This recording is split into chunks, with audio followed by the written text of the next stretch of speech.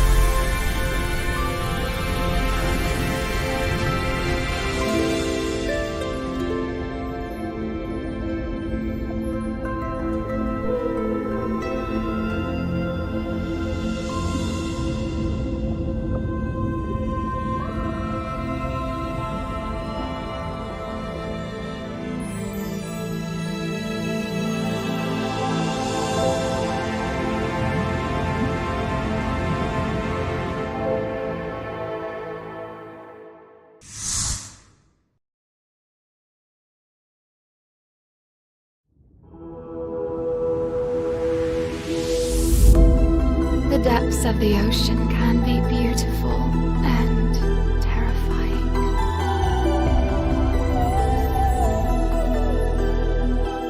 We all have a dark side that's always a part of us, but we can control it.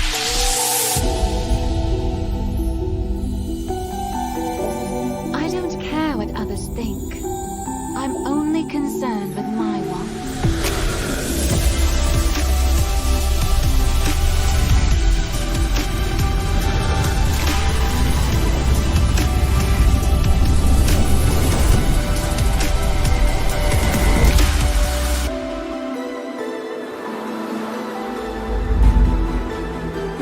Are always eliminated. Only the strong can survive.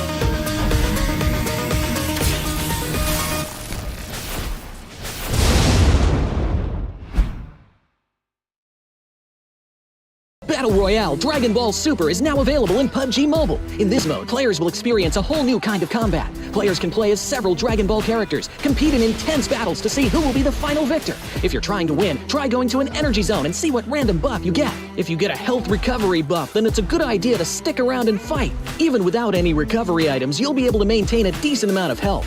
During a match, players can also use attacks while battling with others. These attacks require ki. Players can collect ki from the map. They can also choose to replenish ki by charging it up themselves. Players also need to be on the lookout for upgrade materials. These are used to level up attacks. Attacks have a total of 5 levels. Level 1 to 2 only require basic upgrade materials to level up. Level 3 and above require advanced upgrade materials. The higher an attack's level, the more damage it will deal. There's also various support items that can be found in the map. For example, the Buku Capsule and Smoke Capsule. After using a Buku Capsule, you'll be able to fly a certain distance. It's really useful for initiating battles or running away. But be careful when you run into Piccolo. He has an attack that can snipe you from far away, as well as a dash that can quickly close the distance. Smoke Capsules release ball-shaped smoke which can obscure enemy vision. This smoke screen can help you retreat or relocate. Don't forget about accessories. Accessories can also make your attacks stronger. More advanced accessories provide better buffs. If you play as Vegeta or Ultimate Gohan, who can already attack pretty quickly, you can enhance it with an accessory for an even greater advantage. If you want to increase your chance of survival, look no further than the Armor item.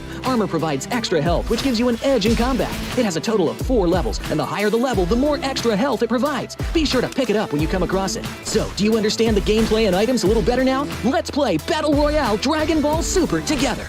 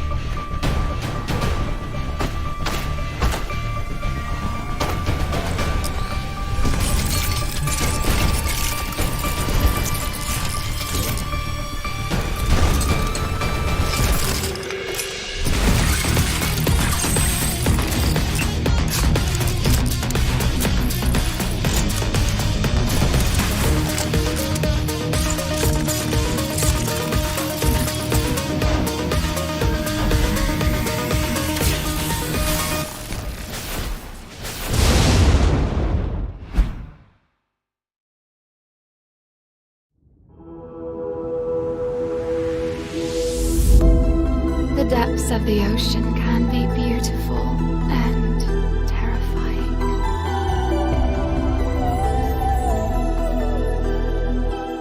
We all have a dark side that's always a part of us, but we can control it.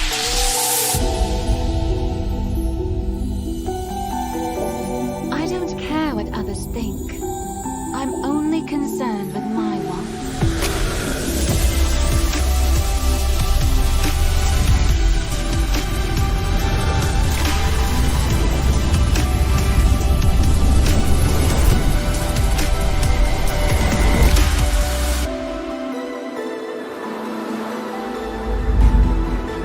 The weak are always eliminated. Only the strong can survive.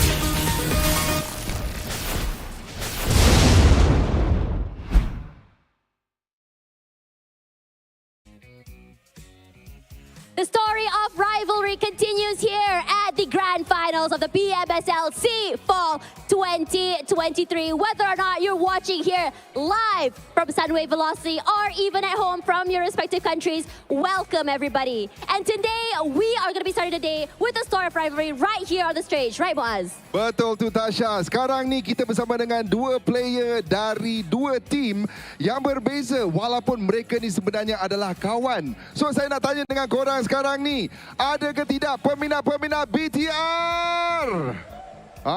Okey. Saya nak try satu je. Saya faham korang belum makan lagi, tapi saya nak korang jerit sekuat yang mungkin. Ada ke tidak peminat-peminat dari BTR? Okey, lagi satu. Peminat daripada GEEK fam. Oh Tasha, banyaknya peminat-peminat kita yang sekarang ni tak sabar nak dengar. Okey, diorang punya history mereka berdua sekarang ni. That's right. For you guys who don't know, these two used to be, I would say, buddies in the same team, but now they have been separated and playing in separate teams. Now, you both are from Malaysia. And what's it like playing in your home country? Let's start off with you, Hai.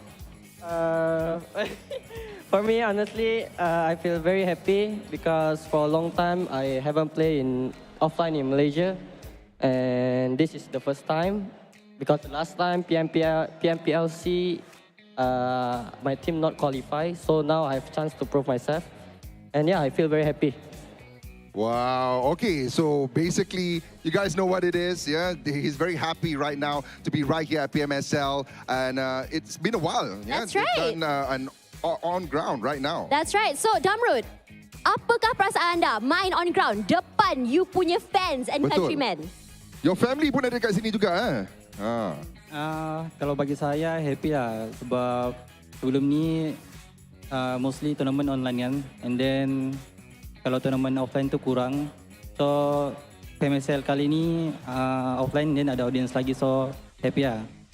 Okay, so what he's trying to say is that he's so happy to be here at Sunway Velocity for the on-ground event. Tasha, I think it's not just them, but actually the both of us, we're actually feeling the hype from the crowd and being right here on stage with everybody. I don't know, man. I'm feeling great right now. What do you think? Yeah, that's right. But let's talk a little bit more about the history of these two players.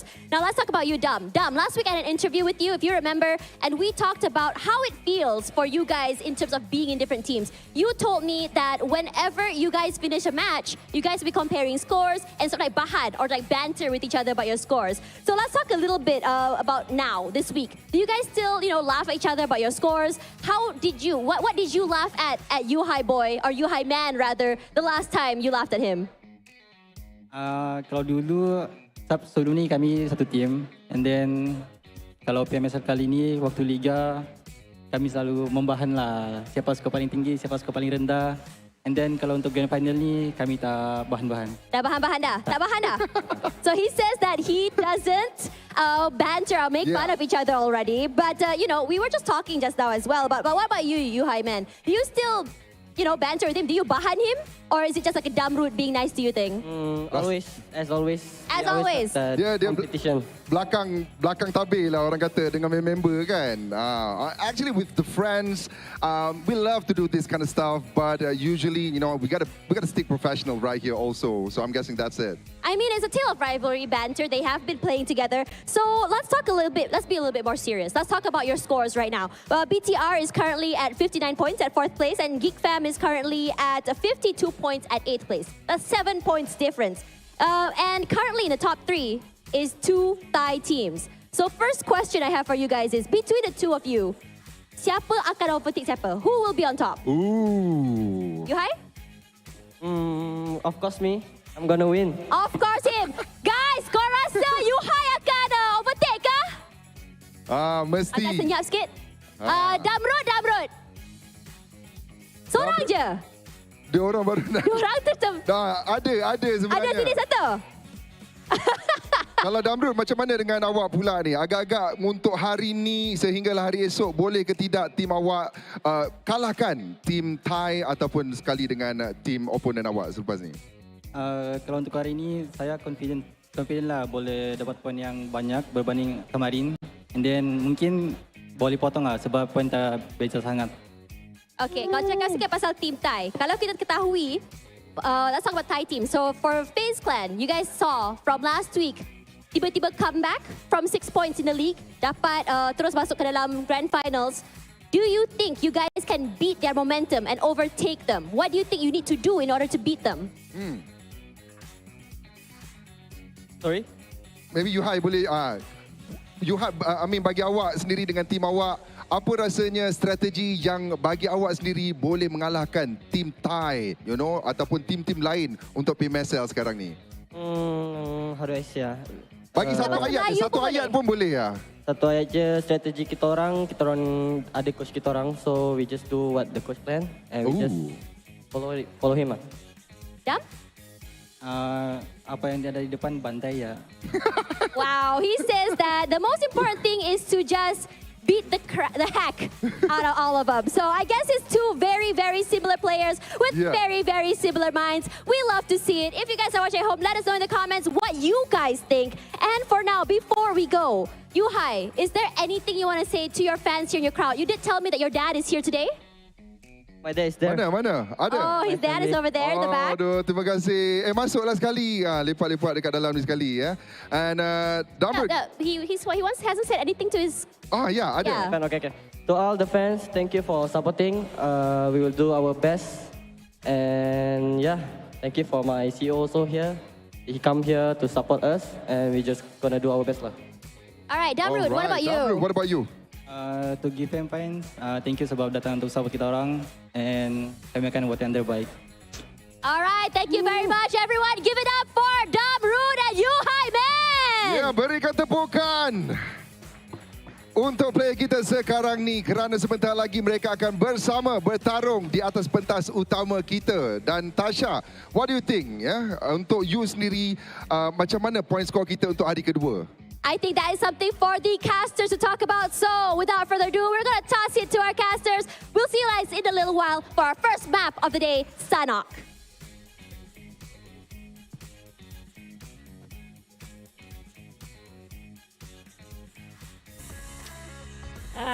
Very interesting interview and the rivalry between the two players. We do know between Yuhai and also GEEK fam Damrud down there, but you guys are watching and stay tuned with us for the entire day and tomorrow as well. There's going to be English casters here, Choo Choo and Sir Cloud. You're feeling a bit holiday mode here, Cloud.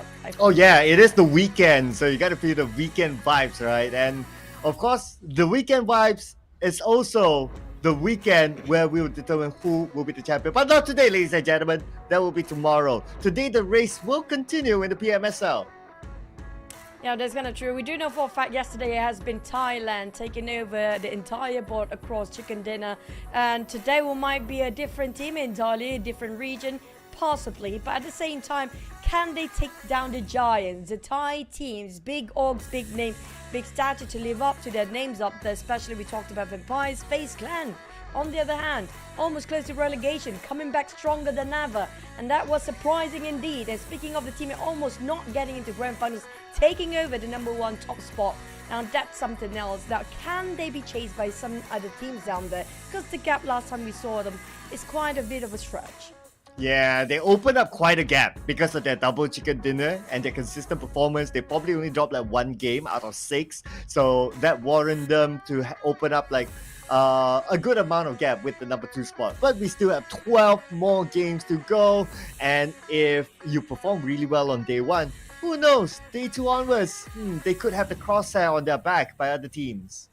Yeah, there's going to be a bullseye behind their back under the different teams' radar, definitely, because we do know everybody wants to take down all the #1 spot and the top 5 possibly. But in case you guys just join us here today, you have no clue what we're talking about. This tournament is right now in the grand final stage, where we do have the second day of the grand finals itself on the 26th of August. We're done with the league stage, 3 weeks long, and we had 20 teams before, and 4 teams been relegated down to only 16 teams left right now. And today will be the judgment day because it is the middle day of the grand finals. Oh yeah, out of 3 days, today is day #2. And if you wonder whether they start with a 0, no, they don't. They start with 50%. from the 3 weeks league ranking points collected. That is the starting point here. Yes, some teams had a good start yesterday, but they've been pushed down because of the performance from the other teams. For example, like FaZe Clan, who barely got through onto the grand finals, and now they are showing why they warrant themselves up there. That's kind of true. In case you guys have no clue, we actually made it through for the grand finals. This is going to be your 16 teams here today. We don't have grouping anymore. There's no more reshuffle of the group every single week like we had before. It's going to be the static 16 teams that were winners yesterday will be here as well of a second day of the grand finals. Now, the 16 teams we do have, out of 16, 4 Indonesian teams make it through: PERSIJA, EVOS, Alter Ego, MORPH, BTI, and REGUM. Another 3 from Malaysia, 79, GEEK Family, Yoodo Alliance. We do have another 4 from Thailand, Vampire Esports, FaZe Clan, and Infinity, as well as XERXIA, and 2 from Vietnam, which can be Vietnam United and Xaviers. Don't forget about the World Cup. We have PBE as well as the Myanmar GE. Yeah, and for the wildcard teams, well, PBE currently at number 16, the last place, but we got 12 more games to go. On the other hand, we got GE, who despite did not score a chicken dinner yesterday, but overall they did really, really well. Currently in the top 6, as we can see here, 53 points collected, and they are even above PERSIJA EVOS, the league champions. But when it comes to the first second place though, FaZe Clan, even though they're starting off with 13th spot in day number 1 with only 13 points as their initial bonus points based on the league rankings, they managed to take number 1 spot flawlessly. We're talking about we don't see them making any flaw move. There's no error coming up from their first day, but will it be today since they got themselves bullseye behind their target? Now, speaking of Infinity and Vampires, top 3 is still going to be the ties for now. Well, and you speak about the Thai, we have to compare the 2 Thai teams. Only a Thai team can take down another Thai team, and it's FaZe Clan, the Infinity, number 1 and number 2 in the overall charts at this moment. Obviously, the stats will favor FaZe Clan. That's why they are number 1 with a 7.7 average elimination as compared to the Infinity 5. That's quite a gap there. We can't think about it, and that also contributed to the average damage that favored towards FaZe Clan of 1,220 versus 1,091. A top 5 rate, 50-50 between the both of them, because so happened that both teams actually scored 2 chicken dinners yesterday. But when it comes to top 4 eliminations, it's going to be different plays from different teams entirely. But we do still have Vampire and FaZe Clan. No Infinity players up here. But RRQ chasing up to Tony K. There's going to be around 13 eliminations of difference. So going to be Tony K taking the podium spot for now, while Onzen's placed himself a bit too far at third place. And Levi, a lot of catching up to do. That's around 29 eliminations. That's kind of a gap between the first and then the 4th place. Well, that's the stats. Now, we're going to talk about the top teams inside of Sandhawk. And this is going to be the second last Sandhawk for this season of the PMSL. Vampire Esports topping the Sandhawk charts, followed by Yoodo Alliance, and we have XERXIA and a BTR. Vampire Esports, they scored the first chicken dinner yesterday inside of Sandhawk with 10 elimination points. Can they repeat it again? Because based on the stats, it does favor them. And so far, the most performing team is going to be FaZe Clan and Infinity for now, so the highlight will be focusing on them. But you have to give a lot of credit for FaZe Clan. Their grenades was remarkable yesterday. When it comes to Infinity, with Mela suddenly play like the hack out of nowhere that we've never seen before, try to entirely bring up the name of Infinity up here on the podium spot as well. But FaZe Clan, they are a different team entirely. When we talk about them, when we had the interview with them, they mentioned about how they tried to come back the final week of the grand finals, trying to reset their mind, having a bit of a group discussion amongst themselves, and try to gain back the confidence they need in the grand finals. Yeah, you gotta give it to their mentality and their attitude to come back. The Infinity as well, you can't think about it. They start off with 14 points, so they're just 1 point above FaZe Clan. So they're somewhat in the middle pack / second page, but now both of these teams are number 1 and number 2. So the Infinity, pretty much a revamp of a lineup. Only Logan, the original member of the Infinity Glory Days, is playing, and yet they're still up there, challenging for the number 1 spot. But The challenge will continue here, Choo Choo, as we'll jump into Sanhok as our first game, and then we'll play 2 Erangles before we head on to a Maghrib break. We'll continue on with the final Erangle for today, and we'll end the day with 2 Miramas. Yep, 20 minutes of praise break for Muslims, and the non-Muslims or the other teams can actually try to have a bit of a reset when it comes to the mental adjustment towards the entirety of the grand final. But you guys watching at home, you don't have to worry because we have more for you guys, including the new beach and pool party team Royal Pass. If you can't get yourself with the axe suit or the ultimate set, it's okay. You still can score something out of the Royal Pass as long as you log in every single day and just do a couple of missions. Pretty simple in PUBG Mobile itself. Yeah, join the party and create your party attire. And if you have a party attire, you gotta have a party card. Get the Aston Martin X PUBG Mobile exclusive color scheme right now. Limited until the 13th of September. So time is running out. Get it right now because this is still the new collaboration with Aston Martin. Might not be new after that. So don't forget, like I mentioned before, the Axe Suit, which could be the first time ever.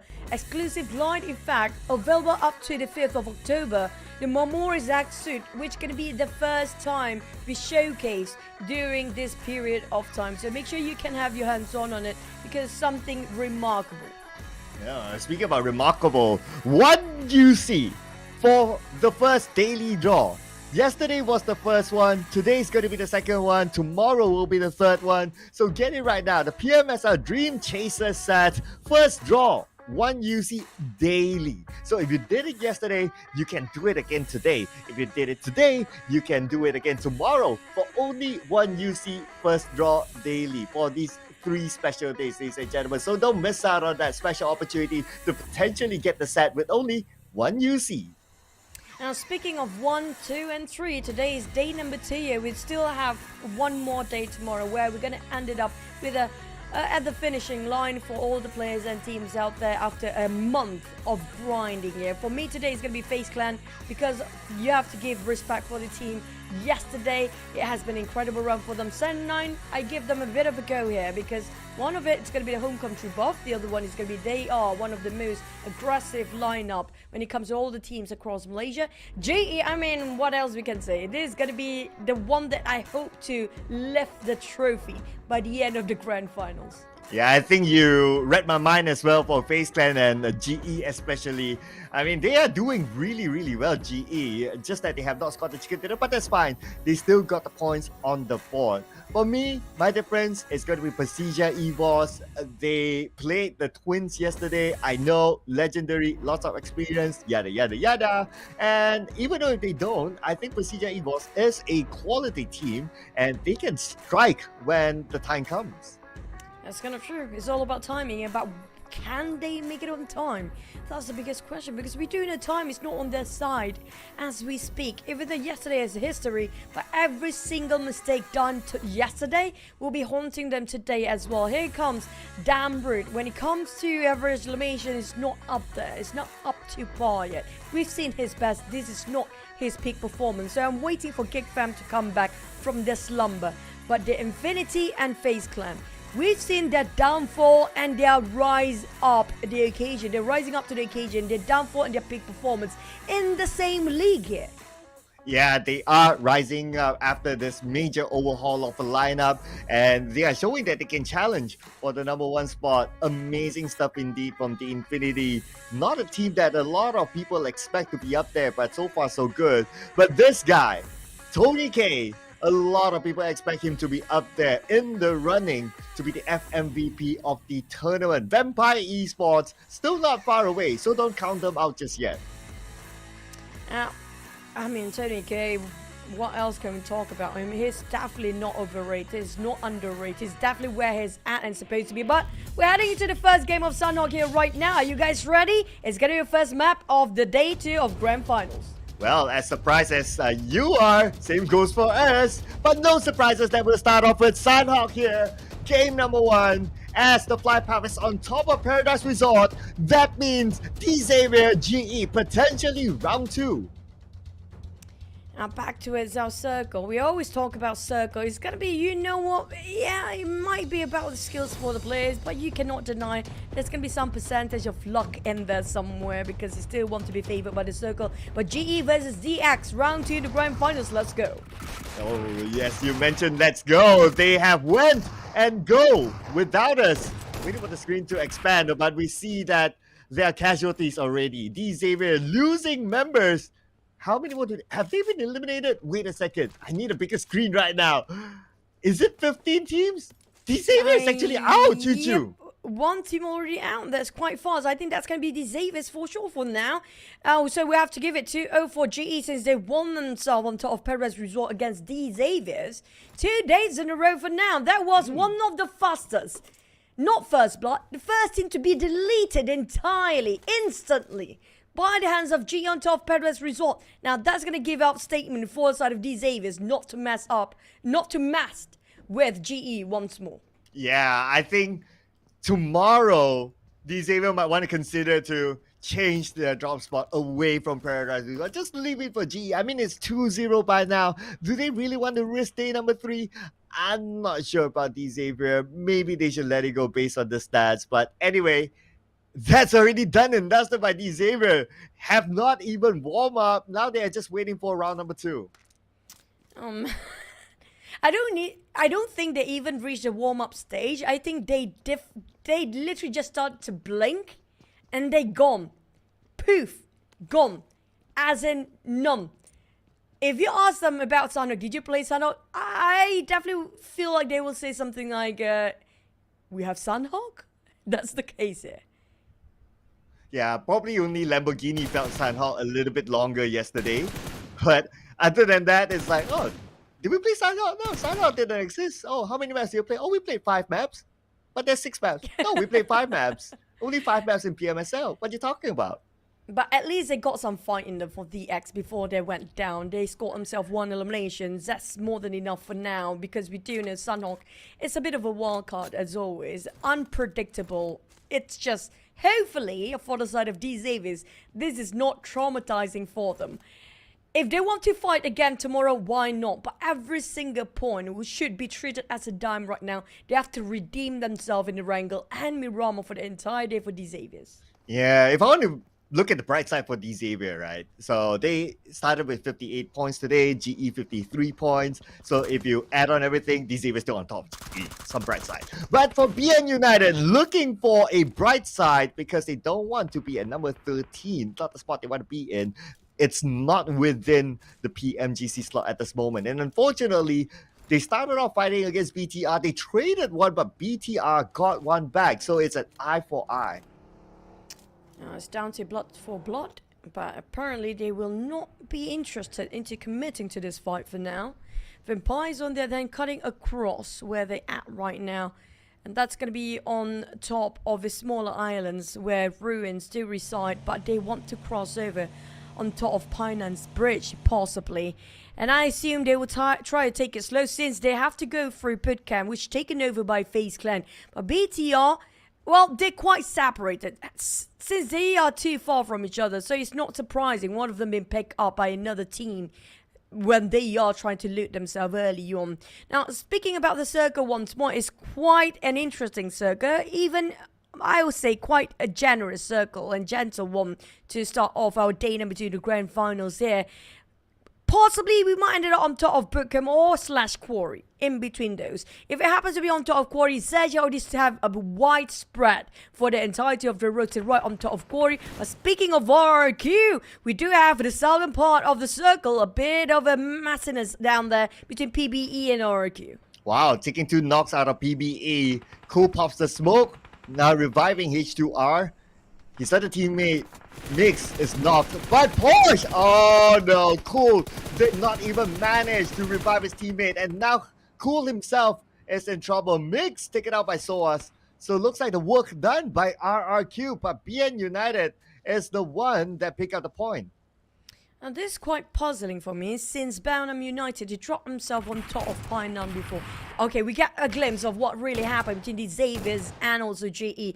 Wesker is just insane. That was remarkable, those shotgun by the way. You can see how he cheered. He was surprised himself. I wiped out the entirety of DX. What just happened? Yeah, even Smile was like, he's not smiling, he's laughing there against the Xavier. I mean, the Xavier really got to figure out whether they want to challenge GE tomorrow or not inside of Sand Hall. At least it's only one Sand Hall, right? So, yeah, I mean, they don't need to risk losing more points in their regular drop spot. They can figure it out for tomorrow. But that will be tomorrow's story at the end of the day. GE still maintained with 3 players, with the circle pretty much on top of them. So it's a worthwhile win for GE, if you ask me. That's definitely worth it. 4 for the trade of 1, why not? That's definitely secured himself that 4 points. Will push up the numbers up there across the board. But speaking of RRQ and Belgium United, like I mentioned before, I'm surprised the fact that they left Painan for Belgium United since they don't necessarily need to leave the compound yet, since they are in the circle. So it's quite surprising they're leaving Painan a bit earlier than it's supposed to be. We'll say it was still in stage 1. But they leaving out of Painan, get those high grounds and make it work for them while Vampires are taking the houses around the bridges of Painan. Now that's going to be one huge choke point, whoever tried to cross over the other side. I would say for BN United, yes, they start off in Painan, they loot there, but just on the right side of Painan is the high ground, whereby whoever who decides to cross Painan, that is a key spot to stop, to gatekeep teams cutting across Painan. So BN United taking that spot, I would say is a good strategy for them. It's safer to be there and it's easier to play. But it's not so easy for Sem9 this time as they run into RRQ. No Mercy on his knees. And last we saw Depp is on his knees as well. But RRQ couldn't secure the elimination point. Instead, range, revenge onto No Mercy. Nasty little bunker coming up from the side of PBE across all the way downtown. But we do have our next stage circle. We do have quite an early Royal Rumble this time, despite it's just the first stage just now. We almost lost 2 teams entirely as we speak. Well, this next circle will be a bit more interesting, for the shuffle will be happening very soon. A great migration in stage 2 in Sunway. It's going to be early for those fights, especially when it comes to Painan. There's going to be a huge choke point down there. I assume there's going to be only 4 teams remaining coming out of Painan, and that will be the most numbers out of it. If worst case scenario, might be only just 2 teams survive out of Painan. Yeah, so knowing that just as teams cross Painan, trying to get into the circle, there's this hill that's very risky to cut across. Teams might opt for like, okay, we go either from the south side in, or even like from the L house in north side, passing by boot camp. It's better because at least you still get the high ground for that. That is where Vampire Esports cut through. So that's why they are safe for now. MORPH GPX, the only team to try to challenge through Painan. Now look at this. They're being locked in Painan thanks to the high ground. And so happen PBE is on the house on the south side as well. Now that's going to be a wise decision made coming out from the side of BN United, since they already shifted away from Painan early on.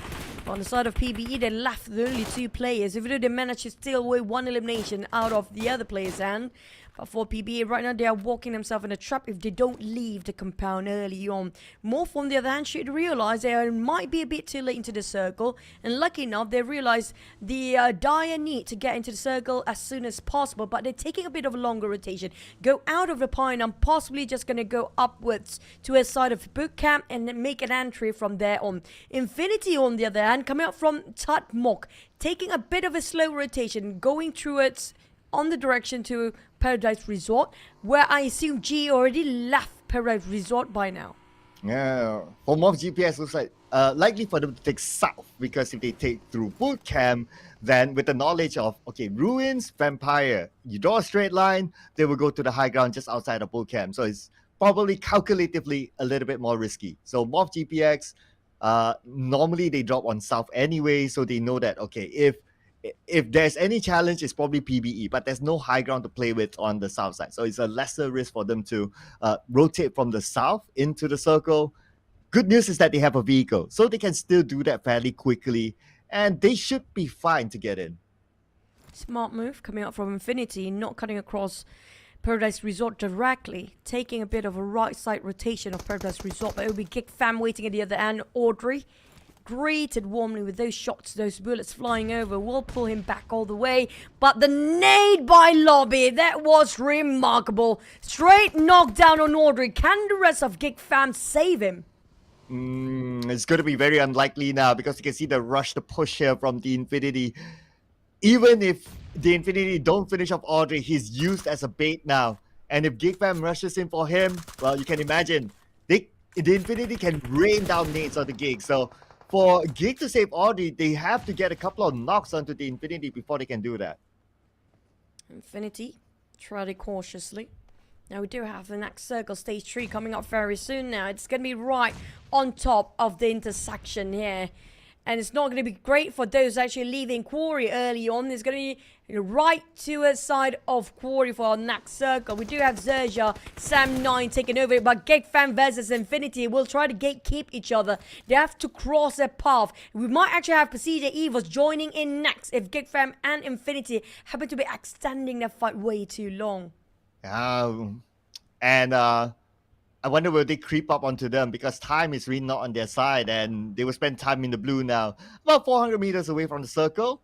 Not too bad because it's a smaller map, but it is still about cancelling out each other. I believe that GEEK Fam will not let the Infinity go, especially after what they did against Audrey. Bear's down. Bit of trading done between Audrey and Bear, but Bear, can they finish him off? There's one rock in between. Damroot need to reposition himself to get a clear view just to translate into one execution point. Son explaining here on the lineup of GEEK Fam. PERSIJA EVOS seems to be interested to be meddling into their business, but Redface just scouting for now. Mika starts to open fire.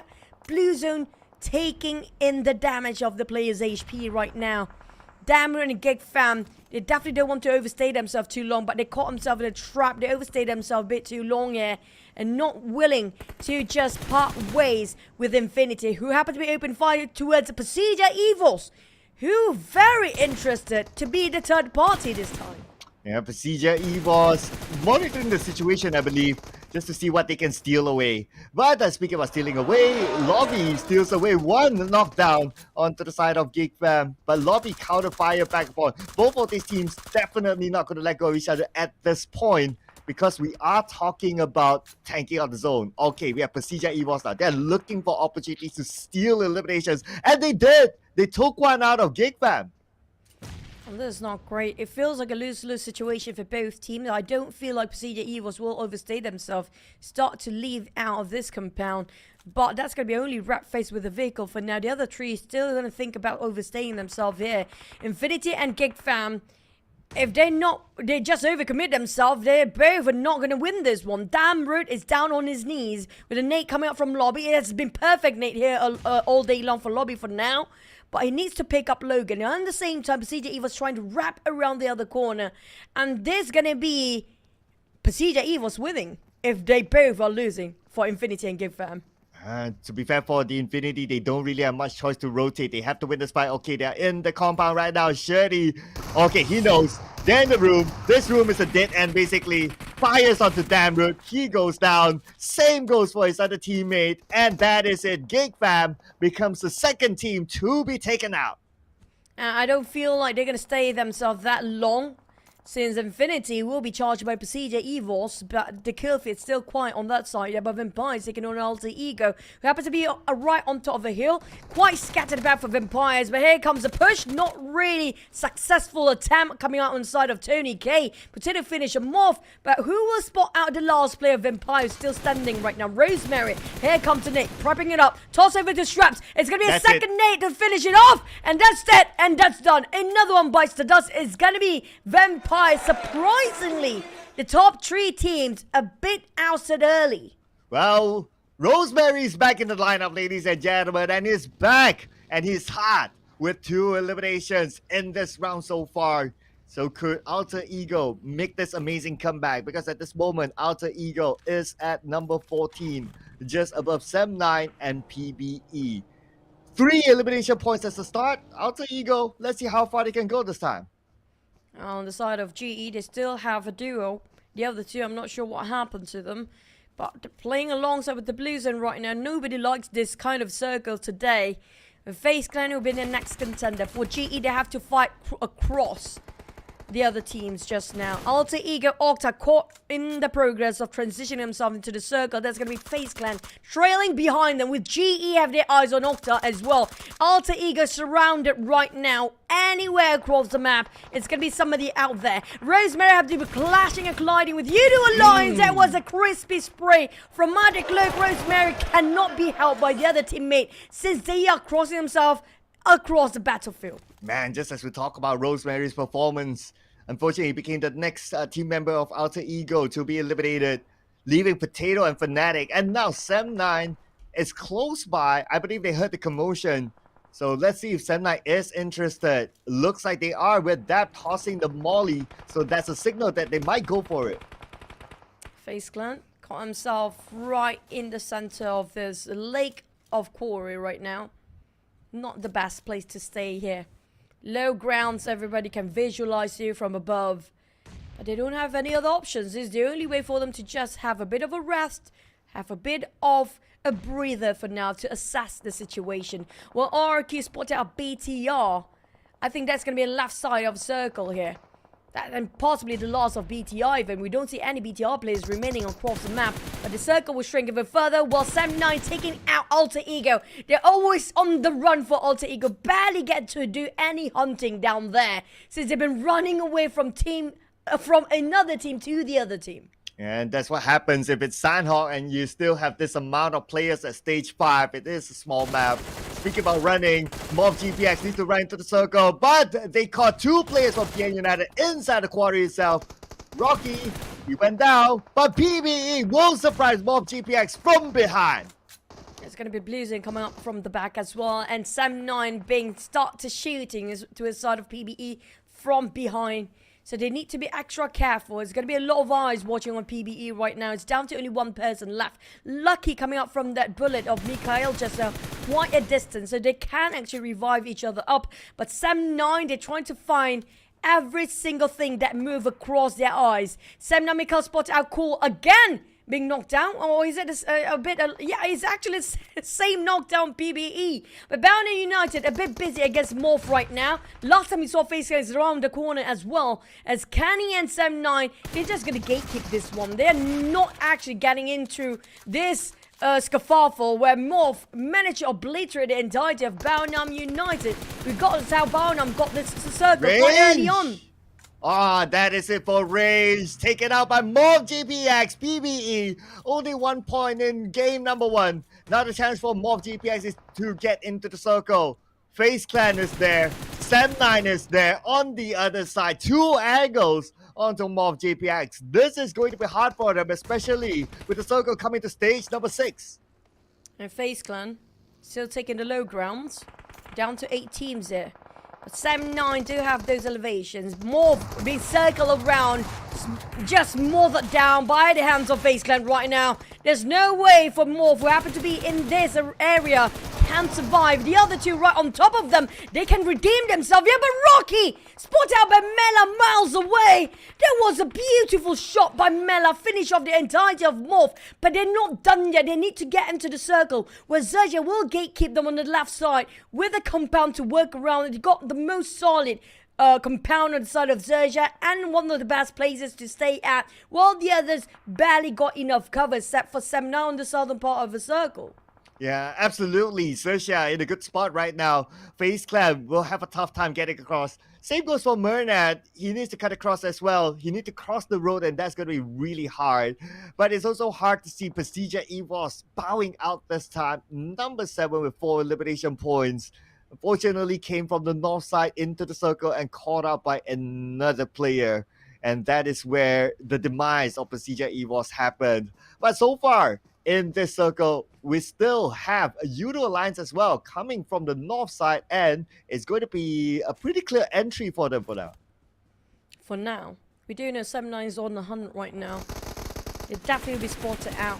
GE, that's going to be the last player standing. Monet, how can he get out of it? He got stuck himself inside of the blue zone and being cornered by the players right across him. FaZe Clan, they got the audacity to shoot somebody else where they need to get himself out of the blue zone as well. The moment they stand up, it's going to be GE trying to take fire towards their side. Same goes for XERXIA, attracting all the unwanted attention just now. Monet got his revenge back, and Sam9, Mikhail swap over to his rifle and back to his DBFs. That's to stop FaZe Clan for advancing, denying their entrance. Here comes the nade. Come out for both players of FaZe Clan. Here we go. Nade from Thumb. Where will it land? It landed on Oz's, but not enough to knock it down. Now Thumb switches to an M4. Scopes out, could not land a shot, but he has the DBS in hand. And Thumb gets 2 out of FaZe Clan, defending the high ground.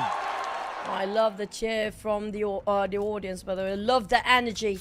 Saying goes the energy there coming up from the side of Sam9 right now. Still a full squad, barely having a scratch on their cheeks as the other team tried to take them down. Yoodo Alliance down to a trio, but it's going to be Sam9 taking on Southern side, capitalize over the compound, while on the side of XERXIA is still not attempting to take any fight so far, playing this quietly as conservatives as ever.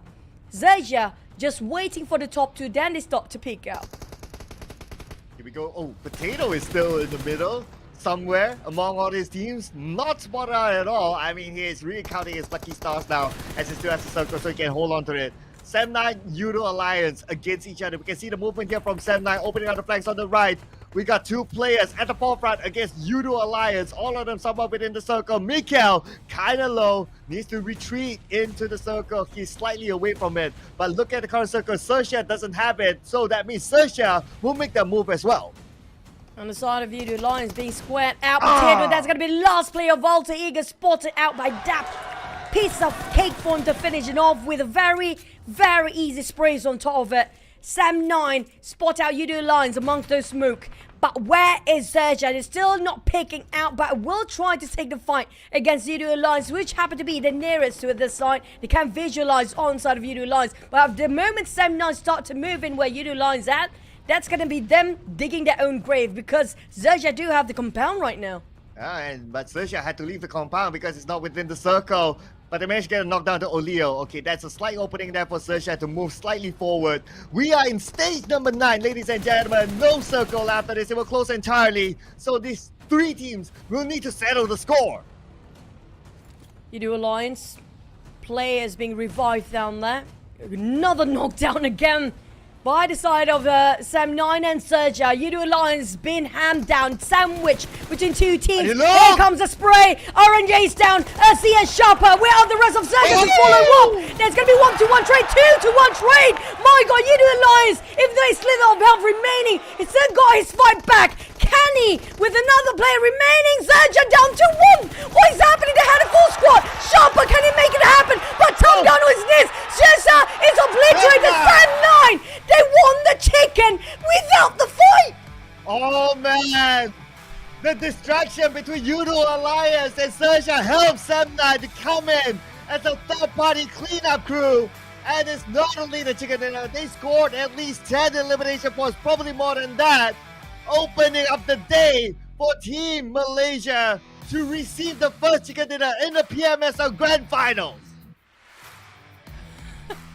That was arguably one of the fastest Sandhawk witnessed throughout the entirety of the PMSL tournament. Not just the Grand Finals, not including the league itself.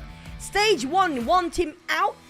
D-Save is definitely traumatized in Sandhawk right now, but you have to give it to Tom. The entirety of Sam9 been heavy lifting all their work down there. This guy, when it comes to second week in the league stage, he pulled his work.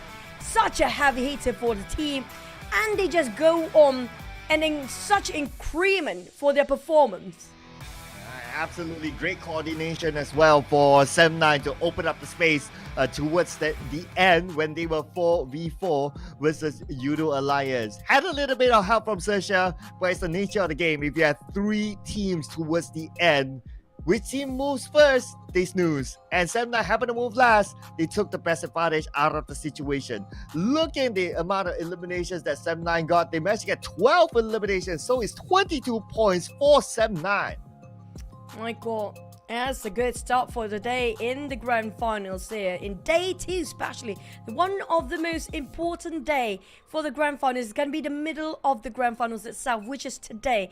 And it's starting off with the right foot and the right mindset for Sem9. Incredible plays with 4 teams all well in life. Perfect execution as a team. XERXIA and Yoodo Alliance. Now, XERXIA, you should be careful about this team. They've been consistently getting themselves in the top 8 and the top 5 in almost every single map. But Yoodo Alliance, also the team that want to chase Sem9 when it comes to tailing them behind. GE make it up for the top 5 again this time. Since yesterday, GE has been showing us their true self.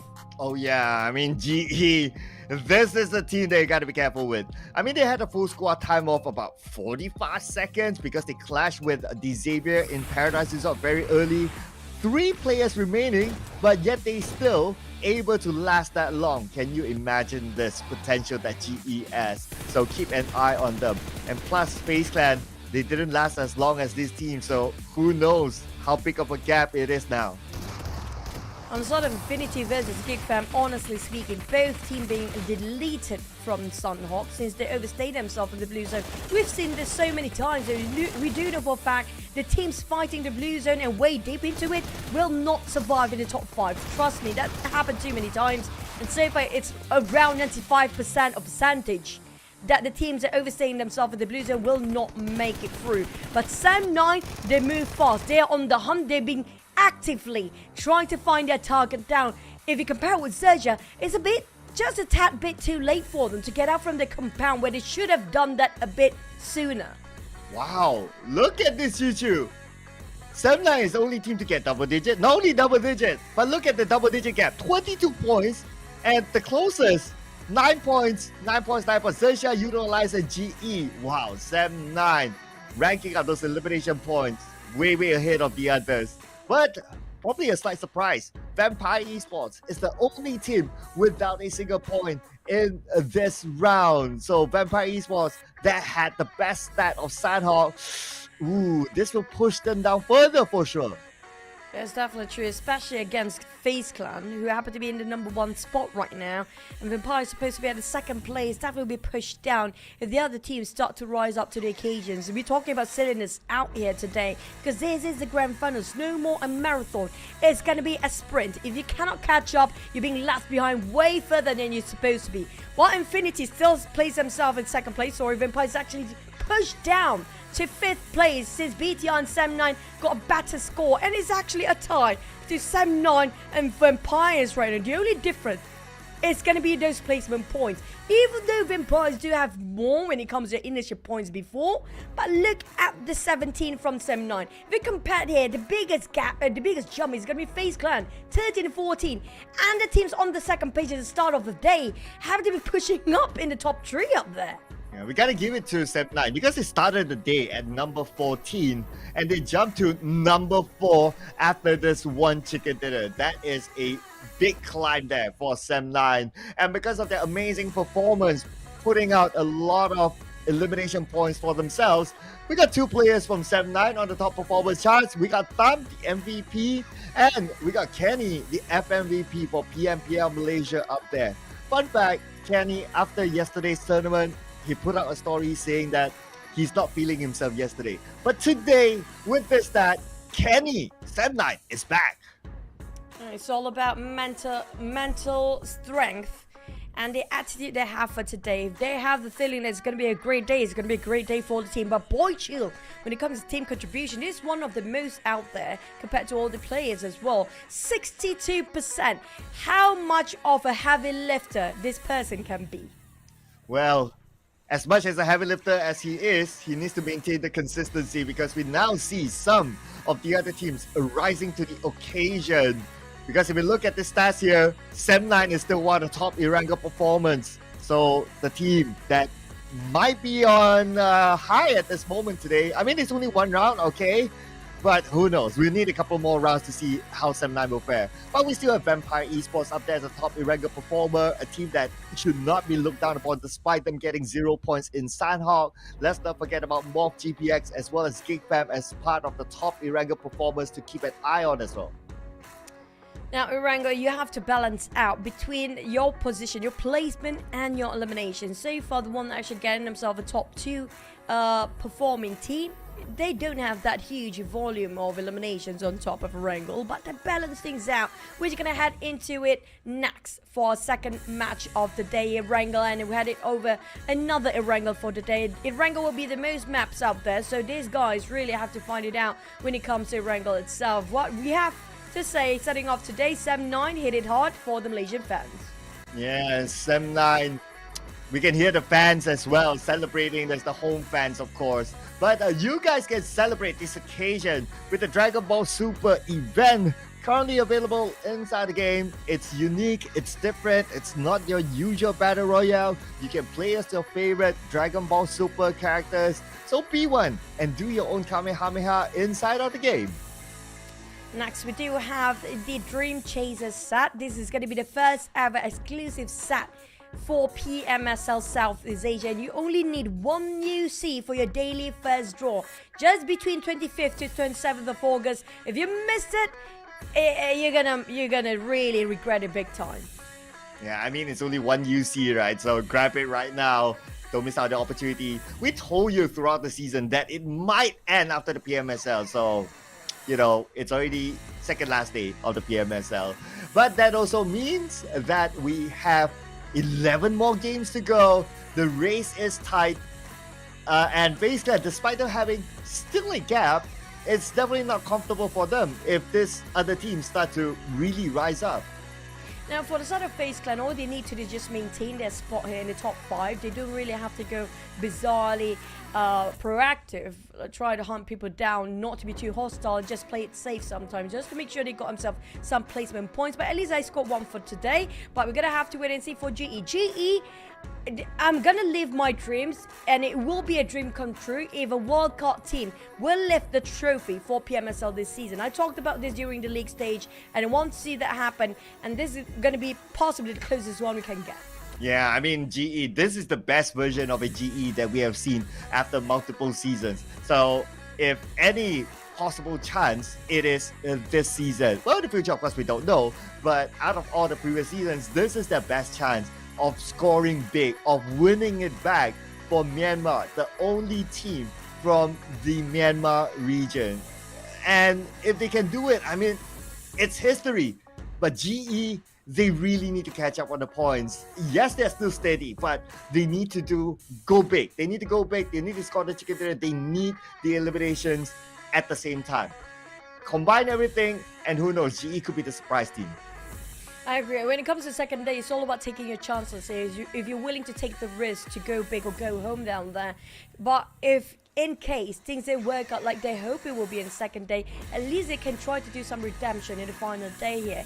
Where if you try to push it all really, really rough and extreme aggressiveness being shown in the final day, you will actually put too much at stake down there. Where this is today is the best day for them to try to push the numbers up, and maybe the main objective will be try to get as much as elimination as possible, despite of the placement points, because tomorrow you can focus on placement points for most of the teams down there. But for the side of PBE, they have to play it safe. Oh man, PBE, yeah, because winning fights is not their best suit, unfortunately. And we've seen this since the league stages. So their best is, like what you said, play it safe. You know, if they can somehow slide into the middle, be quiet there, and go for placements and hope that they can still somehow get into the PMGC slot. And if we talk about the PMGC slot, yes, it's a top 6, but let's not forget, if the PMGC team that qualified through the PMGC point is in the top 6, the slot will go down. So actually, there's a lot of slots, up to 11 slots available for teams to get. Yeah, we do know some teams quite qualified based on the PMGC points due to the gap in the first, second place down there. But you know what? I just put it, that one is going to be a different story entirely. Right now, we're just going to focus on one thing at a time here, which is going to be PMSL. Whoever got himself top 6 definitely got the slot in the PMGC later on. When it comes to the points later, now that's going to be a different story for now. Sem9, this is going to be the stats. 3.9 for the average elimination. Quite a decent amount of it. When it comes to numbers, they're definitely in the top 4 and the top 5. Damage-wise, average, each one of the players almost dished out 1,000 damage all by himself.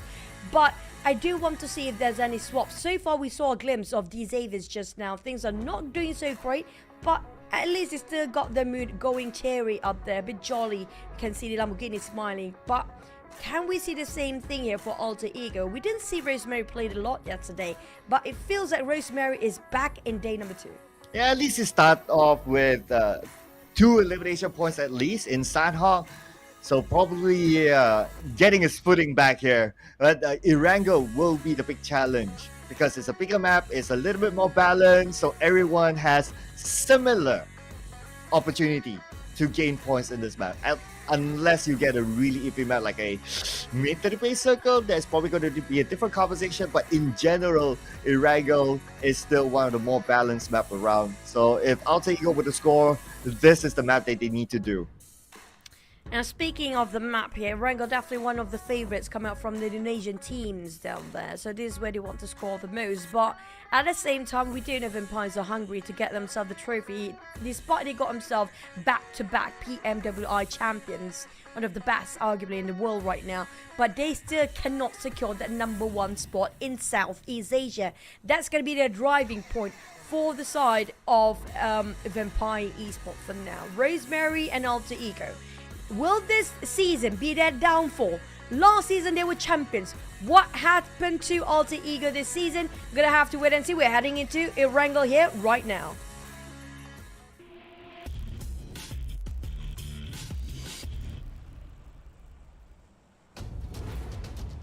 Well, last year's champion or last season's champion, Alter Ego, looking for a comeback. 11 more games for them to go to retain their title. And Alter Ego right now still pretty much at the second page. So they need to do a lot more to catch up with FaZe Clan now, who has quite a gap obviously with Alter Ego. But they might start it off in Erangel. As we look at the flight path, we're going to have a flight path on the left side, starting from Primos up all the way to Severny. So teams like BN United, dropping to Noble, we need to travel a bit. XERXIA, same case. BTR in Milta, same case as well. And because Kameshki is far away for PBE, they're going to resort to drop back to the left side of the map. Just hope the circle won't be on the right side here. We've seen the Povka before. That's not impossible. We haven't seen SMB circle at all for the entirety of Grand Finals. A lot of Northern Circle yesterday. You want to say what you want when it comes to the, if it's going to be the skills or the luck. I have to say that luck do play a big percentage in winning those chicken dinners here today. Based on skills, we do know everybody's up to par with the firepower and the technicality of every single person that is. But when it comes to this sort of circle, now good luck predicting where we'll end it up. Yeah, I would like to say that it might end up in the main peninsula, but as the circle is wonky nowadays, who knows, main to the base. But if it does happen there, for us as viewers, it will definitely be fun. But for the players, except if you're BN United, definitely not fun at all. So we'll keep an eye on how wonky the circle will be this time. If you remember yesterday, even though we got like a middle-ish circle around Pochinki-ish, but the circle was wonky as heck. Like, it was hard for the teams. I agree. It is nowhere near kinder than yesterday's circle. Pretty much the same tormenting circle for the players and for us viewers up there, because you are rooting for your team, and definitely they're going to have a rough start for the first wrangle of the day. A lot of teams dropping themselves right on top of around Hospital, Gakka area right now. We talk about Alter Ego, even Infinity taking the left side of the map, despite the circle supposed to be theirs to take if they happen to drop themselves in SMB. This is going to be a big win for Birmingham United if the circle really hot shift down south. Now, I have a feeling we might actually have a bridge circle to probably stage 3, where we do see the hot shift later on. So a lot of team will try to play alongside the coastline, which is going to be around Farm, Milta, or maybe Therapy. That's taken over by GEEK Fam. Definitely that's going to be their drop spot. But for the side of Vampires, it's taking a bit down south this time, just on the southern side of Quarry.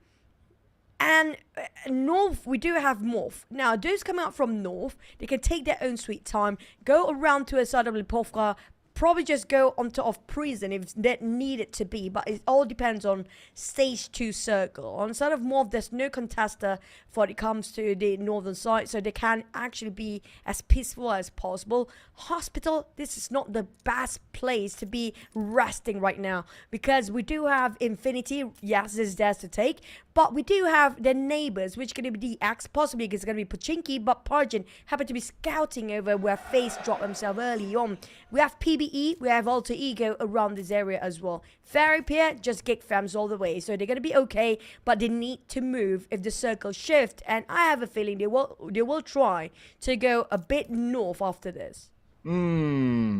Maybe taking the Pochinki Hill, because they have used that as their checkpoint a couple of times and they seem comfortable there. In fact, they got a third place finish, a podium finish basically for GEEK fam. So I think that could be one of their checkpoints. Another interesting checkpoint, I would say, might be the Potato Hill. We might see Alter Ego going there again. It's one of their comfort spots. So keep an eye on that too. I mean, there are a lot of good spaces left since this is stage 1, and there's some slight possibility that the circle will go onto military base. And if some of the teams do predict that the circle will go there, then they will play like by the coastline, as what we always see commonly, especially during the league stage. That was literally, I just mentioned before, and we're talking about the coastline around farm, around Fairy Pier. There's going to be very crowded later on, but I do want to see if there's anybody want to take around Milta area or Milta Power, since it's quite vacant for now, and it's quite quiet down there, so it's a good opportunity for the teams that don't really have too much spaces to loot from the left side of the circle because of the flight path itself. Can try to find vehicles and go straight up to prison shelter or Milta area, especially on top of farm. I have a feeling Yoodo Alliance possibly already taken farm by now. They should be, because they are quite in the center of a circle if they happen to be dropped themselves there. If DBD is still in this game, they're probably going to take over that area as well, because that's going to be one of the famous spots for the last few circles, especially if the circle divided into 2 parts with the bridge in it. Now, I do want to know if Binom United will gatekeep the bridge if it's still divided into 2 sides here for the circle. Wow, okay, that is definitely something that we need to see. So far, every time there is a military base circle, BN United will do just that. BTR may not. Yesterday they kind of did it, but it's not like full on. But if it's BN United getting the opportunity, very, very likely they would do so. And if we do get that opportunity to see that sort of circle, I'm sure BTR will be prepared for that. Like if they want to cut into military base if needed, then very unlikely they will try to crash through the bridge, because they still have the boat option since they drop in Milta. And this is going to be one of the favorite places for the teams out there, especially our Hudi Xaviers and Alter Ego. They love to cross over this side, the Pochinki Potato Hills. But we do have PERSIJA EVOS tailing GE from the back here. Misery just scouting just to mark his parameters for the teams. They're making sure GE will not cross that line. But West Kerry have no sort of intention to just bite by the rules set up by PERSIJA EVOS. They want to try to challenge PERSIJA EVOS based on how his movement made like. But at the same time, being a bit more careful, a bit cautious approaching PERSIJA EVOS and just trying to gain some sort of information to relay back, to feed back towards the entirety of GE for now. FaZe Clan start to move, despite they are not that far from the circle. They're cutting across ruins like usual, and they can drop themselves on top of ruins if they need to. I'm not sure where is Parjin. Last time we saw Parjin, he dropped quite separated from the rest of DX. So I assume Parjin possibly trying to find himself some vehicles, and possibly he's already back in Pochinki for now. But FaZe Clan and DX is a bit too close. And Alter Ego versus PB. Where is this fight going on? It's going to be on the left side of the circle. Well, you got your answer now. Looks like it's a long range from Alter Ego. But with that one, not long range or not Alter Ego is coming in. They do have Rosemary in their lineup. So Rosemary is a player that does well close range. She'll be happy to take this fight. They're trying to find the second knock. Okay, Nate on to Mix now. Cool taken out by Potato. And Mix will be knocked down by Fnatic. 2 more from PBE left. Alter Ego, I wonder do they have the information? They should. Yes, they do. So now it will be relayed back to the front soldiers, and this is it. PvE wiped out by Alter Ego just by one single push. Good teamwork showcased by the side of Alter Ego, with Doctor giving a bit of a monitoring at the back line and support fire, and not just giving some sort of information to the rest of the team try to push in. But the circle happened to be shifting upwards this time. Belgium United, you have to leave right now. If not, you're going to be late into the party. While the rest of them, GE, taking right in the center. I'm surprised RQ leaving a bit too early, since school happened to be one of the hottest spots supposedly in the circle. Well, they went to Potato Hill, so it looks like they're switching it up. And I think that's absolutely fine. I guess whichever they're comfortable with. And sometimes we do talk about like, okay, teams switching it up, not to be predictable. I guess RRQ is doing just that. And a switch is definitely needed for RRQ, because if you look at like where they are right now in the chart, they're at number 14. Whereas RRQ, we remember like during the league stage, especially in week number 2, they were superb. So this kind of performance, I'm sure it's not acceptable for themselves. And for them to change up, try something different, I think it's an okay move from RRQ. And they have been trying that since the final week in the league stage, trying to get into the center of circle as soon as possible. That's sort of the most efficient tactics played by Indonesian teams right now. Everybody wants to be in the center, but FaZe Clan happened to drop himself right on top of school, where D-Zave is just around 400 meters apart where FaZe Clan is standing right now. But we do know there's going to be some teams coming in very late, including Belgium United. BTI is hovering around the edge of the circle. MORPH, on the other hand, a bit too far off, but coming out from the northern side, it's quite vacant. So MORPH, they definitely will go in an entry towards the northern side without any problems at all.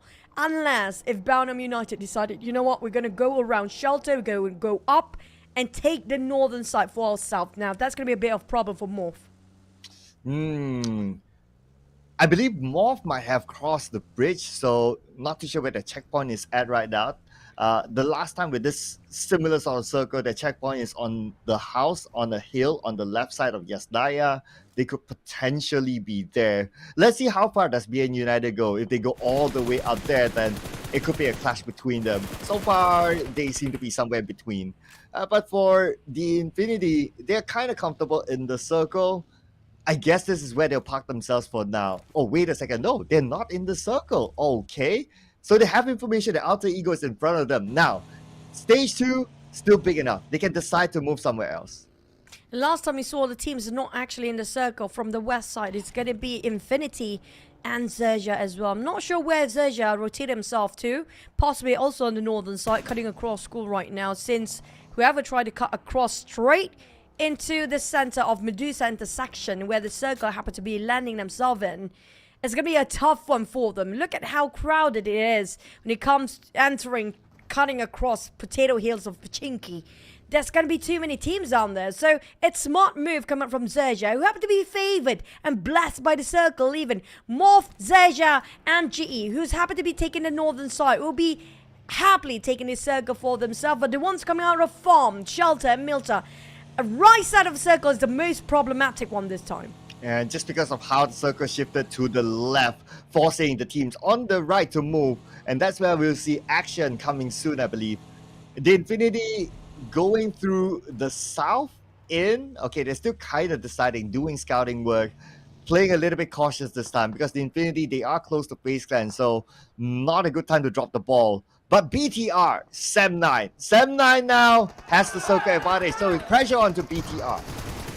Just got themselves those chicken dinner. Now we don't want the curse to jinx them, do we? BTR spotted out by another team. It happens to be a lot of team just taking the bullets into between these two teams. Sem9, the whole cavalry is there. Nobody's been knocked down yet. Yuhai and Boychill taking the front line. Tom trying to go for flank, but he's spotted out by Satar. Great spray by Satar. Flawless, crispy even. No trade coming out from the side of BTR, but finally got one. Boychill make it 2. A discount on 1. 2 nade drop by the side of Sam9, making a bigger damage on BTR side. Here comes the push. Sam9, can he try to flush out the second floor players? But Dab got in and bridged into the ground floor. And Sam9 already penetrated, but they spotted out Satar in the corner. Satar, he's being spotted out, cleared up those doors, but the corner's not being cleared by Sam9 just yet. It's going to be Satar clutching out for the entirety of BTR. Okay, he has still one more to go. He goes out to the second floor to reload and reset himself. Fine time. Okay, let's see here. Can Mikhail pull off a big one against Satar? Mikhail seems to have a nade in hand, but Mikhail picks up his teammate. Okay, great move there, but Satar has a nade as well. But I don't think the nade will be able to land with this angle. So Satar is just preparing in case they come up. But, oh, he landed it on the Kenny. All right, 1v1 now. Satar. Oh, no, Satar. He wasn't prepared with the DBS. And Mikhail counter-fire upon PTM. Mikhail clutch it out for Sunway, but Yoodo Alliance has arrived. They arrived way earlier than just now. They took a bit of a bullet then, and here comes the housekeeping team cleaning up two crews at the same time. Two teams down due to Yoodo Alliance coming up from the sidelines, but Bound and United. Here comes the fight against GE. Smart spot him out, got him straight onto his knees. But the problem with Smart don't have the backup. He need the support fire from the back. The follow-up is a bit too late now, despite he got himself one knocked down. Where are the rest of GE? Ooh, okay, I believe they should be behind. Yeah, we have some visual onto the rest of members of GE there across the road. But BN United is coming in. But they're not going towards that one member of GE. Maybe, or are they opening out the flags? But at this point, I guess it doesn't really matter because now the focus is onto the circle. At least we got a couple of members from GE. They do have the circle advantage. It's up to that one other member to survive. And he managed to make it through, and they are back together as a team. And there's redemption time for these Xaviers because of how they definitely been deleted in an instant the moment they dropped themselves in Sunway before. They got themselves a circle. GE march in. Gonna have to share with FaZe Clan. I'm not sure that's a good idea. It's gonna be a three-way war for DX, GE, and FaZe Clan if GE just want to take a bit part of a pie down there. But damn, spot out Yoodo Alliance of angle. And will he go for it? We'll go for the push. There's no teammate around here coming in for the push. Here comes the whole cavalry pushing with their vehicles. Audrey making an entrance here. Trying to go for the shack. Found it out. Flax down there. Ring around the Rosie, but too many of the Yoodo lines securing around that side. Where is the follow-up? A bit too late to secure the positions for the side of GEEK fam, leaving Audrey to charge by himself. Sonics trying to do some damage control, but it will be a bit too late if they cannot try to revive Audrey, because another team coming up is going to be RRQ, and the Blues will start to close in. Oh, after that fight, RRQ is now coming in. Oleo escapes. 50% health short by RRQ. Can he survive it? He's still being shot at though, so Oleo navigating through the hill, but he has to stop. He doesn't have space. He has to take the risk now to try to fight against RRQ instead. But Hexas has a nade. And the nade will toss out to Oleo, forcing him out. And that is it. Pushing him up a side of the rock. And that is where Hexas will finish Oleo off. My God. And we thought Yoodo Alliance can actually survive that as long as they can, since a bit too much of a team will be distracted. Apparently not on the side of Yoodo Alliance being eliminated, but at least they scored himself 2 eliminations. GE start to fire against Alter Ego. Is Mary on the ground. Morph taking on GE. It's a bit of three-way warrior. Like I mentioned before, it's going to be 4 fatal 4-way. Make it 5 this time. If DX do have the 6 times or 8 times scope to meddle into this business, attempt to steal with those eliminations. GE tapping it out for Alter Ego indoors, but they fight back. There's a respawn coming back on the side. Slim side will switch over to a different window entirely. Hopefully it's not being spotted out by Xaviers, but he will try to give a bit of a pressure on side of Alter Ego, but they will try to hug the corners for now, not willing to pick out. But the moment he picks, that's gonna be headshot on Nocta. Well, lucky for him, this angle is not going to be easy for Xavier to shoot past, because they can't see because of that building that Alter Ego was at. Beautiful knockdown, but it's not able to finish up the job. But that's fine. At least he gave a warning shot onto Alter Ego. Now we move over to the Infinity. This is going to be crucial for them as they're still on the outside of the circle. Same goes for Vampire Esports. Logan with a nade in hand. Can Logan land one? But at the same time, look at the elimination feed. RRQ onto GEEK fam as they got 2. Mika is now the only player left for GEEK. RQ just casually passing by Infinity. It takes another tie to take another tie team down. XERXIA is butting into the business, and the Blues are closing in on Infinity side. They cannot take this too long, but Shirty has just run down one of the players. But Vampire's definitely not happy with that. Ring around the rosy, we go once more. Vampire's down to 3 and down to none. Vampires, this is going to be detrimental for their overall rankings. Oh, this is bad, and plus they lost to the Infinity, who's on top of them. They will pull away. But now the challenge is for the Infinity to get into the circle. They got RRQ eyeing them. XERXIA moved in, so now XERXIA has the circle advantage as well. And the moment the Infinity move in, if it's not RRQ, it's probably going to be FaZe Clan or even XERXIA. But RRQ wants the points for themselves as they charge in onto the Infinity. Oh, Napeko, oh, you want to go for it. He's definitely not taking any covers here. Taking whatever chances he can get for RQ. Wait, just spotted out one of the smoke now. That's going to be a beer. Piece of cake for Napeko right now. Another one bites the dust. Infinity, how much they have left? There's going to be one player left. Shirty still on top of his buggy, trying to find Victim to run down with his buggy for now. But he don't have the support fire come up from his teammates since all of them been deleted from this map. But Infinity, they need to play it low. He have to play it slow for Shirty as he got barely enough to work around. Level 1 helmet shredded almost. Vest level 1 as well. And got a DBS, maybe on second weapon for rifle, but he's spotted out by FaZe Clan. And that's a spray. Will take a lot of damage soaked in by Shirty S, but managed to squeeze by, and there he goes. Yeah, second spray for Victorious. Luckily enough that it did not land, so he's still alive for now. But for how long? That will be the big question. He's still within the circle, but looks like not too long, as Rocky will be the one to break his heart, taking him out. The Infinity eliminated, and now at the top it's only FaZe Clan. The next contender will be GE. For RQ side, they scored 7. XERXIA at 0. They have been proactively trying to find a target, but it's just so hard for them to visualize based on this terrain. So they need to get out and try to pick out. But the problem is, FaZe Clan dominating over the circle in the center, divided into 2-2 formation. They're capitalizing over the circle on top of school. This must be devastating for RRQ since they left school early on, but it just shows how supreme they are with the compound surrounding the school area with 7 eliminations in their back. So they want to go for more. They are on hunting mode right now for RRQ on a rabbit. But Bownham United playing it indoors. Here comes Mod spotted out. One Molly down to Boo Boo. QEON's going to be the next target. One more down for the side of MORPH, and they're down to only possibly just 2 players. Rocky and QEON. A bit separated. There's no way they can support each other now. Oh, but look at this. RRQ actually got 8 elimination points now. The Rocky firing back and knocking out Hexas, but nothing much more that he can do from here. He can't finish them off. But wait a second. It's going to be Max doing the job to clean up the members of RRQ that were knocked down. So they stolen away the potential elimination that should have been MORPH's. And MORPH barely got any covers now. Left, right, center. There's going to be shooting to his side. Everywhere there's bullets flying. Rocky taking advantage around this very small window where RRQ not being spotted out by them, and try to just take them out. QEON, he just have to live by himself. They're all men for themselves on the side of MORPH. A bit too separated, but circle happen to be shrinking, and FaZe Clan still going to capitalize over this with a 2-2 formation. 2 of them gatekeeping on the northern side, the other 2 going on the southern side.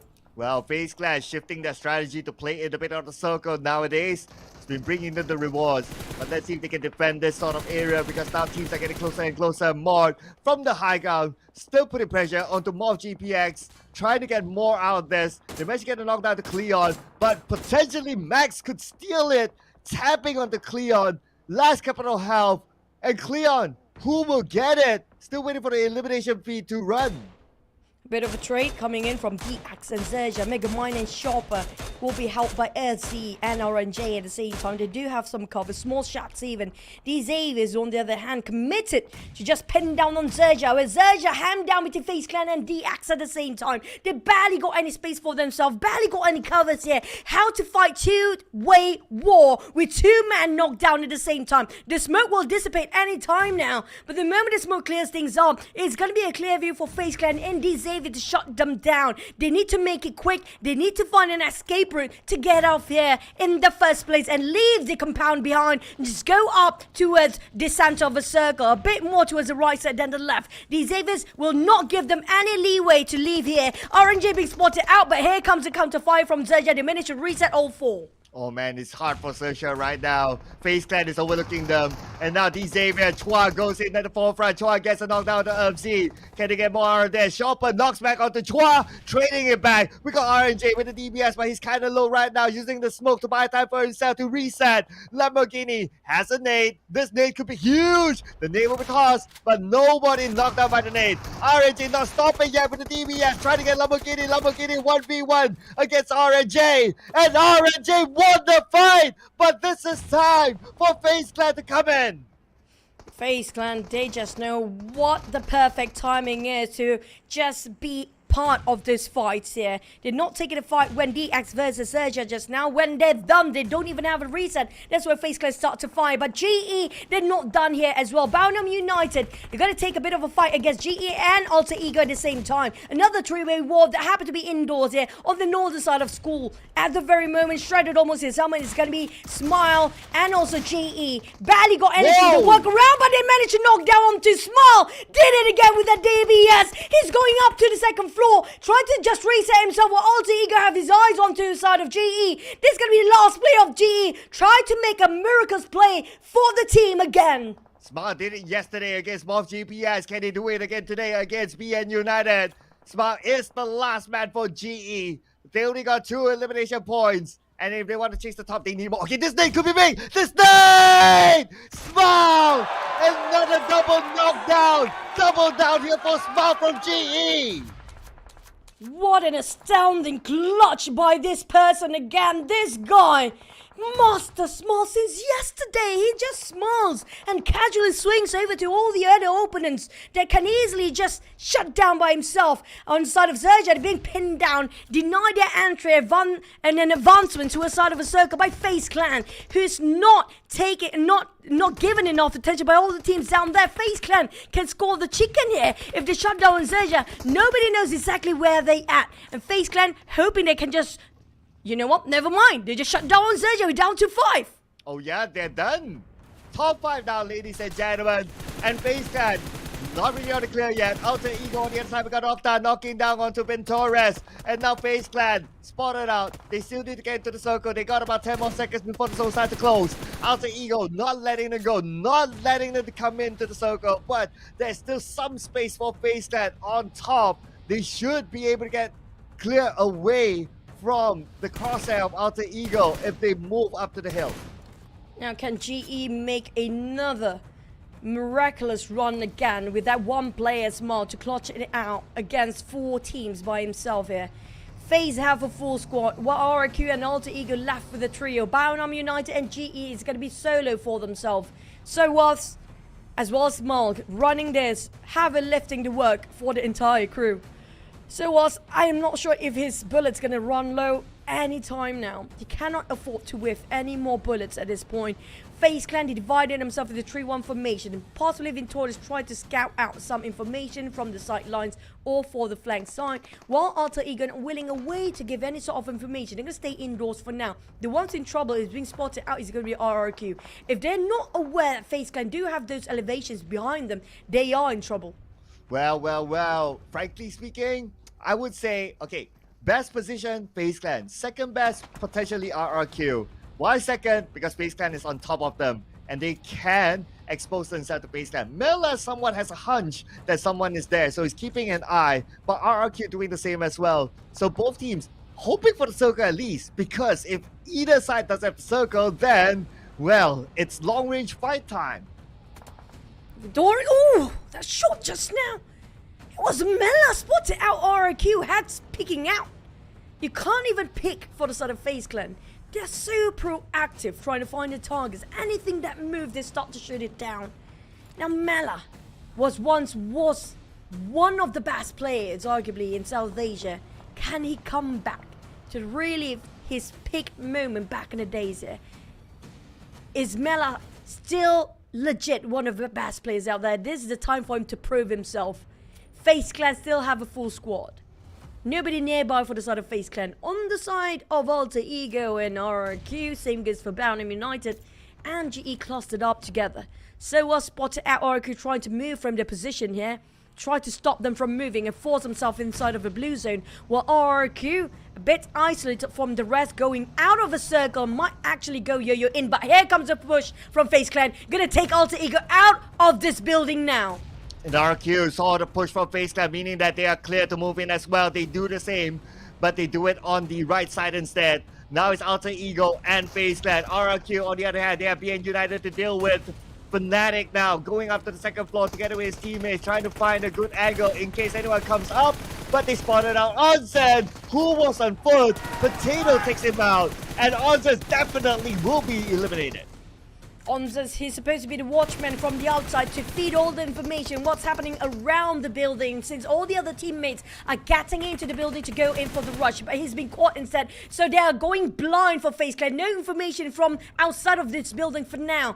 They have to fight Alter Ego, while Alter Ego will try to defend this as long as they can. GE, he's going to stay there for a bit. We do know GE Smart is going to be a loner for now. He definitely don't want to be part of this.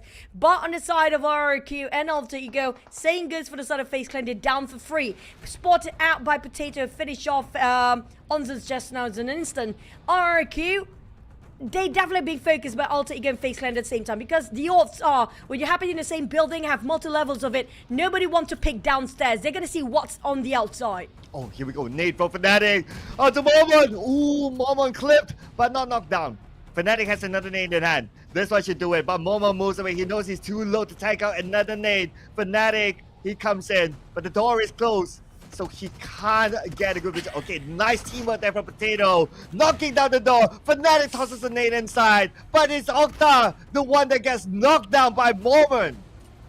Fnatic trying to damage control here, down to 2 players. What's to do next? They'll ring around the Rosie and hugging themselves the corners, but the Blues, and here it arrives. Mormon barely hanging on, trying to reset himself, playing alongside the Blue Zone. But RQ, when will they start to open fire to a side of FaZe Clan and Alter Ego? They're sitting this one out. GE spots out Mort. Wait, what? GE out of nowhere. He finished off RQ Master Smile. How did he does that? What happened to RQ? Well, that's why RQ couldn't push, because Smile was dead. Taking them out. Good Smile's going to chicken dinner. Oh my goodness. Smile has a good chance right now. He has the elevation. He sees Momo right beyond him. And the nade in hand of Smile. Can he do it? It's almost a 1v1 right now, but no! Oh, plunder from Smile. Panic! Oh, no, Panic! go down, Smile! Smile! This is the craziest fight! My goodness, Smile! How is that possible? He should not have got the chicken dinner, but he did! Oh my god! That was the most ridiculously amazing chicken dinner! Solo-handedly handled by GE player Smile. And was 4 teams with a full squad. He lasted that long. He wiped out 2 teams by himself.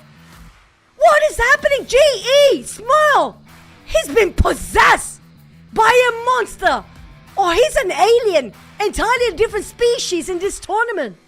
Dude, Smile, I mean, this is Smile Esports we're talking about, alright? He took out 2 teams, and then towards the end, from that top of the building, where he should have been eliminated, where he should have been knocked out, because of that nade back onto his face, somehow he still managed to score the chicken dinner. He landed the shot just as he landed. That is, oh my goodness, Smile, my goodness. 8 elimination points, 1,247 damage. This guy is not the MVP. This guy is the MVP for GE.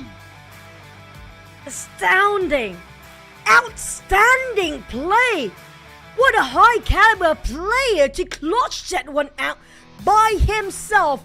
Not against 10 players. There was more than that. There was 4 teams with almost a full squad. And he did it all by himself without any support from his teammate for the longest time. Bounham United was a solo player. He couldn't do that. But Smile did it with a smile on his face. Casually swings over and just deleted the entirety of RRQ by himself. And not just RRQ, there's another team before that even. Mr. Manager Flame, this guy deserves a raise. You know, give it to him. Whatever he's asking for, he deserves it. Give him that big bonus, okay? Because of that, GE's got the chicken dinner, and I got my prediction right. And not only that, I'm sure they got a good amount of elimination points in the process as well. Number one in the team to watch. GE is just insane. This is the most insane performance from GE that we have ever seen. This is just blowing off our minds. I cannot comprehend this. What is it? My God, I really want to see a replay, just a glimpse of what happened to RRQ. We don't know how did GE made it in, where he was a bit isolated from the rest of the teams across the map in the very small circles just now. RRQ stacked up together. They had a 3-player. They had 3 players on that building. And how did Smart manage to take over the building just by himself? Totally agree. I'm baffled as well with this sort of performance. The camera was focusing onto the FaZe Clan Alter Ego fight when Smile actually clutched 3. Okay, I do hope that we get at least He clutched in the this. highlights of how he did it. Okay, this is the PN United one. This was the before. The next one is the one that he did an insane clutch. But even the PN United one, his teammates went insane. Okay, this is it. Oh! Got what? He went into the next room. DBS No gameplay. way! That's how he cleared RQ. Insane. He was so brilliantly placed himself to know which one to take out first. He waited out to see exact position of each of the player of RRQ. He shut down the one that actually on the buggy first, not leaving any opportunity wasted for RRQ to leave by his side. That was just a different level of gameplay entirely, a different universe gameplay by Master Smile. Ooh. He is out of this world for sure.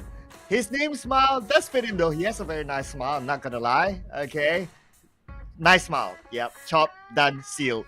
Comes with a good gameplay, an amazing gameplay. Man, this guy's the full package now. But looking at the scores, right? Okay, we're celebrating GE, 19 points, chicken dinner. But no celebrations for Vampire Esports. Another round, 0. How far further are they going to drop? Honestly, I don't care about other teams right now. I just want GE to win this tournament at this point.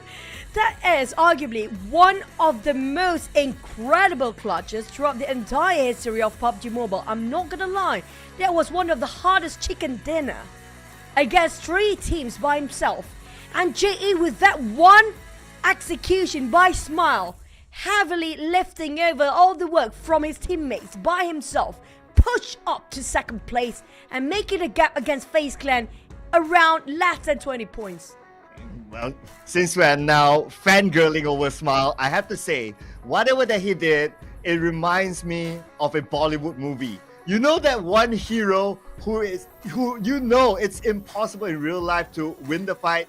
That was Smile just doing in Bollywood.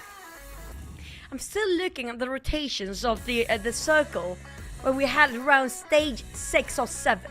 GE surrounded by Alter Ego, Bounham United and FaZe Clan and MORPH on the other end. Small made it through, clutch out the entirety of Bounham United, take some steals from the sidelines against MORPH at the same time, wipe down the entire team of RRQ, shut down on FaZe Clan, and they got the chicken. That was 5 teams by himself. I do want to see him on the interview stage right now. We're going to toss it back to our host. Take it away, host. A big congratulations to Myanmar's GE for getting the chicken dinner just now. Can I hear it from the Myanmar fans? That's what I love to hear. But with me on the stage right now, I have a team that managed to get the chicken dinner just now in the first map, Sanok. With me, I have Kenny from SEM9 Malaysia. Kenny, just now, you managed to get the chicken dinner over in Sanok, 11 eliminations. How do you feel playing in front of your family and the Malaysian supporters right now? Apakah perasaan anda mendapat chicken dinner tadi tu dengan 11 eliminations dan bermain depan family dan juga rakan-rakan dan juga fans dari Malaysia ni? Saya rasa gugup juga lah. Sebab first time kan main offline yang terbuka lagi family datang support. And tak sangka juga first match dapat chicken, and alhamdulillah. And thank you kepada fans-fans and terutama keluarga saya, sudi datang support saya dari jauh. And thank you kepada fans-fans Semnai yang sentiasa support kita orang daripada kita orang jatuh atau ke atas. And thank you. Wah, itu dia. Okay. Dan itu nampak memang emotional jugalah tadi untuk Kenny mendapat chicken dinner tadi. Boleh tak share sikit perasaan? Kenapa Kenny macam menangis tadi? And rasa macam kenapa rasa terharu sangat dengan apa tu pencapaian tadi? So can you share with us a little bit about why you ended up cheering up after you got that chicken dinner just now? Tak tahu lah. Dia macam perasaan tu tiba-tiba datang. Sebab kita orang ada sedikit tekanan kan untuk pada tim sebab Liga kita orang okey-okey je, tapi grand final ni macam lari sikit lah. And kita orang dapatkan first chicken dinner tu ada rasa macam sentuh hati sikit lah. Tu yang menangis.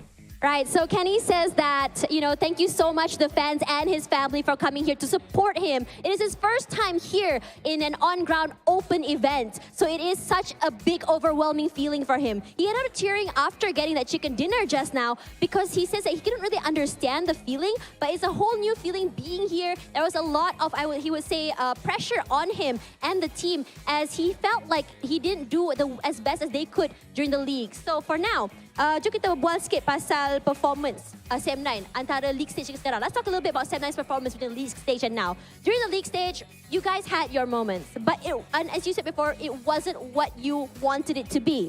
But is your performance now different? Is it where Sem9 wants to be? So jom kita bercerita sikit tentang Sem9 punya perjalanan. Di league stage hari tu, Kenny cakap Kenny tak berapa puas hati lah dengan performance korang. Tapi bagaimana dengan sekarang? Adakah performance sekarang ni satu-satu yang Kenny mahu lihat ke dari Sem9? Mungkin tak jumpa lagi, tapi pasti akan jumpa lah juga nanti. Okay. So he says that he isn't quite sure yet or hasn't found yet that performance that he wants to see from Sem9, but it is likely that he will see it very, very soon. So, family, Kenny ada kat sini hari ni, tentu Kenny dah cakap dah, diorang tak ada jauh. So, dari mana Kenny pi family datang? So you said earlier that your family is here. So, from where did your family travel from? Dari Johor. So his family came all the way from Johor. So can you share with me, boleh tak share dengan Tasha sikit, apa tu Kenny punya, ada tak apa-apa yang Kenny cakap dengan family Kenny sendiri tentang diorang punya support kepada Kenny semua tu?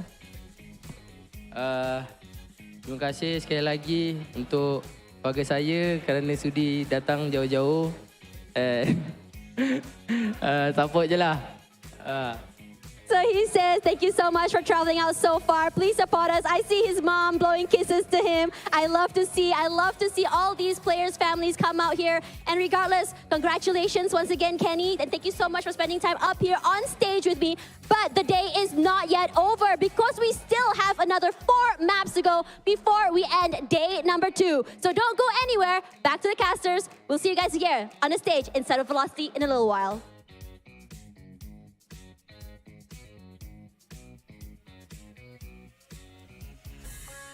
Now, that's going to be Kenny from Sem9, who's got himself a chicken previously, but I want to listen to GE after this. I'm sorry. Not to take the highlight away from the side of Kenny, but it was definitely incredible. With the support of a family being showed off by the side of Sem9 players' families. That was incredible, by the way, to have the entire family members sit in the front line. And that's mounting up the pressure for the players at the same time. You want to prove your family why you love this game so much and what will you achieve with your passion. At least they got the chicken dinner. So something to celebrate with the family being there, right? So something for them to... So I can understand why, like Kenny, he jumped off his table when he got the chicken dinner. Of course, family is there. Yesterday wasn't a great day and they have very little games to play because it's the grand final. So fair enough for him, right, to celebrate like that. But I have to still blow kisses for Smile, right? I'm not done yet with Smile. Smile, marry me, Smile. In another universe. Chef Kiss. That was arguably one of the best chicken dinner ever in the history witnessed for PUBG Mobile tournament scene. Of all my years casting throughout the 5 or 6 years of PUBG Mobile, that's the first time I see an ending where one solo player clutch out full squad or trio of all the other 5 teams by himself. That was incredible. We're so privileged to actually get to see this in the grand finals from one of the most underrated teams down there. Yep, underrated team. Probably no longer after this sort of performance. Smile, top performer. Give this guy an award right now. He deserves it. It's not his first time doing it. He's been consistently doing it.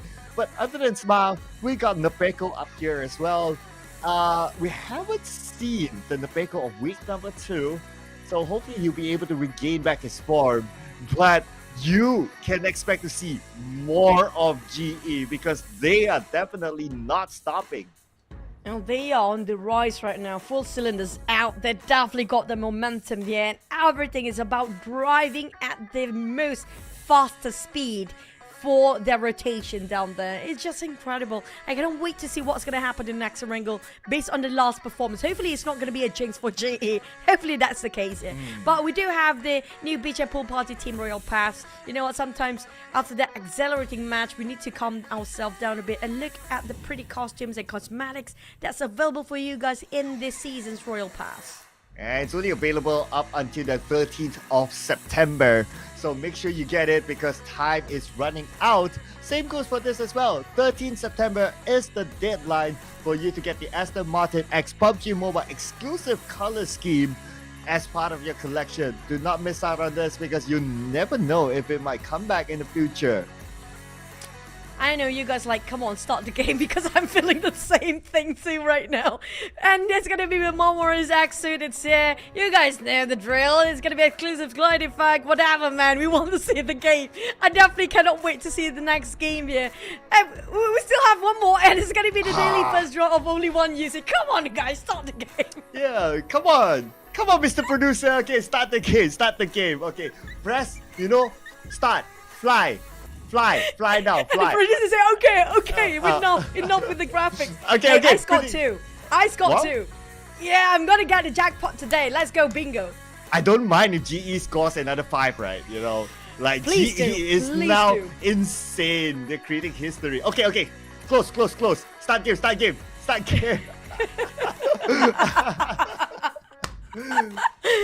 Oh man, that was one of the most satisfying endings. Nobody can top that one.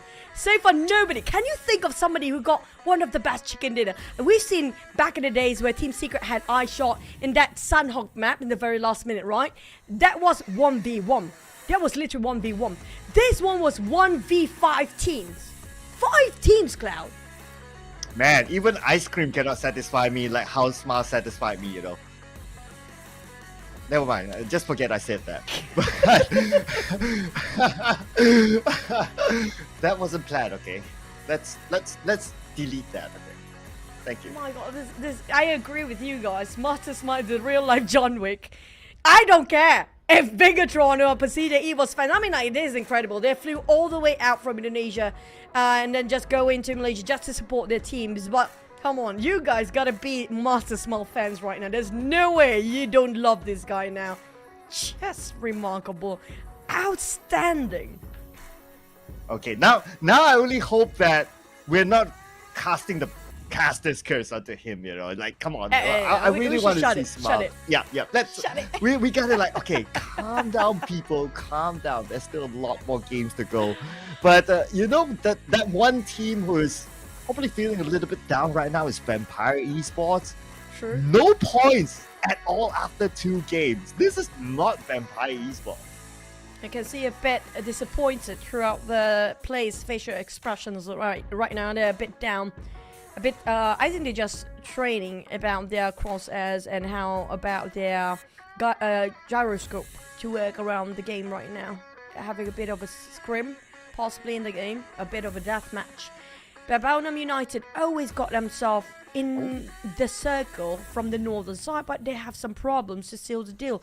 You do have Porsche going to be swapping around with Silence. We don't see a lot of Silence throughout the grand finals, and finally we get to see him today.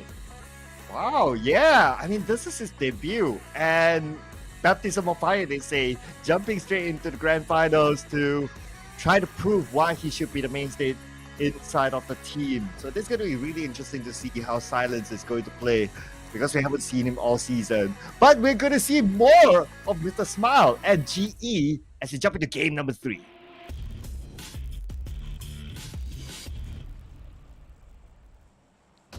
That's yummy, by the way. Perfect timing come out from you. Incredible, as always, Cloud. Damn! But yeah, we're back into the game. With more duets on the Nova Rebnoia side, so I assume the circle might be around GEEK, because you guys can get the gist of what I always tell you guys when it comes to the circle and the flight path. They always contradict each other, so that might be the case here. Or maybe we have another intersection of Medusa intersection circle if the circle happens to be right on top of flight path. Now, I just cannot, you know, I'm so excited what there is to offer in this game, not just by GE, for the entire team that's playing.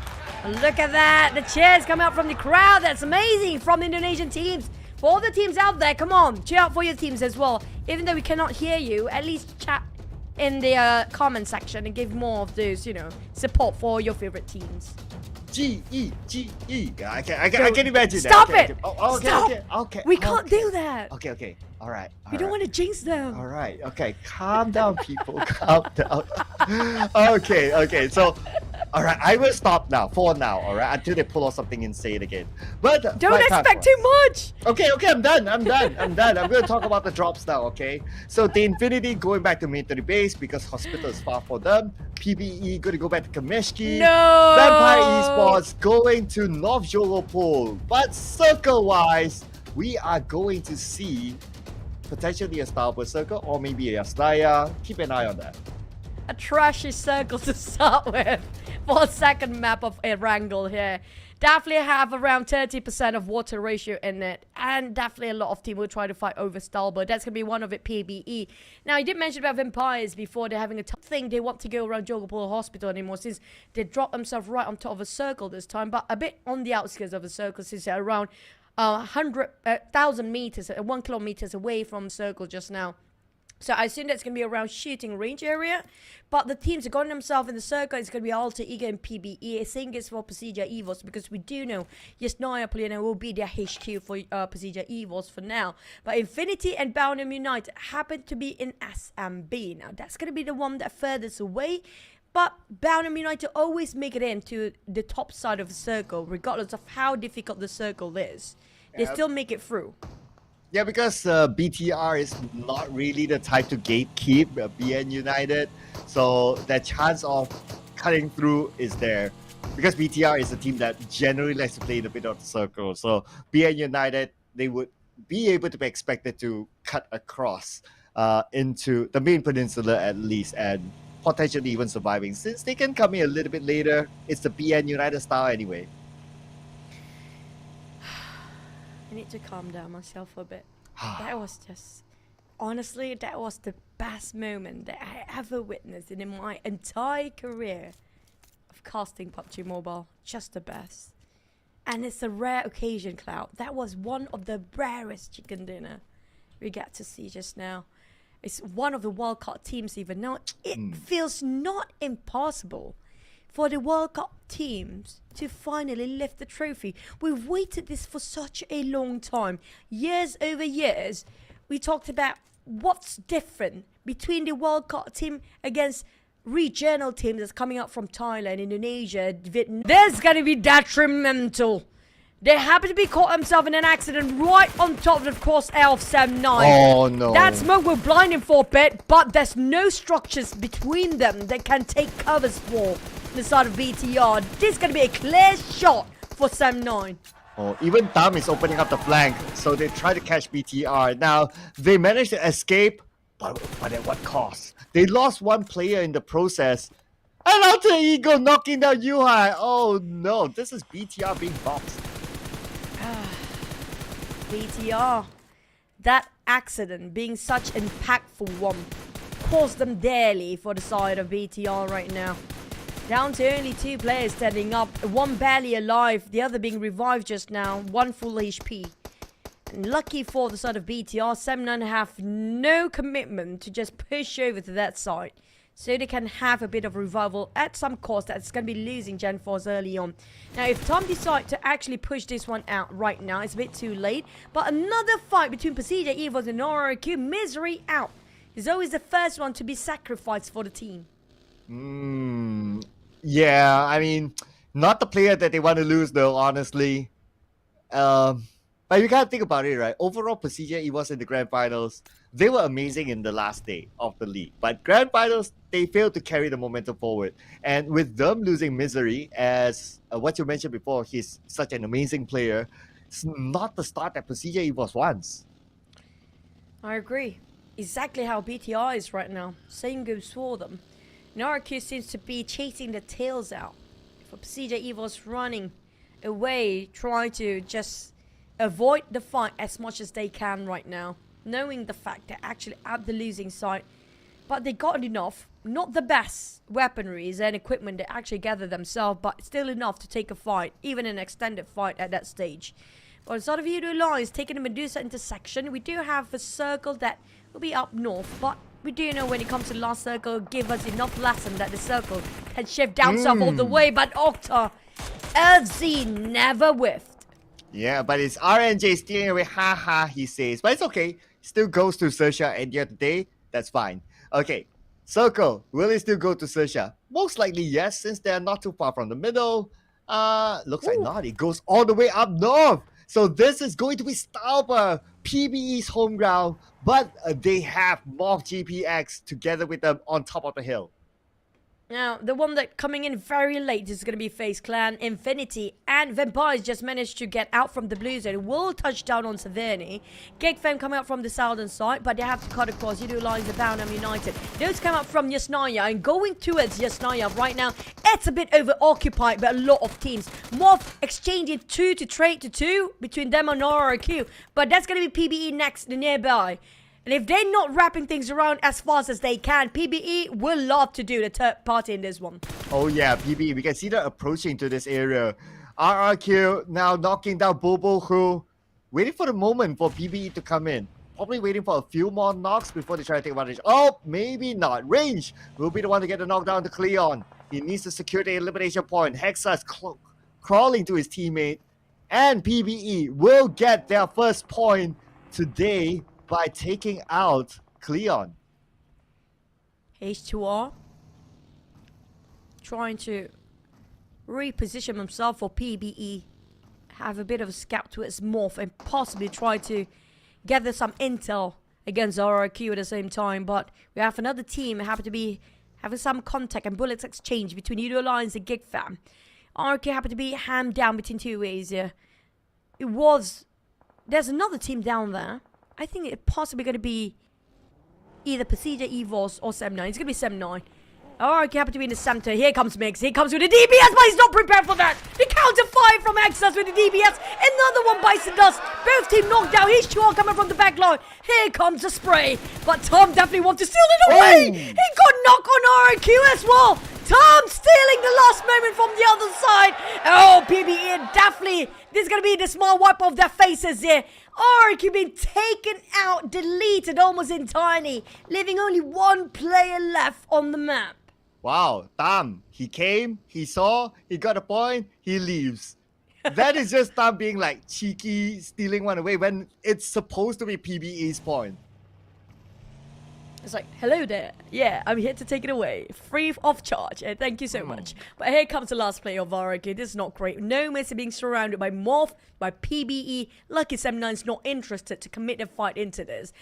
No Mercy. He's definitely got a fight in him, showing such tenacity to live longer than the rest of the teammates. But PB and Rage coming up duo will double pick him at the same time with the DBS and the shotgun. But Mercy will reply with the UMP. We do know UMP versus DBS, they can have a fair fight. The Molly will try to make them staying at. But he's burning himself! Not like this! Oh, Mercy! Okay, he still has that little corner to play with, luckily. Tossing out another Molly to buy time for himself so he can reset. But without a window to jump out, I mean, this is just a matter of time. Crash the wall. Go ahead. Try to blow up the walls. No, it didn't work. But no mercy. With Core and H2R hugging around the corners. There comes range. That's going to be an easy job for range there. That shotgun, one shot and that's done. RQ, first team to be out, but at least they scored themselves 4. So that's going to be more than enough for them to maintain their overall ranking standings later on. But at least PBE, they start to score points as well. 4 elimination points in the hands of PBE. Speaking about elimination points, BTR will get the next one by taking out RNJ, and it's from Yuhai Man himself. BTR will still need to fight in, but Shopper, he's not going to stay. So BTR has an entry. Now, SZ and Shopper, when working as they're one of the best players, RNJ is one of the best alpha solo player there is coming up from the Xerxia side.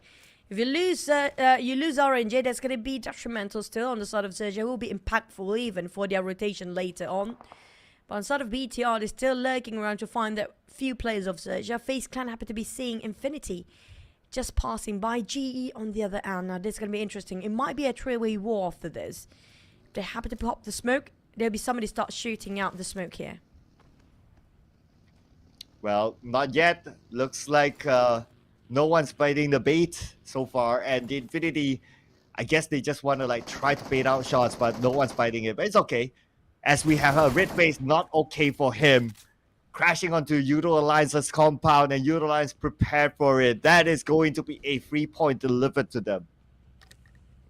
Yoodo Alliance marching into Yasnaya Poliana. Happen to be vacant. Good news, they can actually salvage whatever they can find right now. Still a lot of loot just, you know, laying around on top of Yasnaya. But BTR do have a bit of a problem down there. Another player being finished off, down to only 2 of them.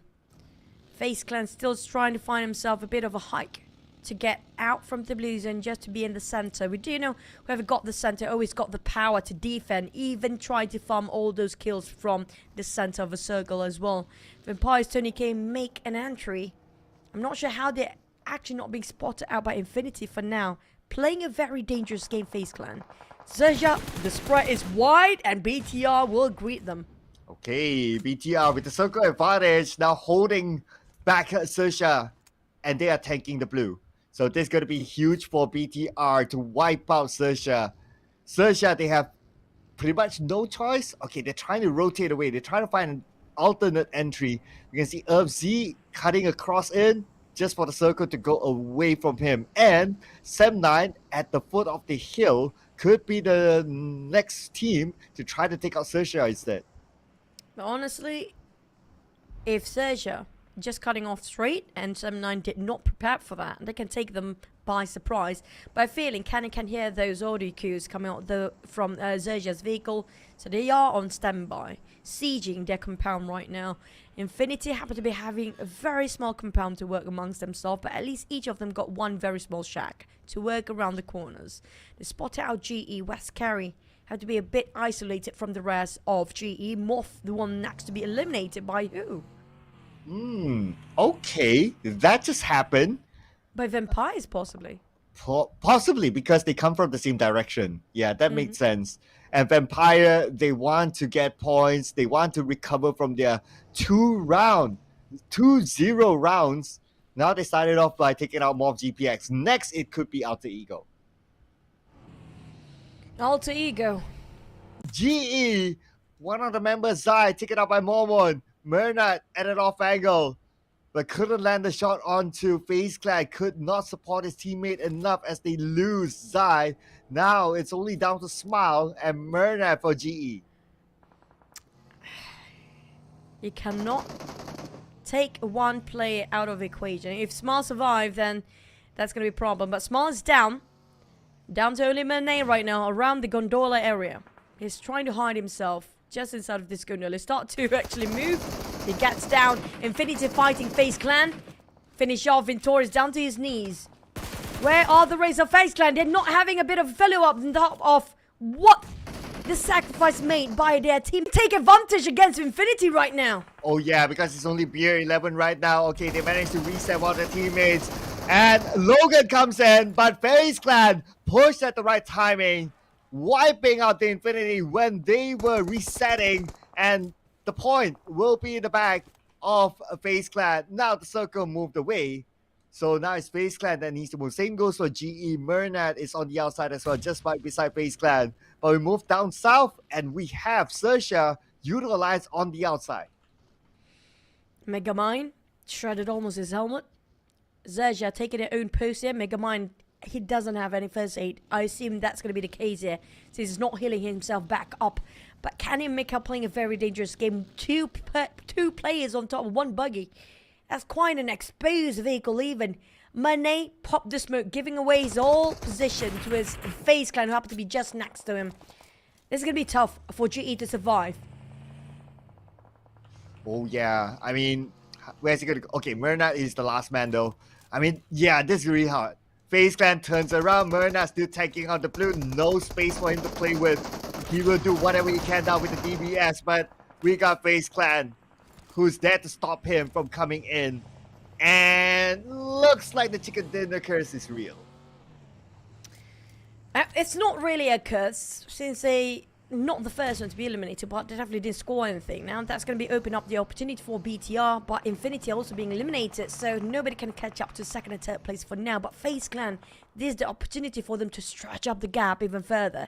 But the problem is they do have only 2 men still standing, while Mormon bleeding out. DX trying to finish them off. We do have another contender coming in, which is going to be GEEK Fam. And not just that, Yoodo Alliance seems to be trailing behind as well. Probably going to be around 5 team on the left side of the corner right now. But thanks to the terrain itself, those different level of multi-terrain within those elevation, the middle ground and the low ground, will make it difficult for any team to see each other out. FaZe Clan do have a bit more elevation compared to DX. Mormon can be revived, but Yoodo Alliance shot from the backline of PERSIJA, EVOS. Another team bites the dust without any eliminations.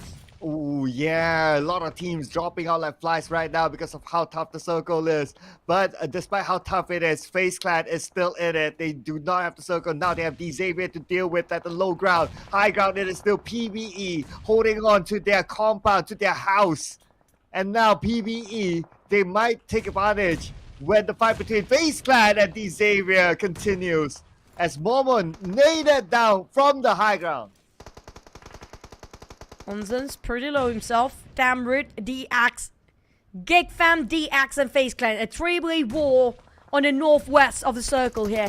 PERSIJA playing alongside with the blue zone. Soak in a lot of damage. Less than 25 seconds. It's going to be the blues that start to close all the HP of the players here. Onzen's is impossible to be revived by FaZe Clan right now. Mela trying to just damage control at this point, redeem himself, trying to get any point possible. But DX and FaZe Clan both in the same dying boat down there. None of this team will live if they keep soaking in the blue. But at least FaZe Clan down to 6 eliminations for now. PBE taking advantage where they are on top of everybody else. Well, this is time for PBE to farm eliminations. They have the best angle possible. They got knocked down to PERSIJA. One more for Xavier to go. We got Chua here defending his ground. PBE gathering information so they know where Chua is at. And with H2R passing back the information to his team, Range will be the one to eliminate Xavier.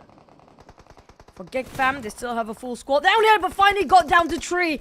The shots, the sharp bullets coming from Yoodo Alliance put them at a hold. They cannot advance, and Sam9 is there as well. It's going to be a 3-way war between the Malaysian teams, Sam9, Yoodo Alliance, and GEEK Fam. Happy to be sharing the same corner. The one gatekeeping from the inner circle is going to be Sam9, but beware of PBE. They might take advantage of the predicament state when it comes to GEEK Fam. They're not aware somebody's watching them from above.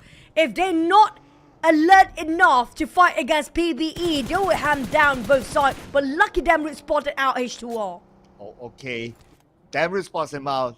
Cover fire for his teammates to move further into the circle, or closer to the circle for that matter. But PBE, if you look at this, yes, they're still on the outside, but they have the higher advantage at least. But Damroot now tries on the PBE. Oh, PBE, one knock, one more to go. H2R behind the 3. He is super duper low right now, but Dab doing PBE a favor by knocking down Damroot. Oh, the long taps coming out from the Scar L, but he's down to his last clip of magazines here for Dab. He needs to save out his bullets.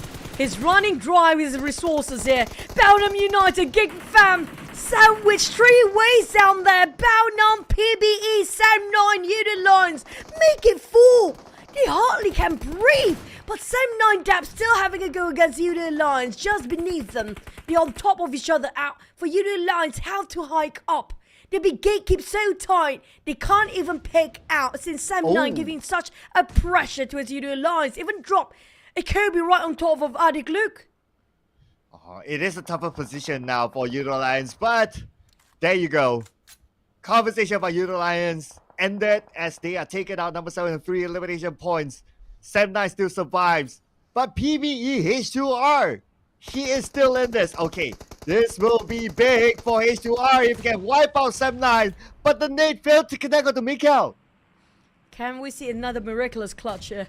Soa's being spotted out. H2R also being spotted out by Bounham United. They will respond to this. An immediate reaction coming up from inside of Bounham United. Making sure that PB can't even pick out. Stay in the blue. He will deny himself to the blue zone 4 inside of PBE with 9 eliminations. That's going to be one of the highest kill volume coming up from PBE. Sam9, they're not done yet. They got themselves a chicken for today. Still have a full squad. Now challenging another full squad of Bounham United.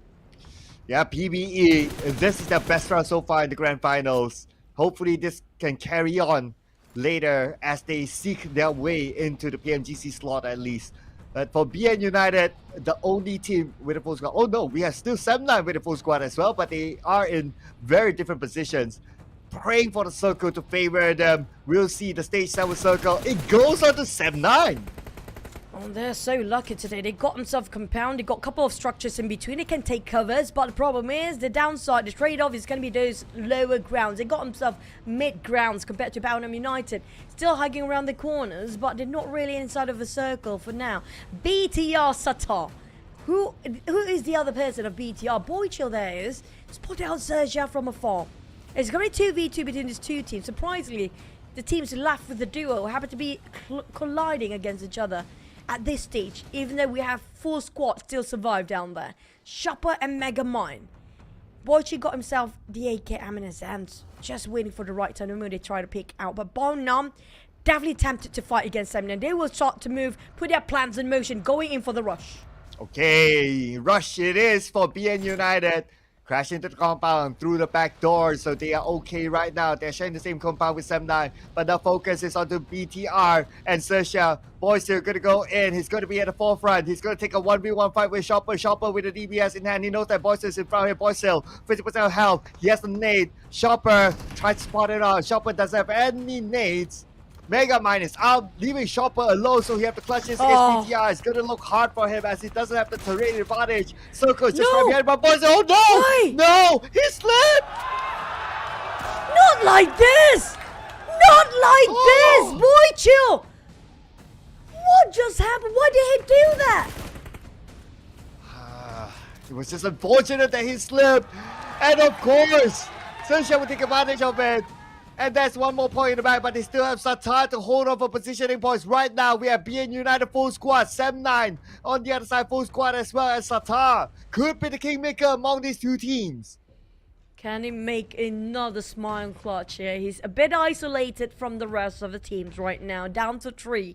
Sam9, Bounham United, 4 versus 4, but Satar, we've seen this case before. We just saw it previously.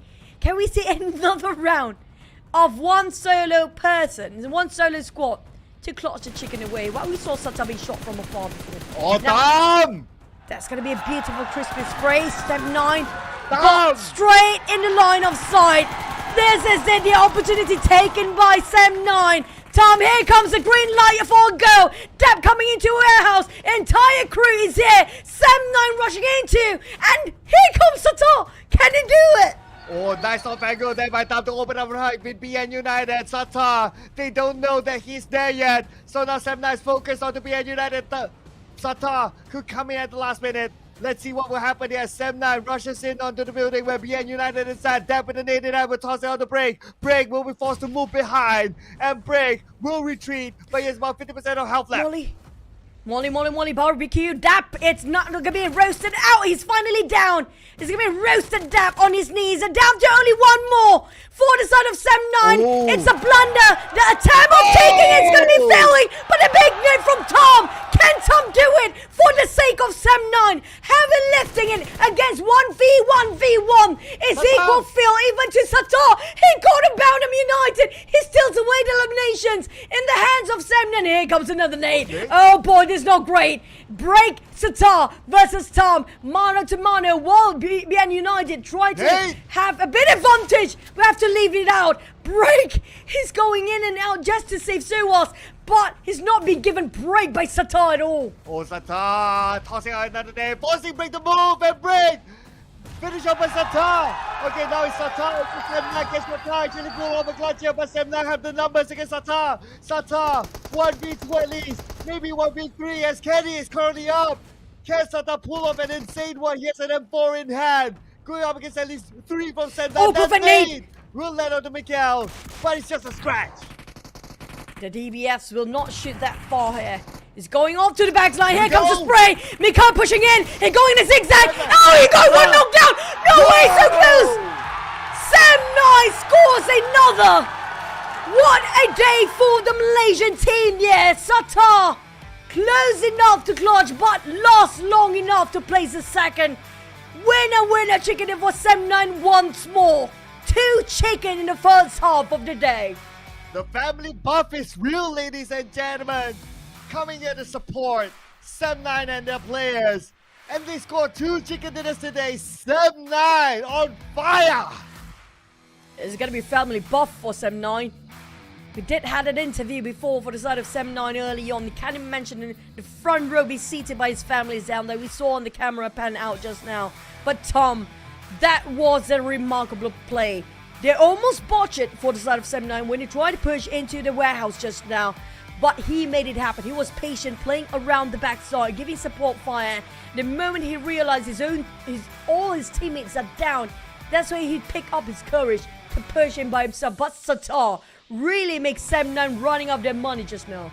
Oh, yeah, absolutely. And it's not an easy round for Sam9. They had to take a good amount of fights to get into the warehouse where they were at. And they had to defend against BN United, who managed to crash into the next warehouse as well. So they defended against BN United. Satar almost gave Sam9 a surprise because, of course, it is Satar we're talking about. But still, Sam9 held on to it. They had the patience to reset, pick up as many teammates as possible, using the numbers to counter onto Satar to secure the second chicken dinner today and in the PMSL Grand Finals. But Boundham United, there was incredibly nice mollies being tossed around to avoid the entirety of Sam9 to push in just now. Still a great team play and well-organized team from Boundham United, but just unfortunately, they're surprised by Satar in the very last minute just now when Soas tried to be picked up by his teammate. But PBE, this is going to be arguably one of the best rounds so far in the Grand Finals. We saw them with almost a double-digit eliminations down there. Yeah, this is the best round that PBE has had so far in the Grand Finals. Can't wait to see how many points did they get. It should be more than 10 points, but we'll wait for the overall scores later on. But if we look at the stats as well, Sam9 had to travel a lot, so that is also another testament to how much they have done to secure the chicken dinner. Oh, what a day here today. Everything is such an accelerating match after one map to the other. We almost got another miraculous clutch from the side of VTR Satar. Close enough to be another master Satar, but he didn't grant himself that master skills yet. You have to ask for Smile for that. But there's so many same regional teams, and not just that, we're talking about fatal 4-way down there, possibly even 5. A lot of teams are just, you know, a triangle mode where they're just being surprised by another team right on top of them due to the circle. It's a multi-level terrain circle, and that was incredible by Tom. Yeah, the way he looked in off angle, it was a straight line of sprays. Yeah, Tom, he seems to be always that one to open up the angle, catching the opponent off guard. And if it's not because of that, it will remain as a 50-50 fight between Sam9 and BN United. But because he got that 2 knocks, Sam9 had a big chance to just wipe out BN United. Looking at the scores, it's going to be 10 elimination points for Sam9, so it's going to be 20 total points for them. But PBE, best round in the grand final so far, with 9 eliminations and 2 placement points, giving them 11 points in this round before the break. But give Vampire Esports a break, ladies and gentlemen. 3 rounds, but only 1 point. That's kind of true. I mean, like the entire day, halfway through, Vampires only just managed to get 1 point. This definitely will be detrimental when it comes to their scoreboard later on. Push down, definitely. Same goes for the side of GE. Don't want to say it's the chicken dinner curse, but remember they lost Small just now. I feel like they kind of lost the entirety of it because, you know, the difference between Small and the other players of GE when they're remaining as one last player, Small never popped the smoke off early. So he doesn't give away his position. And GE being pushed down by Sem9, who start to push up to second place. But look at the gap of FaZe Clan. Even though they didn't score any chicken for the day, they make sure that they will get any points possible every single map if it compared to Vampire now be pushed down to second page. In fact, just look at the eliminations for FaZe Clan, 65. And the rest of them is like 30-ish eliminations. Like FaZe Clan, they're just going all out. Even though they got 0 placement points in that round, but they got 7 elimination points, FaZe Clan is doing whatever it takes to gain points, to maintain their lead at the top. You know, they're playing as conservatives as ever. We don't see them being too over-aggressive compared to yesterday, how they actually play, how they just drop their nades all over the place. Today, they're playing a bit more safe and make sure that they balance out the placement points, and a couple of eliminations is going to be more than enough to maintain their statue out there. As long as the podium spot not be taken away, as long as the second and third place team being eliminated early, they don't have any problems up there. Yeah, that's why they are the first team to get a more than 100 points, opening up like a 27-point gap with Sem9, who is currently at number 2. So 27 points is about 1 round's worth, or maybe 2 rounds, depending on how it goes. But anyway, the swap is happening here. Sem9 from page 2, number 14 when they started the day. Now they are at number 2. Who knows what they can come up next, ladies and gentlemen. But before we go on to round number 4, we gotta take a breather because I'm sure some of you are still not over Smart's clutch. We'll see you guys after this extended break.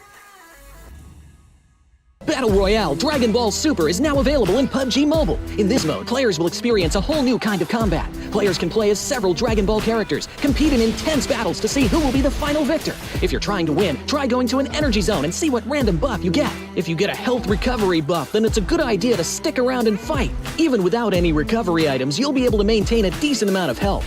During a match, players can also use attacks while battling with others. These attacks require ki. Players can collect ki from the map. They can also choose to replenish ki by charging it up themselves. Players also need to be on the lookout for upgrade materials. These are used to level up attacks. Attacks have a total of 5 levels. Level 1 to 2 only require basic upgrade materials to level up. Level 3 and above require advanced upgrade materials. The higher an attack's level, the more damage it will deal. There's also various support items that can be found in the map. For example, the Buku Capsule and Smoke Capsule. After using a Buku Capsule, you'll be able to fly a certain distance. It's really useful for initiating battles or running away. But be careful when you run into Piccolo. He has an attack that can snipe you from far away, as well as a dash that can quickly close the distance. Smoke Capsules release ball-shaped smoke which can obscure enemy vision. This smoke screen can help you retreat or relocate. Don't forget about accessories. Accessories can also make your attacks stronger. More advanced accessories provide better buffs. If you play as Vegeta or Ultimate Gohan, who can already attack pretty quickly, you can enhance it with an accessory for an even greater advantage. If you want to increase your chance of survival, look no further than the Armor item.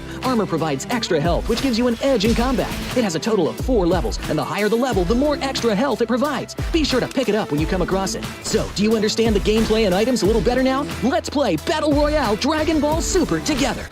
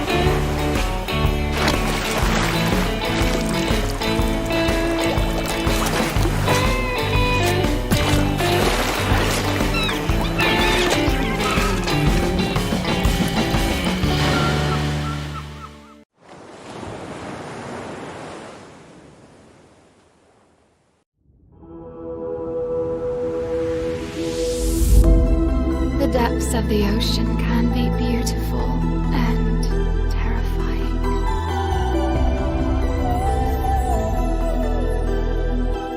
We all have a dark side that's always a part of us, but we can control it.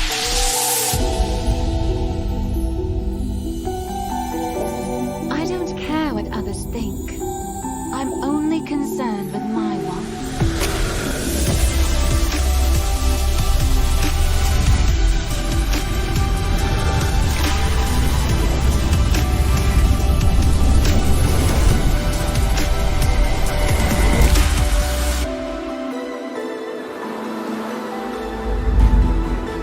The weak are always eliminated. Only the strong can survive.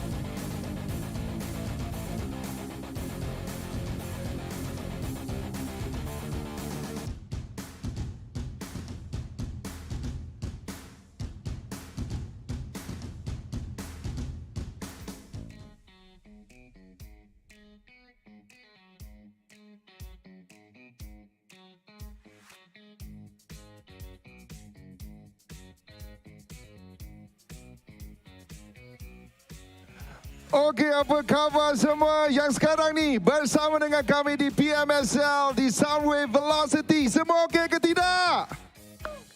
Okey, saya nak mengambil sedikit masa anda semua. I just wanted to take just a little bit of your time. Okay, I just want you guys to be a little bit hype right now. Saya nak ambil tenaga daripada korang semua sekarang ni. Boleh ke tidak? Okay, saya nak buat benda simple je sekarang ni ya, kerana saya nak rasa tenaga korang dulu sekarang ni. Bila saya cakap in the funky, saya nak korang semua jerit sekuat yang mungkin. Kata what? Boleh ya? Saya cuba satu kali. In the funky. Kena lagi kuat. Saya nak rasa tenaga korang. In the funky. Paling ke atas sekali. In the funky. In the funky.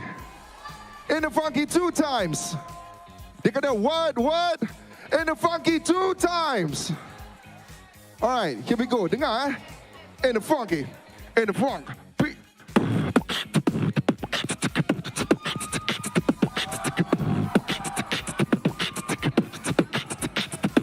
In the funky. In the funky.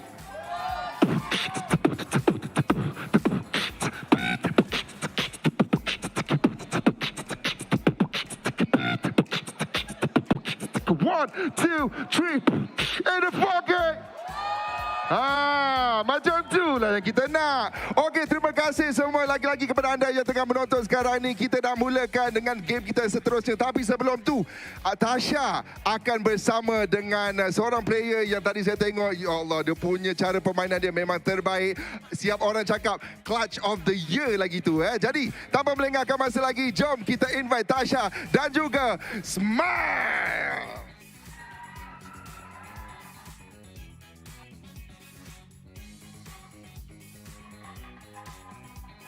Thank you very much, Muaz. Can I hear it from the Myanmar fans? Can I hear the words clutch of the year? Thank you very much. And with me, I have the king of the clutch of the year from GE Myanmar, Smile. Come on, guys, clap for him. Clap for GE Smile. All right, let's talk a little bit about your play just now. That was an insane chicken dinner. I'm gonna be real with you. I didn't think that you were going to win that after you took damage from the blue zone and also not having that positioning. Can you walk me through what went through your mind when you were doing that clutch?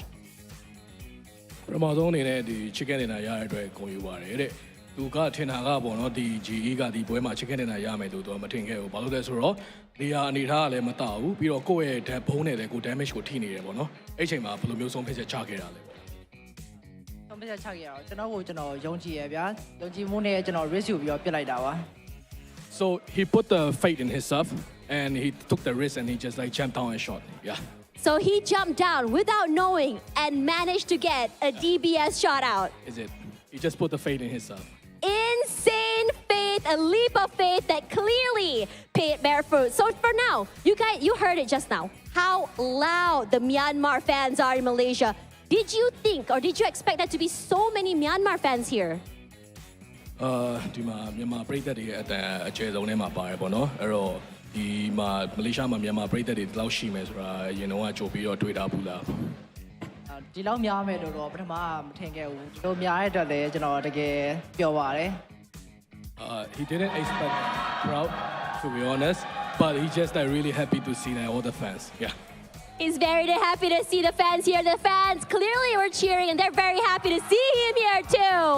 You can see signs coming in up here for GE as well, and it is insane.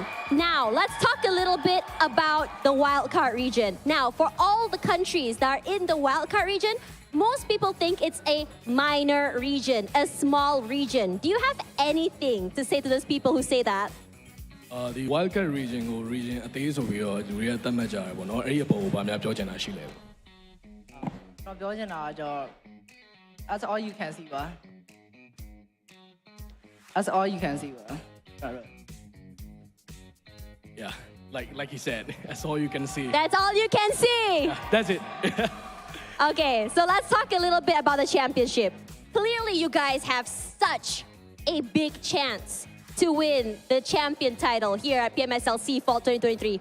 How many % confident are you that you are going to be able to do it and prove everyone wrong? ဟိုဒီ champion စုကိုစိန်ခေါ်နိုင်တဲ့အနေအထားမှာရှိနေတယ်ပေါ့နော် GE ကကိုယ့်ကိုယ်ဒီ champion ဖြစ်မယ်ဆိုတဲ့ယုံကြည်ချက်ဘယ်လောက်ရခိုင်နှုန်းလောက်ရှိလဲ 100% ပါ 100% 100% 100%! And there you have it, Myanmar fans! Give it up for Clutch King of the Year, GE Smile! And for now, I'm sure the fans at home are ready for the next match of the day. Let's see whether or not GE will be able to take the top spot today. Gonna toss it over to casters. We'll see you guys in a little while. Goodbye, everyone.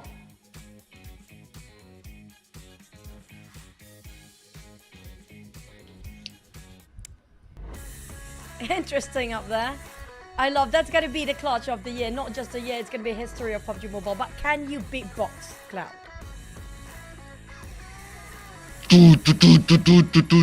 Okay, never mind. I shall not try. Well, I spit a lot, Okay. so that's it. Let's go with my mic. I love my mic. Sorry, Mike. But speaking of which, thank you, Moaz, for such entertaining opening. But Smile, that was one of the best in the history of PUBG Mobile. You cannot top that off. And so far, I think that's going to be #1 best clutch of the entire PUBG Mobile scene right now. If anybody have a different sort of a clutch, tag away us, tag away the PUBG Mobile Esports IG as well, so we can get to see something bigger than that. But speaking of which, is our dream, will our dreams come true here since GE is actually in the run for the championship? Yep, well, you heard it from Smile, right? He is 100% confident that they can do it and bring up the hopes and dreams of the Myanmar fans. I'm also like wowed by the support from the Myanmar fans at the location. You heard the cheers, even though like the mic is obviously with the host, but you can hear the cheer. So can you imagine like if you're there, like I'm sure it's like 10 times more. Yeah, the crowd has been amazing here today. I wish we were actually there as well, but man, I wish I'm there. But the game have to go on. We still have 3 more games to go and 1 more day for the closing of the grand finals to get to see will the clutch of the year will be the trophy of the year for GE, or will be finding still FaZe Clan, who almost got out from into relegation, finally take away the trophy, or even Vampires, who barely got any points here today, coming back in the second half of today. Yeah, 1 point out of 3 rounds. That will also mean that no Vampire players in the top performance list here. But Sum9 with a double chicken dinner, we gotta give them credit as well. They warrant themselves up there. 2 players, Dep as well as Tam up there as top performers. We got Satar in between. And PBE finally scored a good amount of points in a single round, with Range scoring 4 eliminations, almost half of PBE's eliminations in that round. And it is also the best version of PBE across the entirety of grand finals here today. But can they make it through another ringer after that long break? Sometimes a pause will actually destroy the momentum of a team, or will it actually build up even further greater momentum when it comes to the second half? And this also will be the time where we do see a lot of swaps happening, because we will heading into Miramar for the next few maps. Yeah, this is where it can get scary, right? I totally agree with what you say. Sometimes you can make a break of team with this sort of extended break. But with extended break, gives you time to actually play the game, and you should try out the Dragon Ball Super inside of the game right now. You still have a few more minutes before we jump in back onto our game, so you can use this time to try out this game mode if you have not. Play as your favorite Dragon Ball Super characters, use their abilities as well, and enjoy being one of them. And speaking of enjoyment, it's going to be something that you will enjoy more with only 1 UC for a daily first draw during 25th to 27th of August. It's going to be the grand finals day for you guys to have yourself your own Dream Chasers set. Now, so far, when it comes to prediction-wise, I hit it all day here today. It's all down to FaZe Clan. Can they close up the day here? Wow. Sum9 scored a double. It has been a Malaysian day here today, but GE is on the rise. Yeah, and only FaZe Clan left for you. I have FaZe Clan as well. We both have GE. PERSIJA EVOS, Okay, I'll wait and see. As long as there's still games, who knows, right? But at this point, if I can change my prediction, I put all GE down there at this point. Really, it's insane what they're going through. Don't do that. You're gonna jinx like how we did to Oh, Box. no, okay, no. And speaking of which, we do have some swap of rotations when it comes to the players lineup here. Sem 9, I feel like they're still gonna have the same lineup. Nothing changed. And so far they're on fire here. They're on a hunting mode. The main objective of the day is gonna be try to wipe out as many teams as possible. And it's a bonus for them to secure those chicken dinner. But aside of BTR, things are not doing so great. So we do have Yuhai swapping out with Lapar this time. So let's see with Lapar in, well, we'll be looking at Keenan as well, replacing possibly one of the players too. Ooh, okay, let's see here. Looks like they are going to only make one swap for now. Yoodo Alliance also have the option to make swaps. They have Voki, who has not played in the grand finals yet, and they have Iftar, who hasn't played today. He played yesterday, but they are going to stick with the same lineup. Yoodo Alliance still looking for that big breakthrough moment to get that chicken dinner. GE looks like they are going to change in Ichi, but Smile is that one player. If they change Smile, I'm going to protest. I don't know. I feel like anybody they change for GE, everybody can actually sort of perform still well. We've seen where Master Ichi swap in and out sometimes, where he's going to play at this time with West Curry. Everybody have their own role to play, including you guys. Don't forget, we're heading into our last wrangle of the day.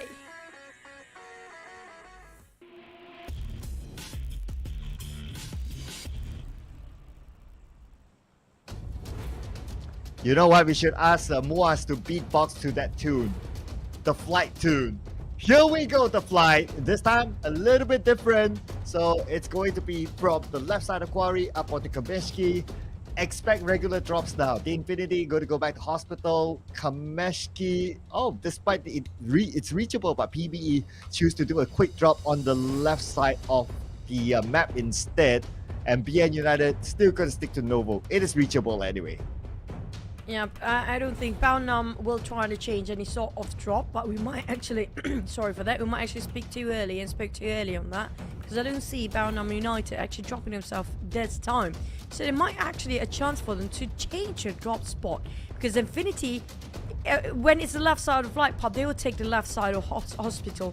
Baonam United still not dropping yet. So will there be anybody on top of SMB here? Or they change entirely to as a northern side, because they're not dropping. Okay, keeping my eye on that, right? So, as of now, we can see Yoodo Alliance going to farm, GEEK going back to Ferry Pier, so it's going to be standard drops. BN United, where are they? Okay, oh, right. No. They have a separate drop spot. That is at Stauber. So, they are going there instead. So, okay, fine. But this time we do have PBE might actually have to, they did exactly the same spot as they did before, and it has been played fairly well for the side of PBE, so they don't want to change back to as their old drop spot, even though the flight path is within the reach where they used to drop themselves. But when it comes to this sort of circle, we do know it's going to be ended up maybe on top of Medusa intersection, but first contact mate, that's going to be GE and RRQ. Yeah, though PBE, they drop in Kameshki when they did really well, but it's so happy that the circle is there, so it's easier access for them. To a certain extent, they might have wished that, if only we went to Kameshki, but you never know where the circle is, so you kind of like just drop wherever you feel like you want to drop, and you just play along it. Just like GE. I mean, they've dropped in Rosop, unchallenged, since Boom moved away, so nobody's going to challenge them there. And plus, they are pretty hot right now, so I guess teams wouldn't want to take that early fight against GE now. So we can assume nobody coming up from the side of SMB or from the south side up to the northern. So that's going to be possibly either we're going to have Rosshawk sort of a circle, a high chance it's going to be the Medusa intersection with this sort of circle. Sem9 got the center, BTR on top of them, because they are dropping his Sniper Poliana around the area with PERSIJA EVOS.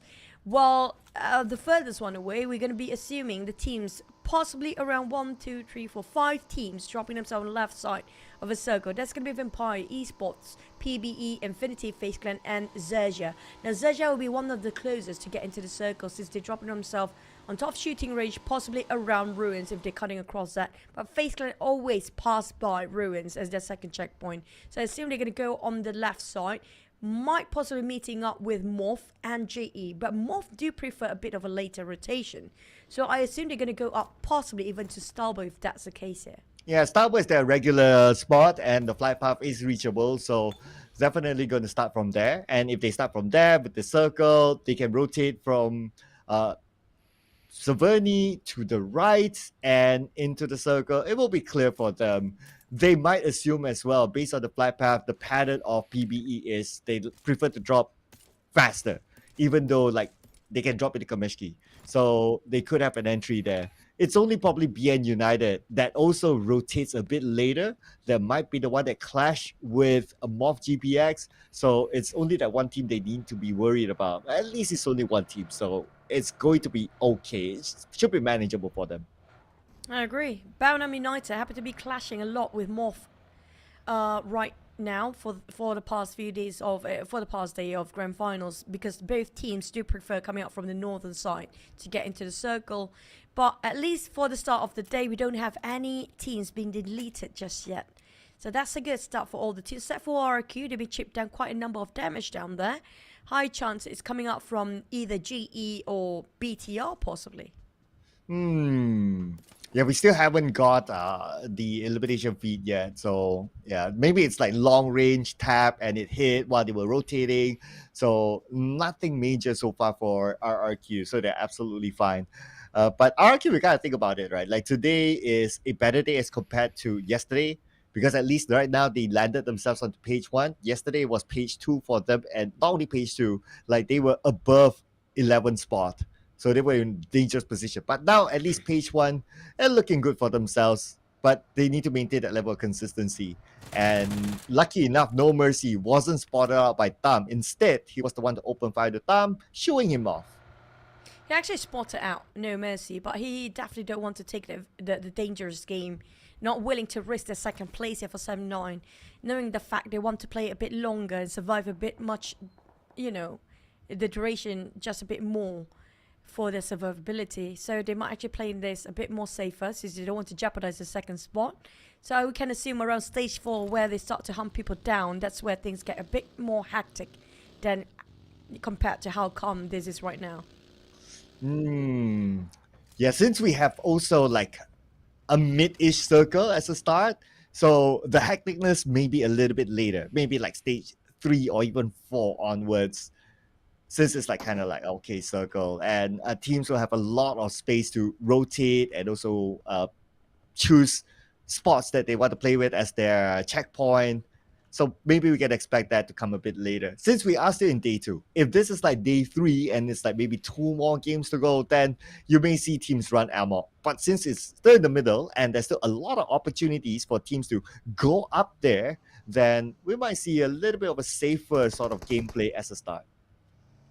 PERSIJA EVOS, No Mercy surprisingly still overstay himself, where he'd been spotted out against 7-9 before.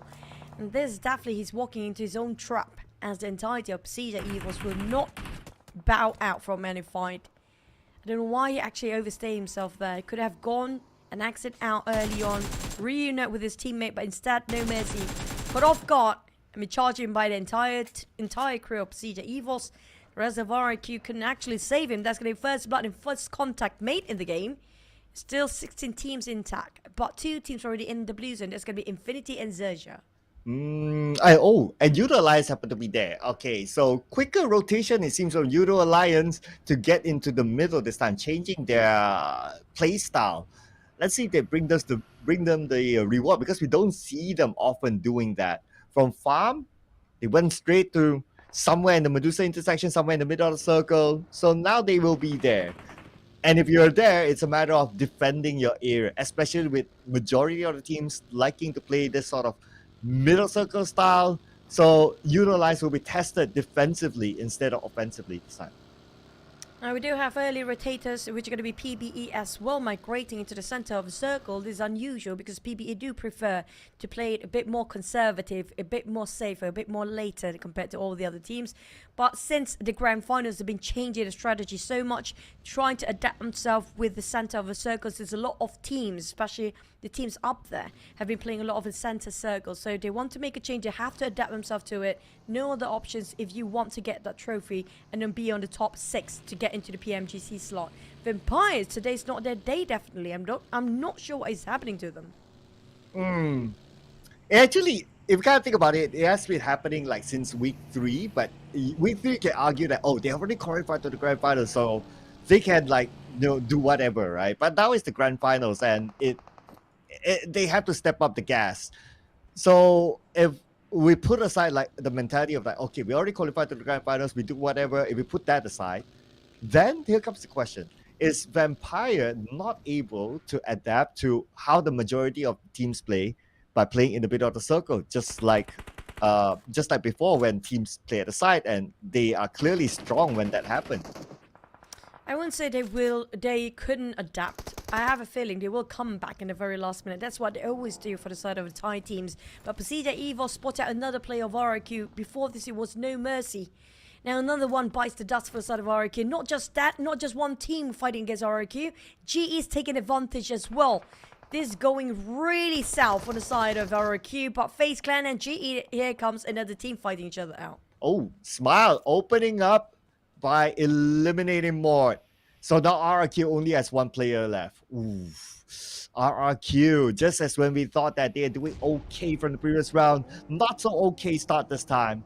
Xavier taking the potato hill, now infiltrated by the Infinity on the other side. They can still share because there's a circle, but likely that the circle will move away since we're still stage 2. So it's either the Infinity fight with Xavier or they rotate away, because Xavier behind them, as we can see, PBE is there. They need to leave here. The Xaviers, if they want to take the fight, this is not the place they want to attract all unwanted attention to their side. They spotted out PBE, yes, but the one breathing behind their necks is going to be Infinity, and these guys don't like sharing. So there comes a shot coming from Infinity. That's definitely going to shift their focus for DX towards their back. Look at all the crosshair. Are aiming for Bear this time, tapping out with a Mini 14. But Infinity just poking, jabbing them from behind. They're definitely not committed to this fight, just testing out to challenge whether they want to pick it up for the side of the Xaviers or they want to let it by. But we do have sort of a Medusa intersection circle, so we can expect some teams will want to play around the bunkers. Yeah, bunkers are pretty popular with some of the teams. But the thing about bunkers is that it's easily infiltrated. You have to peek out from the bunker to see who's around you. If you don't do that, by the time you know it, like another vehicle will crash into the bunker. So defensive-wise, I would say it just levels up if you play inside of there. For Yoodo Alliance, okay, we talked about them playing in the middle. So now they happen to bump into PBE, 2 knocks back-to-back. So Yoodo Alliance, the defensive game, working out for them at least for now. Feels like stage is going so fast right now. It's going to be right on top of the Medusa intersection, and PBE wanting to play the center of the circle, not their strongest suit down there, as they've been bombarded by 2 knockdowns from the nades of Yoodo Alliance, leaving only 2 of them remaining on their vehicles, cooldown range to heavy lifting the rest of the team of PBE, while Yoodo Alliance chasing the tails of PBE, trailing them out. But I have a feeling I think Luke knows that when to bow out, when to fall back, when to stop chasing people out. So that's going to be Yoodo Line just pausing from chasing out PBE for now. But these Xaviers and Infinity, well, Infinity, like it or not, either they leave the Potato Hills and then they are leaving, or just cut across and take the fight against these Xaviers. They know for a fact it's a bit too early for them to fight, so they will get into the circle first because stage 3 is coming soon. Yeah, without at least a knock or 2, it's hard for them to rush straight into Xavier, because Xavier will have a clear line of sight. So that's why they're like, okay, we don't have the advantage, we just rotate away. It's still stage 2 to stage 3 anyway, so there's enough space for them to play with. Might as well do that. And we didn't talk about like the bunker-ish part, and this is what exactly will happen if you're not prepared to defend, and RRQ face the wrath of MORPH GPX. RQ, surprisingly, things didn't work out for them since they placed all the players quite isolated amongst each other, a bit too segregated. And we saw early on it was No Mercy, and then there's another one, and then the other one they picked off down to Peko. It's not going to be enough for him to rotate himself in the center, but GEEK fans spotted out BTR.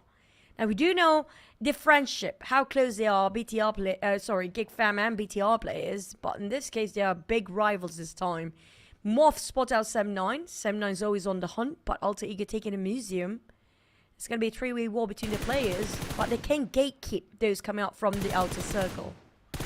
Yeah, the museum is not the easiest to infiltrate because it's like open space around it, flat land, so it's easy to counter. So teams, if they want to do that, they really need to calculate like whether they have the knock advantage or they create a smoke bridge or find something to really infiltrate. And stage 3. So I guess it's not really like a must for them to do that. There's still a couple more options for them to rotate away and play somewhere else. So that's why we can see that place, as long as teams know that, okay, there's a team there, then they will not crash it now. Since, well, stage 3, you still got options. But if it's like stage 5, 6, and you still have that by the edge of the circle, then defending that gallery will be important. Yoodo Alliance showing their hostility towards all the other teams, trying to pick off any victims along the process of navigating into the circle. Now here comes the next stage commencing. Now this is where things get messy. Look at how crowded the circle is right now, all around the corners, but it shrinks even further down to the Medusa intersection, where we do have PB in the center. They don't have enough men to survive down there, because all teams happen to be pushing in the same direction at the same time. Yeah, PB playing the center gamble, playing it as quiet as possible. They're praying for teams to not come to them. There is a risk, of course, well, because they only have 2 players. So defending is going to be real hard for PBE from that area. But that's the best gamble that they're taking right now. And the last time they did that with 3 players, they lasted quite long. But this time it's 2 players, of course. It's going to be a different ball game for them. And we still got 15 teams still. And with this amount of teams, stage 4, this is where we see more fights. But PBE, crashed in by GEEK fam, failed to defend it. Obviously with 2 players, it's going to be hard. They're out. The axe charging by Infinity happened to cross path. Lamborghini taking the flank side all the way. Infinity are tramping down all the Axis players. Levi and Lamborghini trying to do damage control. Got backfired instead with the Blues are coming at the back line. Infinity have to run, but have to shoot the same to FaZe Clan on the other side. Infinity sandwiched between 2 and they're gone. Oh, okay. Yesterday we saw a fatal 4-way in the Potato Hill. Now it's going to be a fatal 3-way. FaZe Clan, do they want more? But time is not on their side. They might want to prioritize the circle instead. And if they want to gatekeep the Xavier, let it be done with the circle to their advantage. Speaking of the Xavier, has been gatekept by Yoodo Alliance instead from the southern part. And right now, not many teams taking the center, but definitely they're reaching out to their destination. Yoodo Alliance spotted out Vampires again. Ravenclaw, there's going to be IGL down for Vampires. Can anybody save him? Rapper Boy can get a clear shot if he just advance forward, but he popped the smoke now right on time. Flex trying to go for the flank side to finish off the job. But if they're not being careful, if anybody trying to run straight to help Ravenclaw to revive, they'll be shot down by Flex. Okay. Yeah, that's why now, okay, Ravenclaw is trying to crawl to his teammates. Ooh, but I don't know. It's going to be tough. Hoping for the smoke to buy time as well as shrubs to fire upon Yoodo Alliance. Ravenclaw, can he be saved? He might be able to. But let's see. Okay, Stone went out. Okay, taking a little bit of a risk there. And the risk seems to be worthwhile. FaZe Clan charging into GE. Monet coming on flank. Master Ichi with a West carry. Can they have the same dynamics here for GE? You can hear the crowd shouting for GE right now. Definitely have a lot of fans on ground. FaZe Onzen giving up a big one to a smile. He chipped down a lot of damage, but Monet, he makes the dreams happen for GE. They will survive for a bit longer. Wow, and they took out the #1 team, GE. Is this a dream run for them? But we'll need to hold our horses as we still got a lot more games to go. We're back on the Yoodo Alliance and Vampire Esports. Vampire Esports forced to move because of the zone. Flex chipped down Tony K. Tony K in trouble as he's knocked down. Ravenclaw going in for the push for Bowen United. Max trying to save break, but at the same time, two trading for two. Yoodo Alliance coming on from the back line. Vampires scattered about. They're losing a man. And same goes BTR on the other corner. What is happening here? It's too messy. Oh man, it is such a mess at the south side. Oh no, this is bad for Vampire Esports, with Schwab's the only man and he's out in the open without the circle. Free for Soas to take him out. That's going to be Vampire Esports 0 points. 1 point in 4 rounds. This is crazy for Vampire. Just free falling without any points there. Vampires definitely not having a good day. BTR have to leave Lapa high and dry for the sake of the survival of the entire team. Yoodo Alliance out of nowhere charging in, taking the fight off guard to it. So many teams down there. They've been surprised. All the teams have been charged from the back, pulled all the way to the inside of a circle, except for BTR where they have to sacrifice one. Oh. Speaking about sacrifice, okay, 1 down at this moment. Not going to be able to save it for sure. But Yoodo Alliance, we don't know yet if they'll be able to secure the point. But it's okay. They can proceed to get into the circle with that one knock. But now, GE, the team that's on fire, they managed to take down FaZe Clan, and now it's going to be XERXIA next. 5 points elimination of GE right now with full squad still standing, but Shopper will respond. He fought back, but it's gonna be Rosemary and the rest of Alter Ego. Shot them from behind. XERXIA caught in a turmoil. They are in the ham. Sandwiched by 3 teams, not 2. It's going to be 3 teams surrounding XERXIA. There's no exit out for them, except for fighting through all the bullets flying to his direction here. Here comes a push from Rosemary. He wants to finish off the job. Oh, here we go. Alter Ego. They need the points. But Rosemary knocked down. Oh no! This is looking bad now. Mega Mind from the other side spraying onto Alter Ego, trying to take them out, but the smoke is not helping him. He has a nade in hand. DBS as well. Octa on his knees. Potato just right for him. Potato shoots first, but Potato, he can't get the knockdown. Mega Mind tries to find the advantage through the high ground, but not able to, as Potato won the fight. But he has 1 more to go at the lower ground. That's RNJ. Oh, this is just cram. Too much cram. And GE happen to be meddling into this attempt to finish off Alter Ego and XERXIA at the same time. And they're having a full squad as well. And the elevations of the grounds. They have a rock and a couple of trees. The vegetation will give them covers. GE trying to go for the push, but they couldn't actually see through the smoke right now. But RNJ taking advantage, shutting down Alter Ego entirely out. As XERXIA, RNJ tried to leave a bit much longer with 3 points secured by XERXIA, by RNJ himself, but finally is down by the side of MORPH on the other end of the corner. Okay, calm down, Zai. Calm down. They're done, Zai. Calm down. But Smile! Right into Yoodo Alliance, knocking down Leo, splatting him to finish him off. To secure the point. Flex is still active, and they took down Yoodo Alliance. GE still on fire. This is not just on fire, they're giving all the players hell down there. 8 eliminations, we're down to 5 teams in stage 5. This is too fast. We're talking about GE having a full squad, and the other team that having a full squad is going to be MORPH.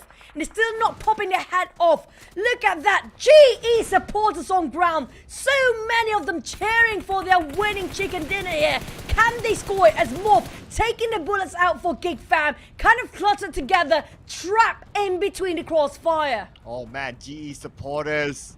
Some of them probably even travel from Myanmar to support the team, and GE is repaying with this sort of performance. 8 elimination points in the hands of GE at this moment, still with a full squad. And at this point, GE, they still have the circle, but they need to face off against PERSIJA EVOS, the next challenger. Grabface kind of stuck in the middle of the road. This is not a great spot for PERSIJA EVOS. Barely got any cover except for that slight elevation of terrain will blind GE temporarily, but not much longer. The moment the smoke dissipates, it's going to be a clear view for GE to take them out. But GEEK fam is shooting from afar, and they respond back with a bullet flying through GEEK fam's head. MORPH, QEON and the rest of them taking the ditch to work, but nobody spot out MORPH just yet. Semnum is scouted out. And GEEK fam also spotted out by Mikhail. PERSIJA EVOS in the open. This is not great for PERSIJA EVOS, GEEK fam and MORPH right now. Here comes the entirety of MORPH joining into the entire crossfire, the Royal Rumbles between the 5 teams. And GE do have the most elevated grounds. They can make it work for the potential of getting those chicken dinner. Yeah, I'll keep an eye on GE right now. I have a feeling that they will take the fight against PERSIJA EVOS. I'm seeing that it's a stage 6 of the circle at this point. Sem9, they still have this compound. It's probably going to be a 50-50 for Sem9 because they potentially have to move out, putting themselves out in the open. So they're hoping to get a couple of knocks just to have an insurance that they will be okay as they leave the compound. Sigh. Oh, I whiffed at so many sprays on top of that. Walden Brazen still giving a bit of a hardship and pressure to the side of GEEK fam. But Zai's playing alongside with the smoke. They attracted all the entirety of GEEK fam to just over the crosshair on top of Jesus' head. PERSIJA EVOS not being spotted out yet. Ref is just right on top of Audrey's crosshair even. But they took the bullet and they gave it back for PERSIJA EVOS also gunning down on GE. 2 knocks on GE. But nobody spotted out PERSIJA. Now they got some fights going on. The Shack will take covers for the side of PERSIJA EVOS. But Zai is playing around this rock for the longest time. He got abundance of loot around him. Oh, hoping to land that nade onto PERSIJA. It was my GEEK fam. Not going to make it easy for him with Audrey shooting from the side. But Mika spotted out by QEON. MORPH GPX putting some level of pressure to GEEK fam. But now the circle will close entirely soon. Mika knocked down by GE. But they still need to clear off PERSIJA EVOS before they can move forward. 20 seconds to go, and these guys don't have the time to luxury to overstay themselves where they're at. They need to start to move, but it's an open, flat plain the moment they try to advance for GE. MORPH, on the other hand, playing around the ditches here, around the trenches, hoping nobody will spot that out. Same goes for the side of GEEK fam. Sem9 do have 3 players left, but a bit separated by the street. GE, how to push forward. The shift of the circle just moved away from GE's compound or GE's vicinity. They barely got covers. They need to brute force their way in.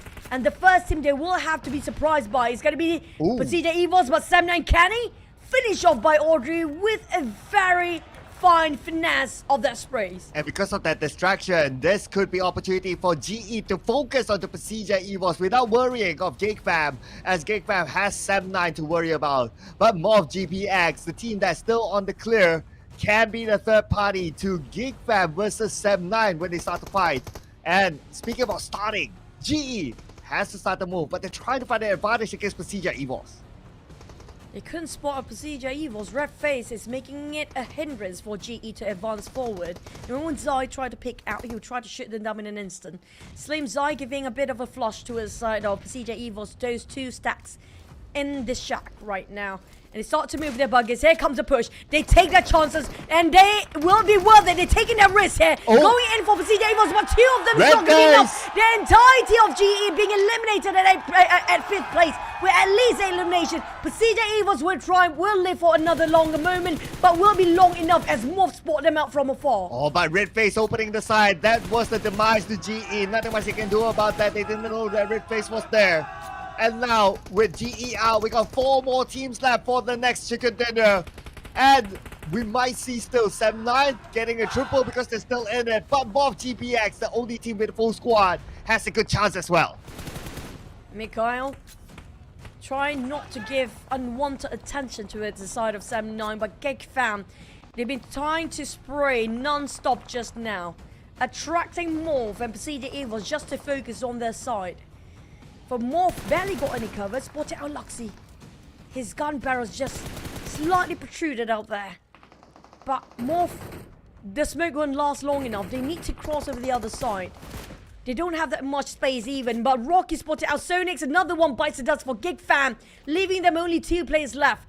MORPH do have the most manpower when it comes to the top 4 teams, but can they secure the chicken dinner? Wow, they have the manpower, but it's GEEK fam and PERSIJA EVOS with the circle at this moment. Sem9 needs to get across the road. That's going to be hard for them. But MORPH GPX, they're going to start the fight here against PERSIJA EVOS. They have to because they're on the other side of the circle. PERSIJA EVOS, 3 players defending the ground against their compatriot from Indonesia. Leon tried to cook the nade. Up to Misery, but it's a bit too late. QEON down to only 10% of HP. There's not going to be enough. As Luxy toss another one. Another one by Zazaz. QEON down on his knees. How can the others of MORPH try to save him up? If PERSIJA EVOS Redface still have his focus on GEEK fam, he will not leave this angle. Just going to leave the others by trust for PERSIJA EVOS players to just deal with MORPH by themselves. While trying to have his eyes on GEEK fam. Misery holding on the angle against MORPH right now. It's down to 3 players. All teams have equal ground to take this chicken away. Well, except for 7-9 now because they're on the other side of the road without a circle. Audrey defending his ground. Can Audrey do with 10% of health left for Audrey? Audrey's space, but now he switches on to the UMP. And it's going to be Mikhail winning with 16 bullets left. He can loot from Audrey's box. Tom, you need to stand up, Tom, and that's not the way to go. That was a 3 eliminations for Damn Rude. When Tom was snaking just across the street just now. GEEK fam down to 1 player, 7-9 to 1. MORPH still have a 3 with PERSIJA EVOS down to 1. Luxy. But it's 3 different angles entirely for MORPH to cover their angles down there. Can they close up the chicken dinner here as a trio? Oh. But will it finally get down to mano here?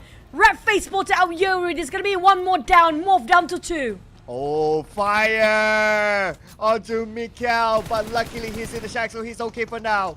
Boo Boo tries to finish off Redface, 50% of health left for Redface. He's bleeding out. Luxy is still alive, but Boo Boo is forced to move now. We are talking about stage 9, so closing entirely.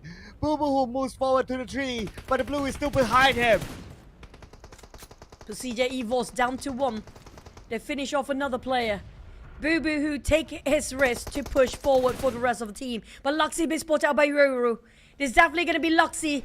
Focused by Yoru. Here comes the nade flying over to that side. Can he drop it down before he's been pinned down? Luxy close enough. The rock will save him for now. Luckily enough, the nade did not hit onto Luxy, so he's still okay for now. But look at the blue. It's just right beside Luxy. He's forced to go out into the open. Oh no, not looking good for Luxy. Mikhail on the other side. He has a shack, but he doesn't have space. Yoru will take out Luxy. MORPH GPX now has a high ground advantage against Mikhail. But Damn Rude could pull off a surprise. Nobody spotted out Damn Rude. Got a clear shot of that. It's not willing to take it, go. but it's finally down. MORPH secured and sealed their chicken dinner with a nice trio till the end. What a discipline for MORPH. Not over pushing, not over reckless with their play, even though they outnumbered the others. Clearing out one team after another. First, it was PERSIJA EVOS. Then it was Mikhail. Then it is Damn Rude for them to clinch the chicken dinner. And you hear the crowd, ladies and gentlemen, shouting Indonesia. Whichever team it is, it doesn't matter for them as long as it is from Indonesia. Shouting out for Sunway out there. We can see he's leading the crowd to cheer for the Indonesian team.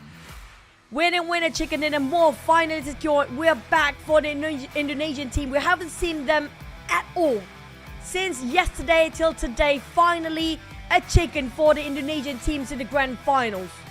Ooh, yeah, good point. This is the first chicken dinner for the Indonesian team. Yoru, the man himself. Multiple clutches during the league. 5 eliminations, 774 damage. Is awarded the MVP this time for MORPH GPX. What an important player Yoru has been for them. If any big amount of eliminations were to come from MORPH GPX, it would come from Yoru. There was quite an open circle to the end of it, with not much structure, no compound to take covers for the team, but MORPH, they played it patiently from the northern side, dealt with XERXIA, they dealt with Alter Ego and Sam9 as well. But they scored himself quite a number of eliminations. I'm not sure how much they finally secure when it comes to tabulating of the scores. But MORPH, GEEK fam, PERSIJA EVOS and GE today. What a consistent day for GE. Yeah, they're still up there. So keep your eye on GE because we don't see FaZe Clan. In fact, FaZe Clan was the team to be eliminated by GE. So, but the gap is still there. So I don't expect GE to be number 1. But the gap would shrink after this for sure. And looking away at the stats, both MORPH GPX and GE traveled the furthest distance just to end up in this top 4. So they did a lot of work there. Well deserved of their performance, especially for MORPH GPX representing Indonesia. A bit of a highlight what happened. It's going to be PBE, one of the first few teams to be eliminated. PBE, they were forcing to get in the center of the circle to play alongside with the latest meta. We do know that's going to be the most efficient tactical strategy these days, to be in the center of the circle, but not to pass across so many teams in between.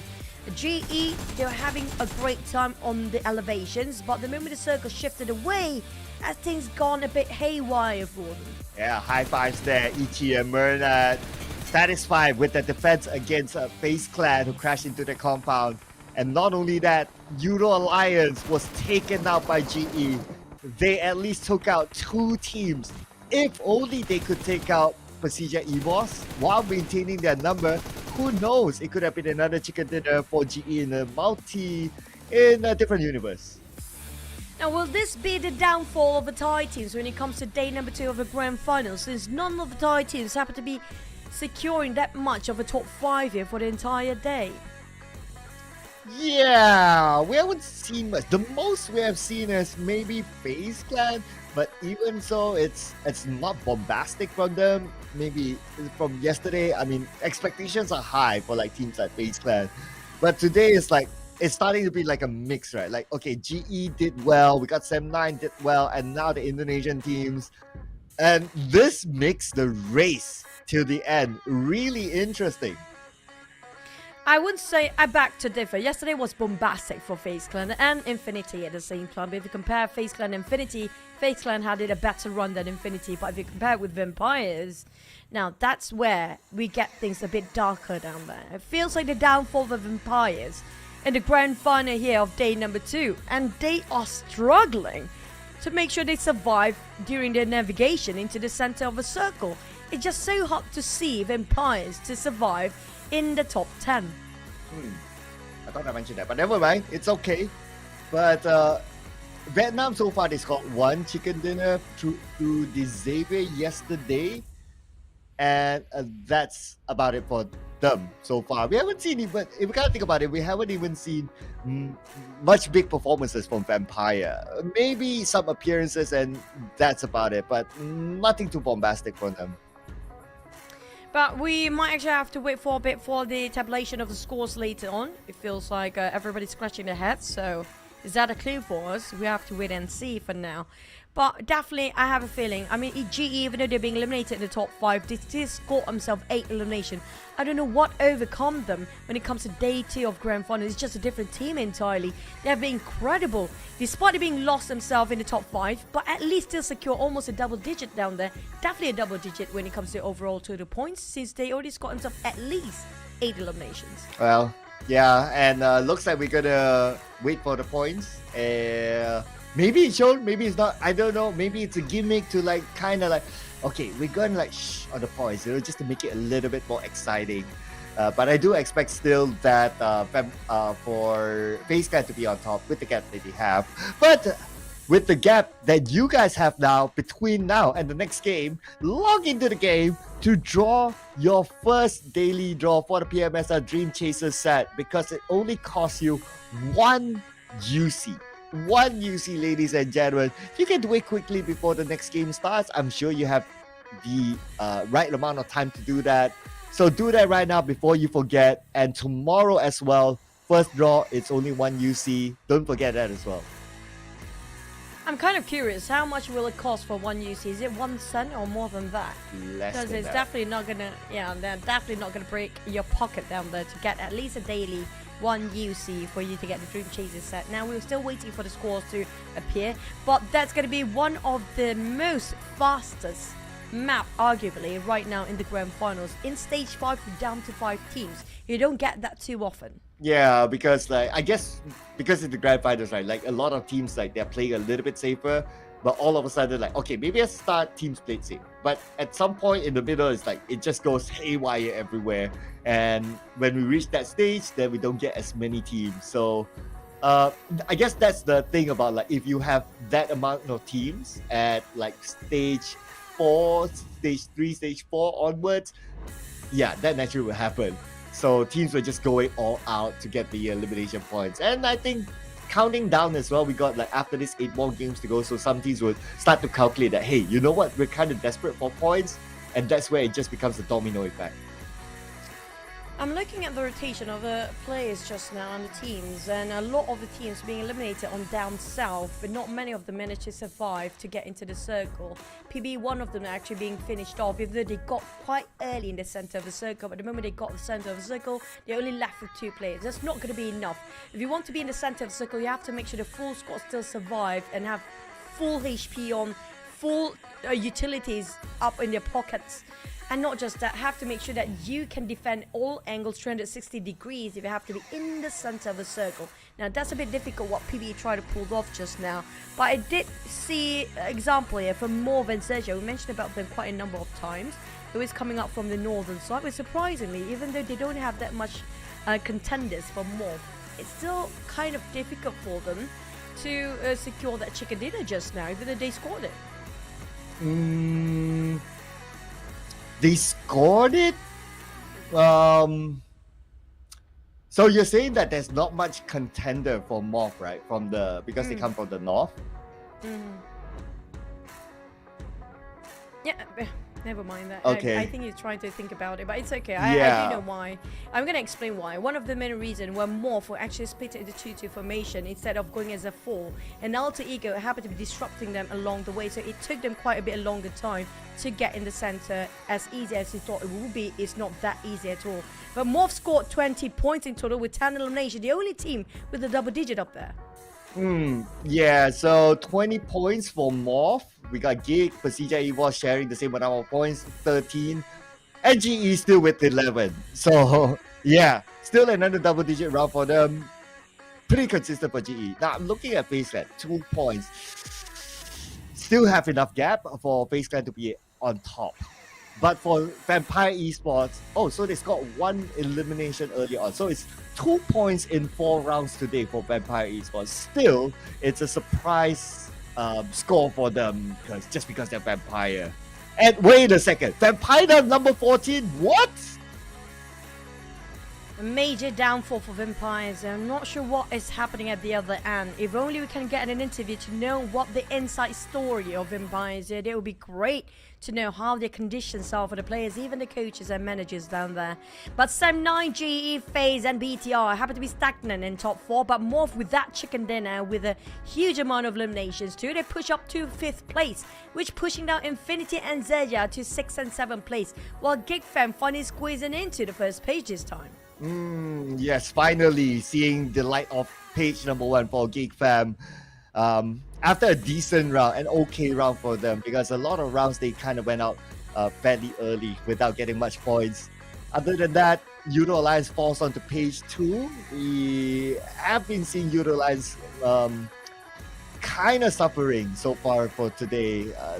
So I don't know, 2 more rounds to go. I think that's how it seems. They're glad to just shift the map over onto Miramar, because we can see like some of the expected teams not to perform. Expected teams to perform, not performing, unfortunately.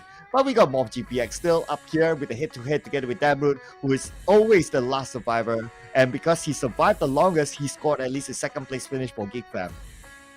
I love that comparison. It's between Damroot, who works hard, and Play Smart by Yoru. That's going to be 2 different situations entirely. But when it comes to the next map, we're going to jumping into a different map entirely, which is going to be the desert and the dunes of Miramar later on, where we should focus on these Xaviers, BTR, PERSIJA, EVOS, and XERXIA.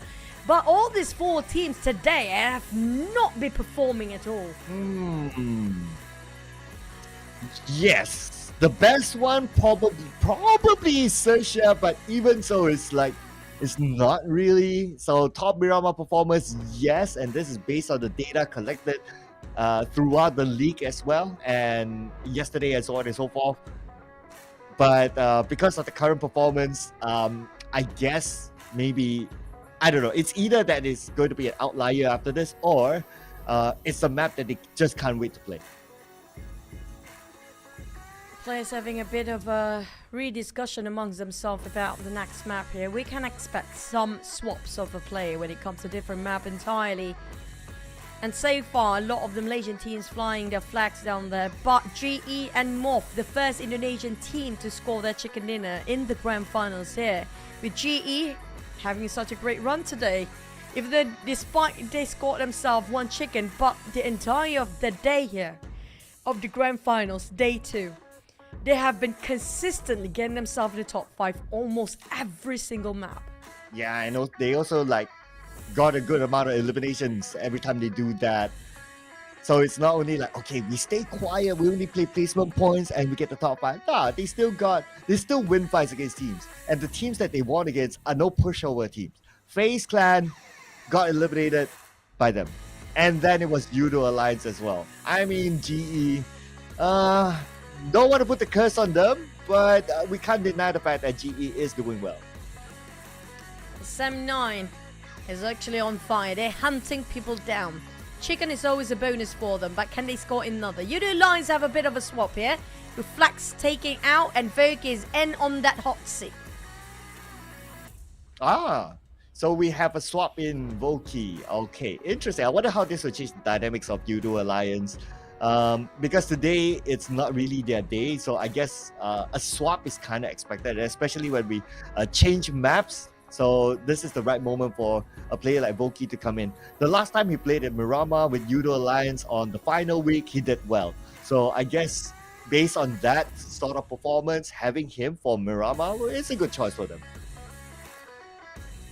FaZe Clan, were they willing to give away the number 1 spot since all the other teams start to close up the gap between them, because number 2 and 3 is catching up to FaZe Clan right now. They cannot afford to be the first one to be out without any points. Now it's all about maintaining for FaZe Clan, and for GE they need to climb up, and it shows how resilient they are and how aggressive they can get in the previous map of Erangel just now. Okay, speaking about resilience, so BTR has to be resilient. Haven't had the best of day as well. 7-9 already, 2 chicken dinners. No big reason for them to change their lineup. In fact, in the previous round as well, they didn't do too bad. It was just that the condition of the circle versus the terrain that they had to go through, it was hard for them. Even if you put any team, it would have been hard. But they still got the little shack to gain an extra point. What is good is we're going to shift over to Miramar now and see if anything changes.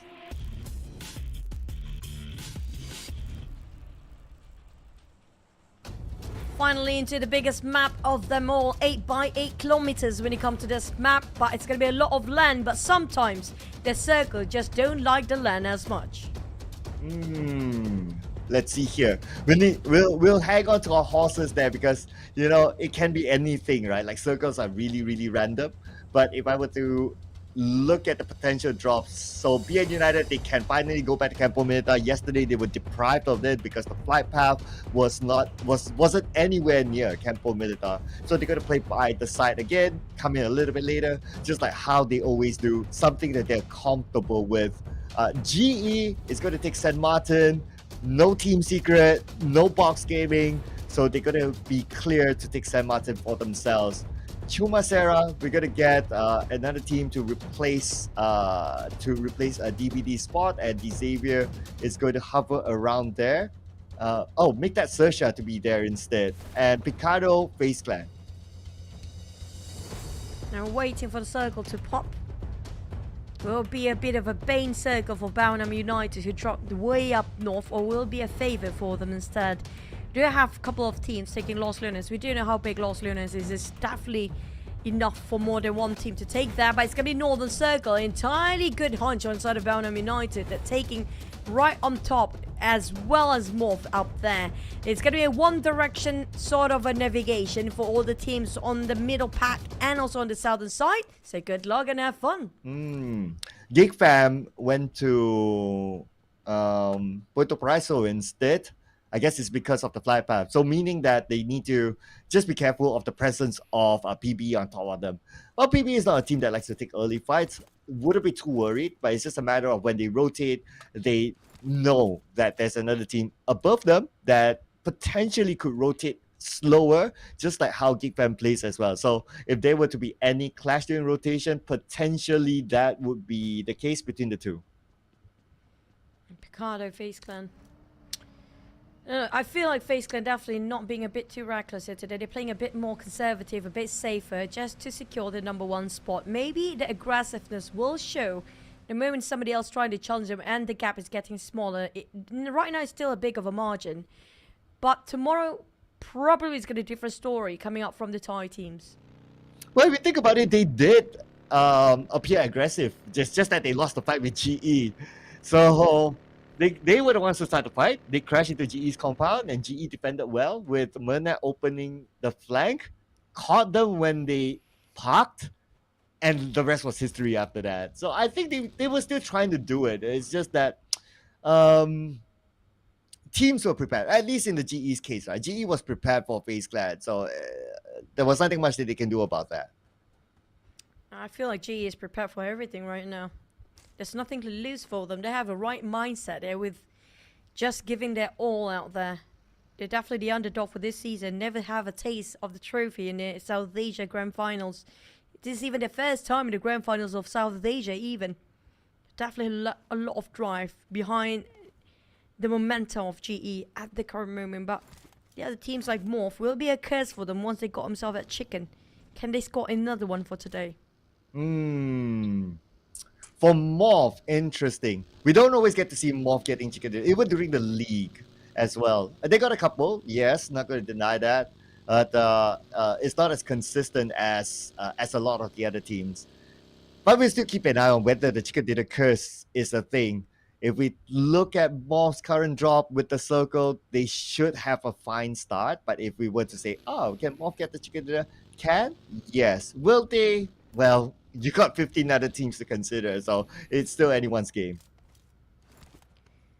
If there are no first block being made, but a lot of first contact between the players here with GE tapped down 2 players, just a tiny bit of damage down there, but definitely taking a lot more than the others. It's going to be RRQ players.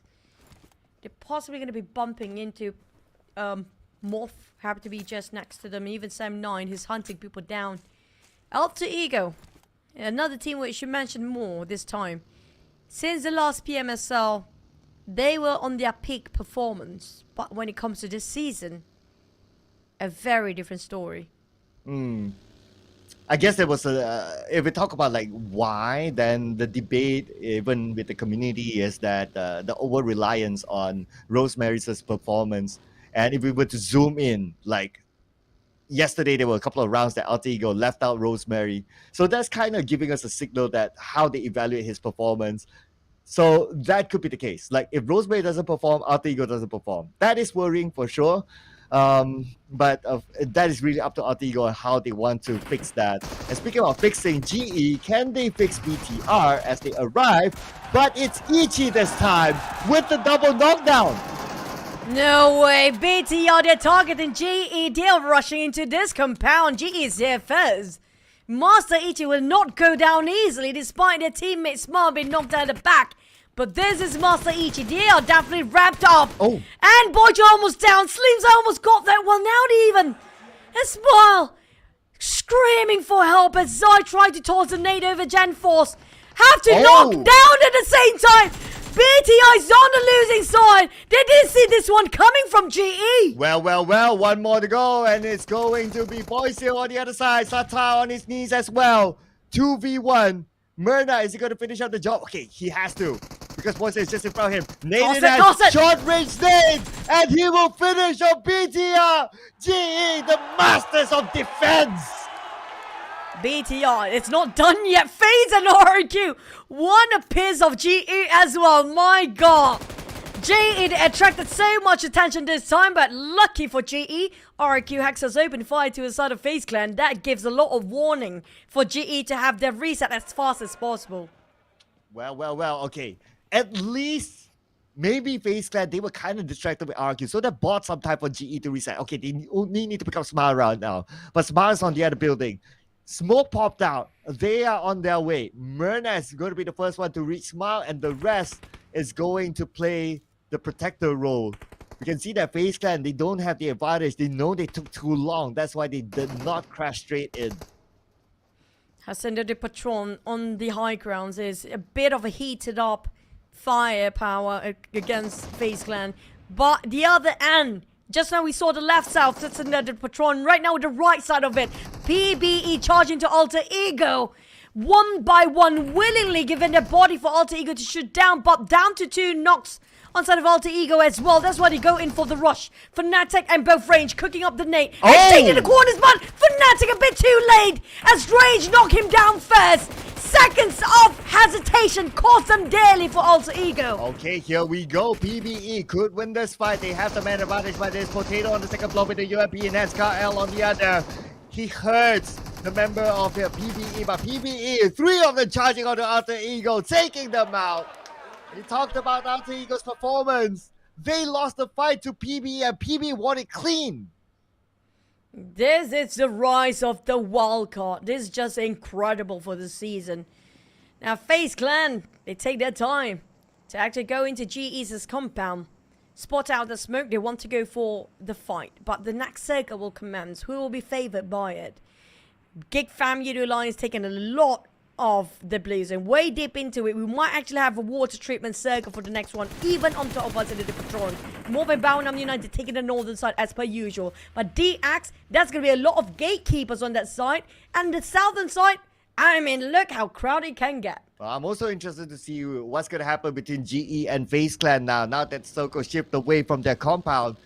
FaZe Clan seems to have a little bit more of the Circle advantage as compared to GE. So is FaZe Clan going to leave, or are they going to try to stop GE? Now, they do have the information that that is GE because of the previous fight. So if they want to play like, okay, I'm number 1, I want to keep the number 2 away, FaZe Clan can try to gatekeep them. But it looks like they decided to move away instead and play from the inside of the circle.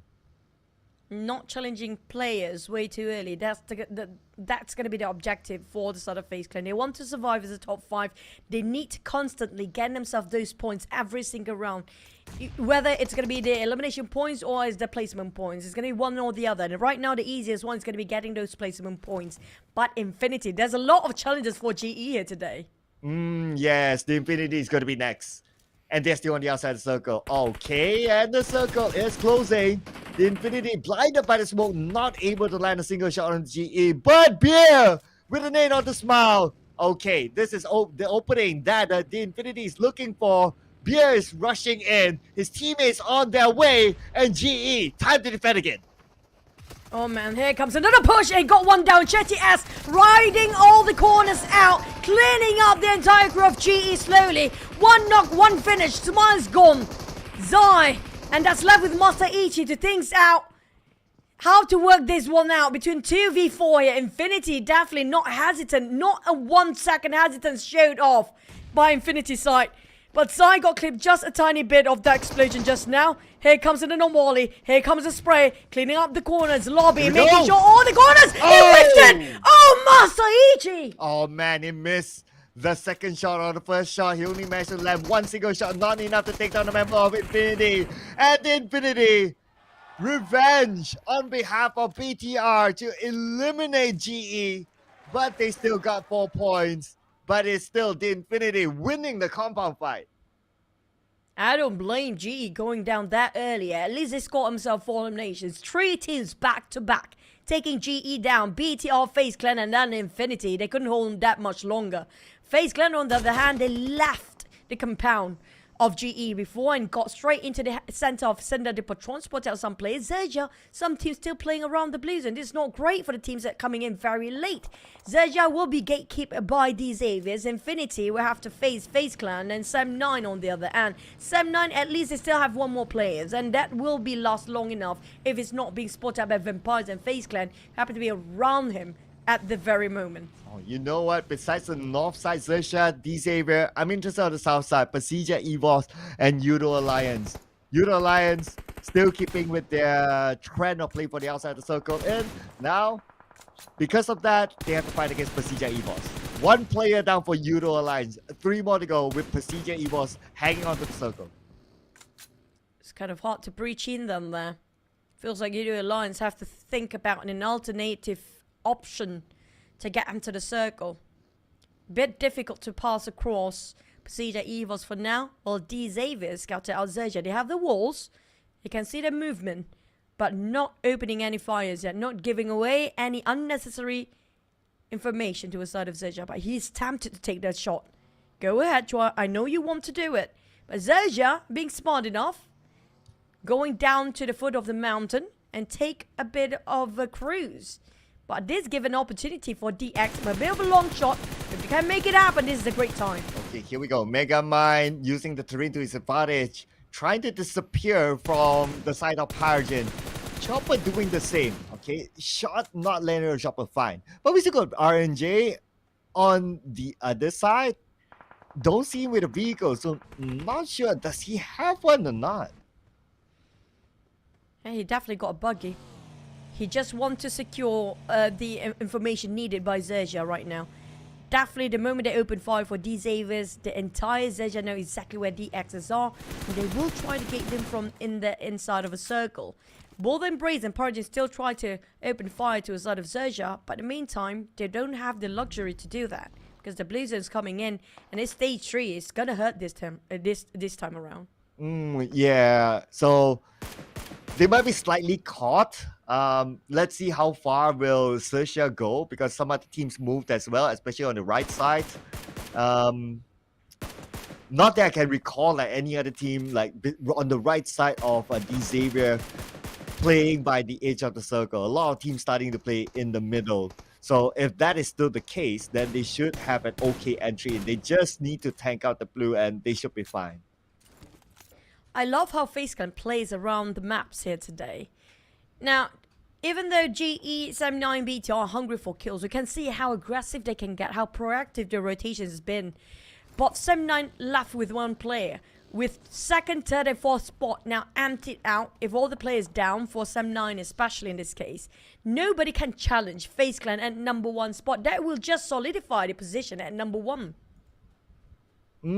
Yeah, where's FaZe Clan now? Okay, they still have the circle by the edge of it. And it doesn't look like the Infinity will head that way because there's still some amount of space for the Infinity to come in through different routes.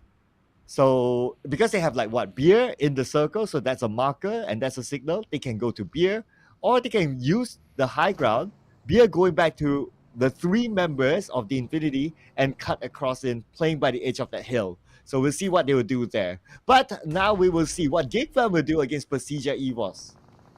They have to brute force their way in here for GEEK, since they already parked themselves here and just tailing PERSIJA EVOS. Maybe they're going to move up north. That's actually a wiser decision at that case. But 79 can he clutch it entirely of FaZe Clan, who start to clear up all the corners of this compound. It's not going to be enough space for him to take covers anymore. He needs to get himself in an outer compound on the outdoor side. But the problem is there's not much covers around this area. FaZe Clan hunting Kenny down, spot him out. Here comes the shot. It's going to be a clear shot. Here comes the spray. That's going to be it. 79 GEBT are down. This just given FaZe the opportunity to stretch the gap even further. Yeah, even the Infinity, they are like at this moment very far away from FaZe Clan, so not gonna be a threat yet. So FaZe Clan smiling the fact that they eliminated 79, one of their closest rivals besides GE, and they have the entire compound for them to park themselves and hold on for this stage. But I can't say the same for 3 teams that we saw on screen earlier on, including PERSIJA EVOS.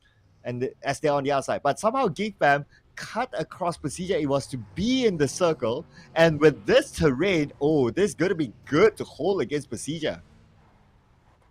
On the side of GEEK spotted out vampires on top of that warehouse, but PERSIJA EVOS will try to breach in.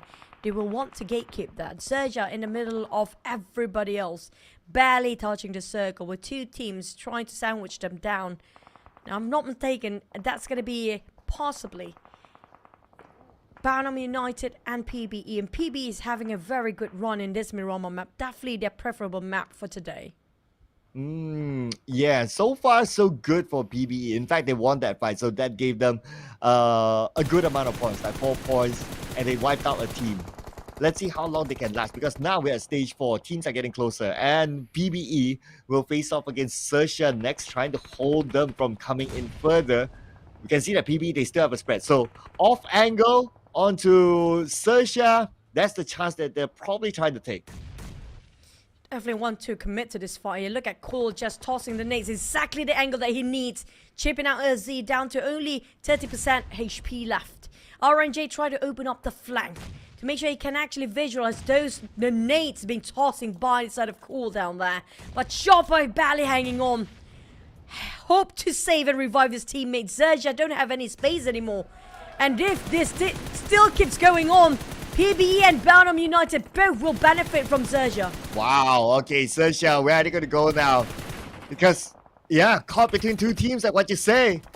And it's a matter of like who's going to secure the point. But BN United not have a good time as well. They've been shot on from behind. And it's going to be PB. Okay, could this nade land nicely on the XERXIA? This nade from Range will knock down Megamind as well as Chopper. And now Range need to go in to finish out the job onto RNJ. Two teams wiped out by PBE. Excellent teamwork by PBE this time around, but the circle shifted away from them. They have to figure out how to get into the circle with MORPH gatekeeping on the northern side. Vampire's already got himself in the center, while FaZe Clan tried to sit this one out as long as they need, since they got himself a compound. Okay, next challenge, PERSIJA EVOS and PBE.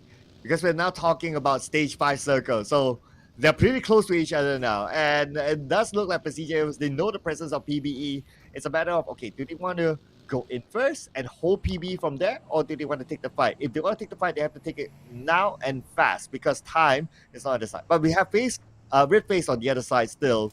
So I guess without the numbers, without PERSIJA EVOS getting together, they at least would want to hold their fight against PBE. But they might actually having a go for PBE versus PERSIJA, since both are moving in the same direction. But Belgium United definitely have their next target. They have to brute force their way into the circle by fighting and taking a fight against MORPH.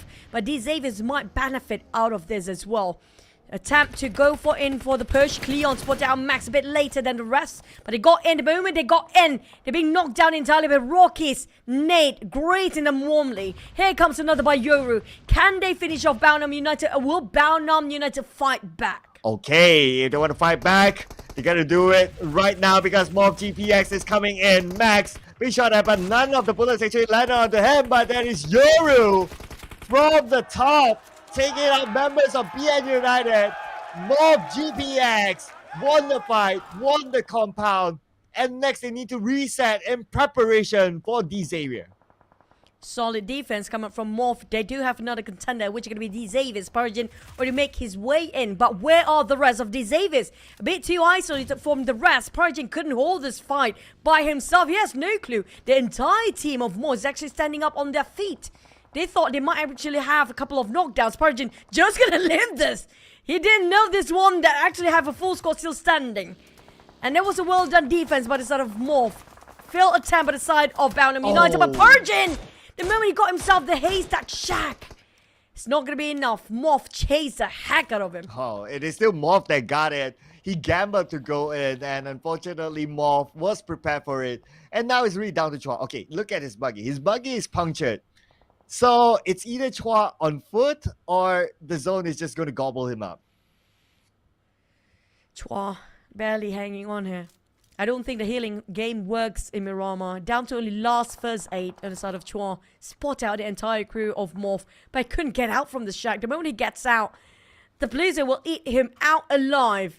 Now, slowly try to approach which way to go, try to get his buggy. The moment he's trying to start the engines, his HP is down to only 10% by that time. Even the buggy is punctured. Let's look at this. It's not going to do it. It's a punctured buggy, so even if he gets it, it's just too slow for it to move in. So Chua might as well deny himself to the zone instead of giving the point to MORPH GPX, who just got the chicken dinner. That was the best that Chua can do.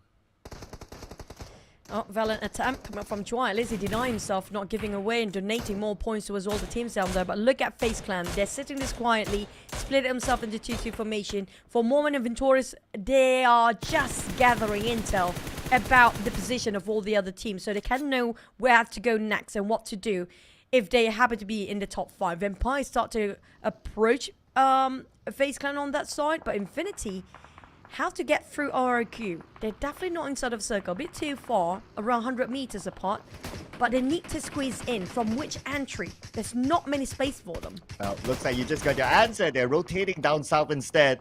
But south, there's FaZe Clan for them to deal with. Okay, it's tie versus tie here with the Infinity.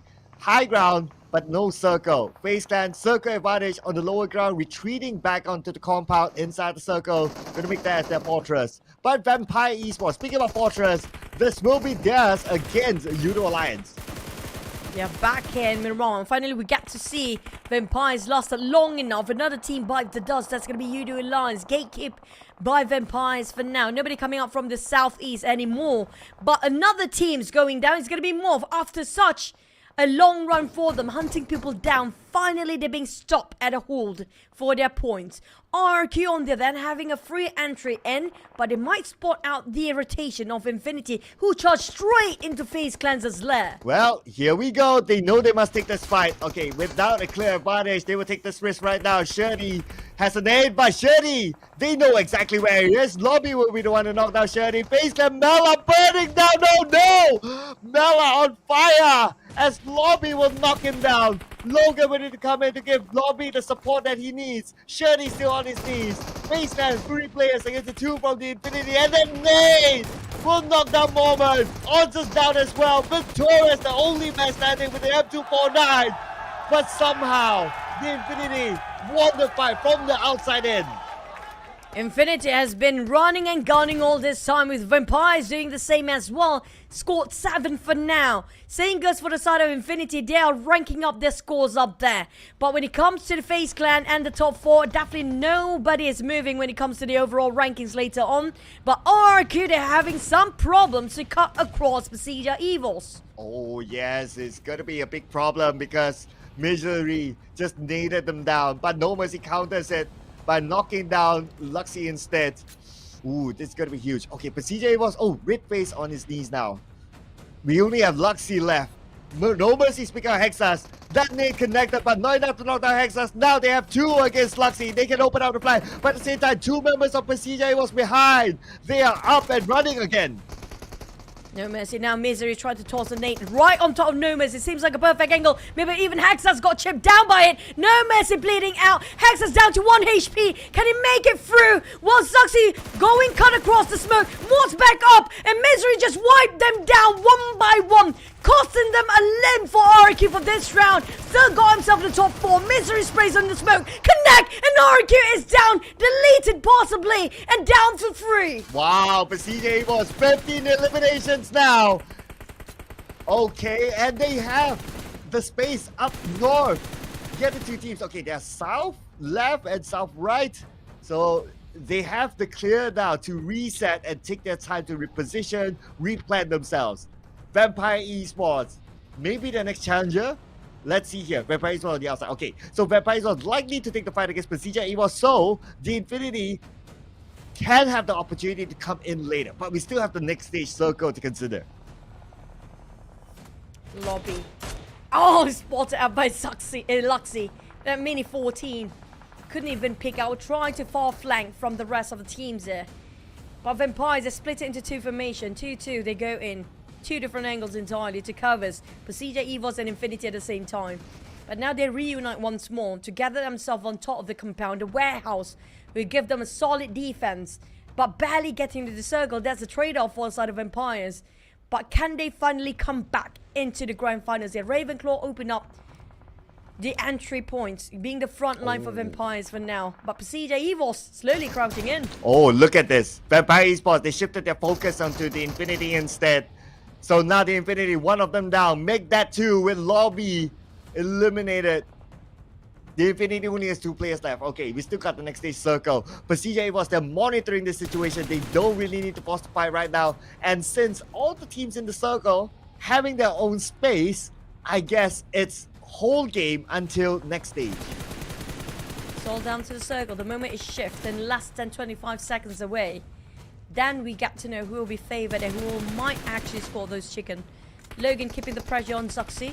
Well, you do see Luxy just now will paired alongside with another player. Vampires start to move. Their plans in motion. Luxy, that's a lot of bullet in that mini 14, by the way. Strap spotted out Bear. Bear got clipped quite a number of damage down there, but they still need to figure out. It's still going to be anybody's circle. The circle going to be in the center for all the teams. Yeah, so it's fair fight now. Everybody needs to come out. Everybody needs to show themselves. Okay, this is going to be interesting now. Vampire Esports, they still have the vehicle, so they can use that as a bunker if needed to. It's a matter of who needs to move first. Okay, looking at the slight percentage of space, potentially PERSIJA EVOS needs to go first. Okay, and they are making that first move into the circle. With the vehicle as their bunker now, they park themselves somewhere in the middle. The hardest one to get out from this blue zone is going to be Infinity. The moment they just get out here, they just expose themselves towards PERSIJA EVOS. Here comes the tap. Being exposed entirely. One knock. Make it even two possibly. And both Infinity out. We're down to full squad versus full squad. Vampires versus PERSIJA EVOS. Who will win this one as both are craving for that chicken? Oh yeah, both of these teams have not gotten the chicken dinner yet in the PMSL Grand Finals. Both of them won it. But PERSIJA EVOS has better control of the circle at this moment. Half of the circle is theirs. With Vampire Esports on the outside, Misery will shoot for the side, getting a knockdown to Stone. 3 more to go. PERSIJA EVOS is a good run for them. But can Vampires come back from the downfall they had the entire PMSL Grand Finals? 2 knocks, possibly at the back line. RedFaZe is here. This is the monster. Here comes the monster RedFaZe showing his wrath. The moment they try to push in, and Misery coming up from the flank side, they're surrounded, they're cornered, down to only Ravenclaw. Can they finish off? Zuxi pushing in with a DPS and a nade. Finish off Stone and Tony K. The slam off the desk by RedFaZe, showing the confirmation that chicken is theirs to take. Yeah, and PERSIJA was cooking, and it is now served. Ladies and gentlemen, the chicken dinner for PERSIJA EVOS, the second one for the Indonesian teams. And here is PERSIJA EVOS, the long-awaited chicken dinner. They had a great week 3 in the league. Their first day in the grand finals wasn't that great, but now, day 2, they scored this chicken dinner. And this will definitely push them up a couple of notches in the overall charts. Will it be enough? And that's going to be your MVP, the legend himself, Zuxi, with 1,000 over damage dished out and 7 eliminations by just one player. His Mini 14 got quite a number of ammunition. The last time I saw it, it was around 555 ammunition in it. So there's nothing that can stop him from spraying the players. They tried to cut across that desert just now. Yeah, the moment they moved first and then the Infinity was eliminated, they know they had control of the circle. Because by the time they're like in the middle and for Vampire, they're like still on the outside. It was really, really hard for Vampire. By the time they had control of the circle, it's not only about like control, like parking in the middle. No, they opened up the space. So whichever angle that Vampire tries to come in through, there's always somebody from PERSIJA able to stop them. And true enough, they won that fight. Wait. Now, I'm looking at a lot of numbers here, okay? It's 19. At least 19 eliminations for PERSIJA EVOS. That's one of the highest eliminations in the grand finals so far, and we still have the record held by Vampires in the league itself as 20 eliminations. But this is a lot, and everybody were pulling off their weight from each of the players of PERSIJA EVOS. That was a flawless run as a team. Yeah, for the record, it is the highest in the grand final so far. Before this, it was 18 with the chicken dinner gotten by FaZe Clan, and we're talking about only grand finals. And PERSIJA EVOS broke the grand final record with 19 eliminations. And if we just look at the stats, based on the travel distance, they had to travel a lot. And for them to travel a lot, they had more opportunity to gain elimination points, in which they won fight after fight after fight. On to the final moment, the final circle. They wrap things up by taking out Vampire Esports, and it's 19 points in total for them. 29 points. That's definitely going to push them up in the top 5 anytime now. Maybe even close to number 1 spot. We're talking about a lot of teams on the first page will be pushed down just by PERSIJA EVOS themselves. And today has been the rise of the Malaysian and Indonesian teams here today. But when it comes to PERSIJA EVOS, this is them showing their best performing team in the grand finals. Yeah, PERSIJA EVOS finally letting the chicken dinner. I can't wait to see how many placements did they jump in the overall charts later on. But you gotta think about it as well. For Vampire Esports, although they got the second place finish, this is still their best game so far today. So not too bad for Vampire Esports. They still got 8 eliminations together with the second place, so that's 14 points for them. But PERSIJA EVOS doubled that amount with 29 points instead. This is yet the best run by Vampires. since yesterday, and today this is the first time we get to see the Thai teams manage to secure themselves in the top 4 for this round. 14 and 11 points coming from Vampires and Infinity themselves, while XERXIA have been pushed down a lot of zeros, starting from DZavis, XERXIA, GEEK, Sunway, Alter Ego, and BTR. That's going to be literally 6 teams with a 0 point for this map. Yeah, I know, right? This is probably the most amount of teams without a point in a single round so far in the grand finals. Man, and they're like, what? Even like Sem9, who got 2 chicken dinners today, down there. A big name like BTR down there, Alter Ego, the previous champions down there. I mean, this is just going to flip a lot. And speaking about flipping, PERSIJA EVOS now tailing behind FaZe Clan by 18 points at number 2. They're taking the 100 over mark for their side as well with 101, while GE at least is stagnant at 3rd place, but will be catch up by Sam9 if they're not being careful. They're being targeted so hard just now. But on the side of PBE, feels like nothing moving too much on their side, but Vampires, they definitely shoot them up from the 13th place before up to the 8th place. That's a lot of flight of stairs they've been taken on. Yeah, Vampire finally seeing them back onto page number 1. Page number 2 is definitely not their spot. But on the other end, well, Alter Ego goes down further onto number 14. And top performers, wait a second. This is the first time in the PMSL we got all 4 players from a single team getting the top performer.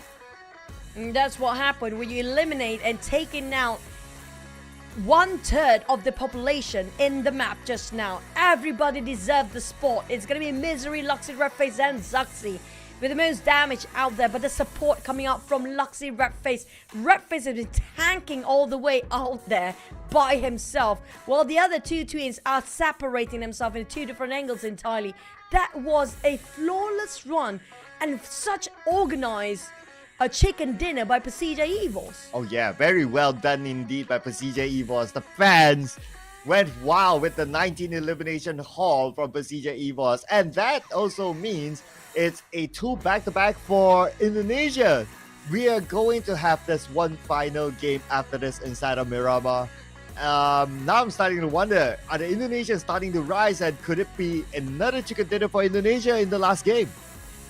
Or maybe even PBE who start to push their numbers up with their elimination. They scored 8 just now. It just shows how dangerous they can get, slowly but surely, trying to get those elimination numbers up. But don't forget, when it comes to getting your hopes up, it's going to be the Battle Royale Dragon Ball Super available for you guys. Try out something new. Play with different characters because they all have different skills. So, have a bit of a refresher than the normal or PUBG Mobile. Yeah, and it's very different from your usual if you have not. This is also very different. You don't get to see this all the time.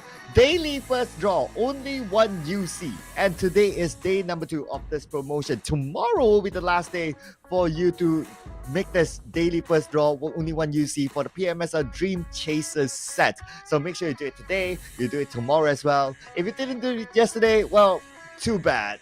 The thing has passed. So don't regret it. It's only 1 UC anyway. Everyone can spare 1 UC. Now today has been the day for FaZe Clan to play as safe as possible, but safe is not already an option for them since the gap has been closing up even closer with PERSIJA EVOS taking 29 points in the last map. And can they score another for PERSIJA EVOS? That's not impossible with this lineup.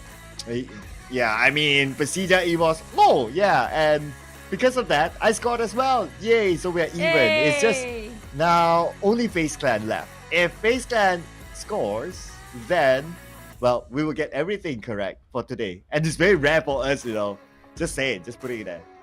Because usually we're just going to curse and jinx the team when we put it out of predictions down there. But come up from the side of day 2 in the Grand Finals, totally different story.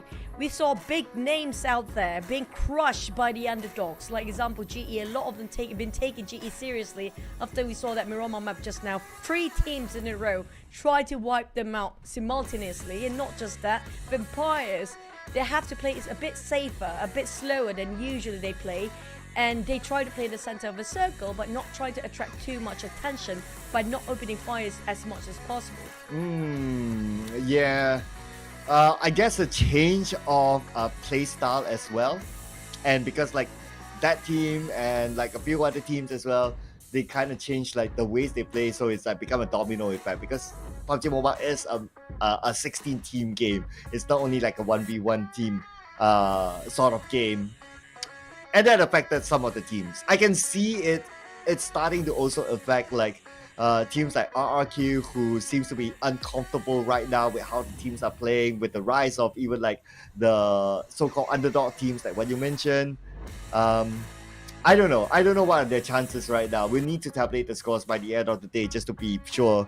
But we still have 7 more games to go, and we never know if a team can just be insane and like grab like 5 chicken dinners towards the end and just put everything aside, put all the other critics aside, and maybe snatch away the number 1. Speaking of the number 1 spot, FaZe Clan, they need to go out and just being a bit more proactive this time if they want to secure the number 1 position by end of today and having a great start tomorrow. It should start now since the gap is less than 20 points away against PERSIJA EVOS, who's climbing up the numbers. Boychill and UI have a bit of a swap when it comes to the last Miramar map. Unusual to have BTR to have so many swaps in their lineups. Definitely they're trying to find their synchronization between the players, since today not the day of their best performance as yet. And we do have finally Kenan joining into the grand finals. So Lapa is taking a break. He didn't play much. I believe he only played like 1 round, and now he is out, and it's the first time that we see Kenan playing the grand finals. So okay, let's see what sort of change would that bring to the team. I mean, BTR, not a good day as well. But the team that had a good round at least, PERSIJA EVOS, definitely going to maintain the same team as before. Because, yeah, if you just got a chicken dinner, you perform well, 19 eliminations, the highest in the grand finals, no reason to change. That's kind of true. Don't fix something that's not broken. For Vampires, that was a difficult run. Yes, I agree the fact it was a kind of an open circle till the very end, but they had the opportunity to push out of their compound a bit earlier, since it was a bit of a space before PERSIJA EVOS coming in on the right side and Yoodo Alliance coming from the back. They do have the opportunity to just get into those high grounds and get outside of the compound, but the compound was still inside of a circle. That's why they're not willing to leave it. But the problem with Vampires just now, it was kind of tough for them. The moment they try to step out, there's going to be a lot of teams eyeing out. It's going to be Infinity, PERSIJA EVOS and Vampires till the end of the day just now. But for Vampires, can we see the week 1 Vampires are back here in Grand Finals Day 2? Yeah. Well, at least they're showing some signs of getting better in this round. It was just unfortunate that the Infinity was still beside them, so they kind of blocked them from coming out earlier, even if they wanted to. So I guess that was like the main thing that kind of stopped them from doing that. But with at least a decent round for them, I mean, second place finish isn't that bad in that kind of scenario. The bigger question is that, okay, great, second place finish, we start to see them coming back up again. But is it a one-time wonder, or are they able to continue on and bring that momentum onto the next round? I think that would be the bigger question. I have a feeling they will come back here. But Rosemary will be swapped out. You mentioned about Rosemary should not be out, but this time Alva will take his place instead. Yesterday it happened to be the same goes for Rosemary. He didn't play as much as he did during the league. But can Alter Ego refresh their lineup? Addition of Alva this time. No. I believe my reference was for Smile, but for Rosemary, it is his current situation that if he is swapped out, I think a lot of fans wouldn't argue with that, because we haven't seen Rosemary really perform. And if you kind of think about it, like yesterday when the match that Rosemary didn't play, yeah, they aren't as fight opening as when Rosemary was at his peak, performing especially like for last season, but they still held on fairly long. Like they reached like top 5 or top 4, something like that in yesterday's game. So I guess it's whatever that can bring you points, whether it's you want to take fights with Rosemary as the opening, or you want to play a little bit safer, you swap out the lineup, you get players who are willing to play safe, then I guess that's fine. Because right now, Alter Ego is in dire need of points. Now, speaking of the game, we're here for our last map of the day, Grand Finals Day 2, PMSL.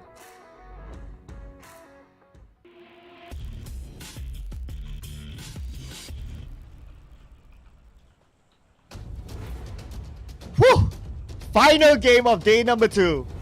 That means 7 more games to go in total, including this game. This is going to be where it gets scary for a lot of these teams.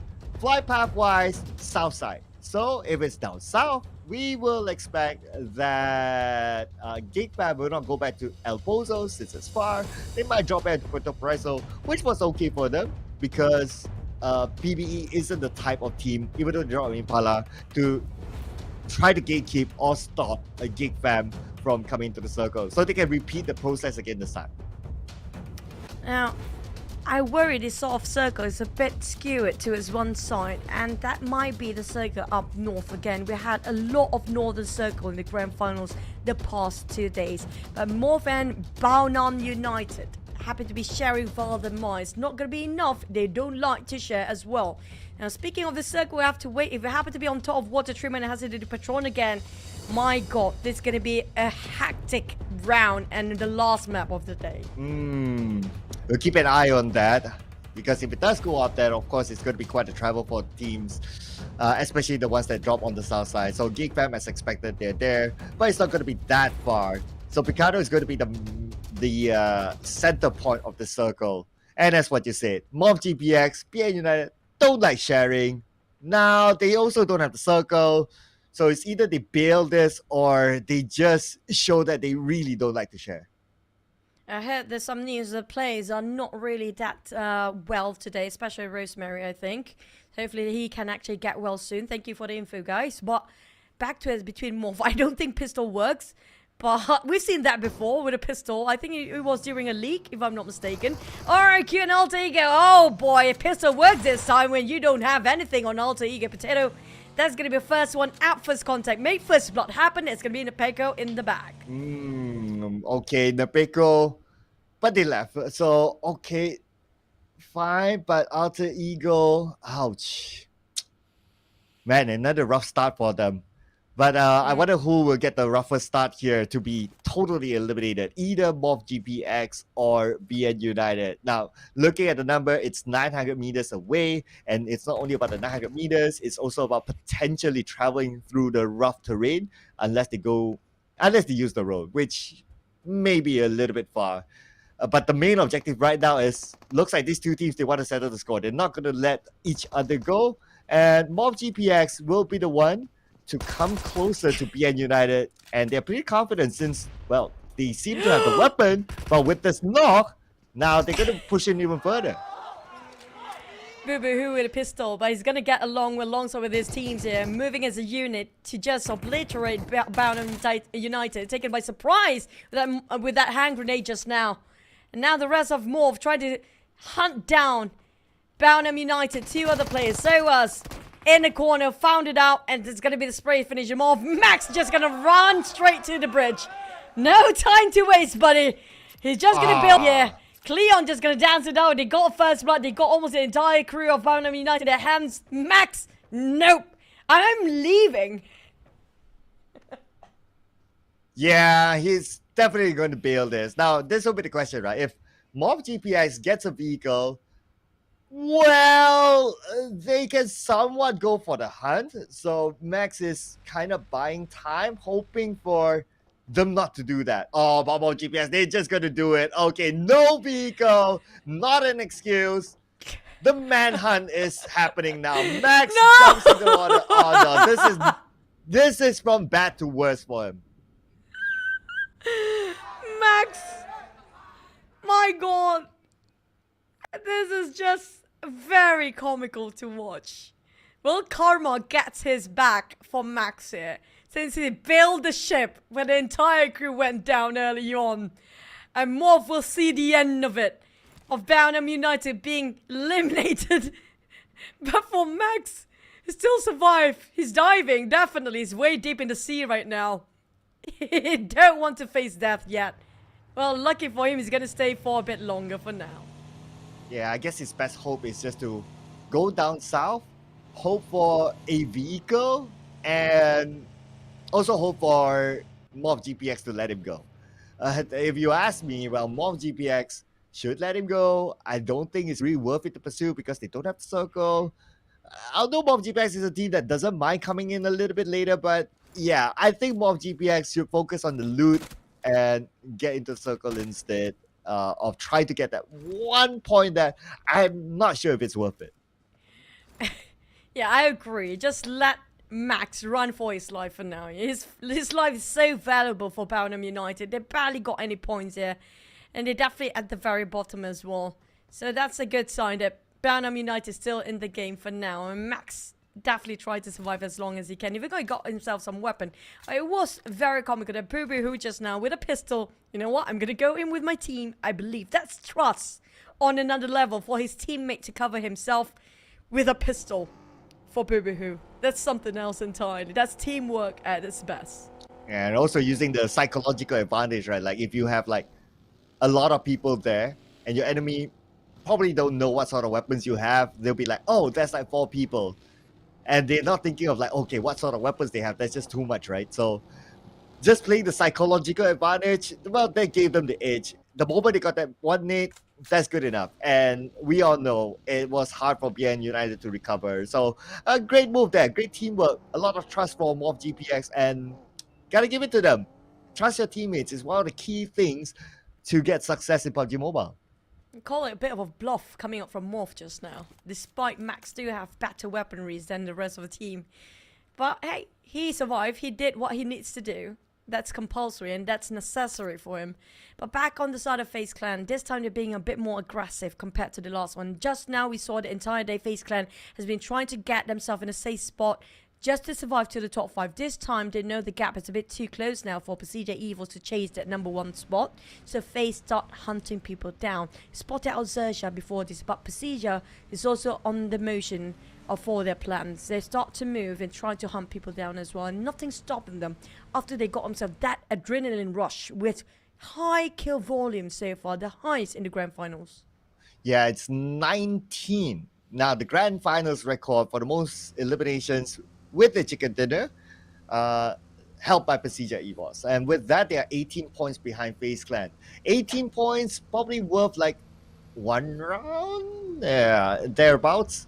But it's a matter of like FaZe Clan now. What would be on their mind? Do they want to like, okay, as long as they can have 2 school of thoughts, right? One is like, okay, we want to get the points to we want to get elimination points just to extend the lead, or they can play a little bit safer and have the objective of, as long as I survive higher than PERSIJA EVOS, I'm cool. So either way, FaZe Clan has that option to take. But for PERSIJA EVOS, because they are chasing, so they might want to get as many elimination points as possible, just like how they did before.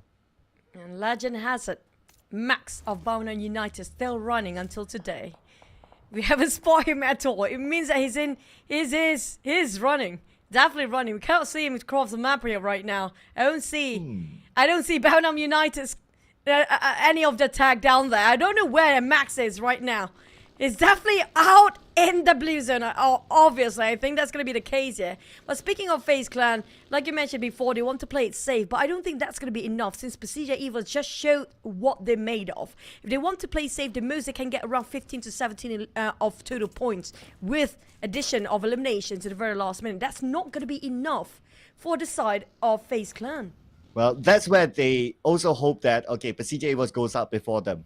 Because if you take fights, it's not like a 100% guarantee you will win, right? So if PERSIJA EVOS takes a fight, and I'm not saying they will lose, but they have the potential to also lose. It could happen either way. And if they happen to go out, then FaZe Clan will just need to like, oh, okay, we can just gain points, however it is, and still extend our lead.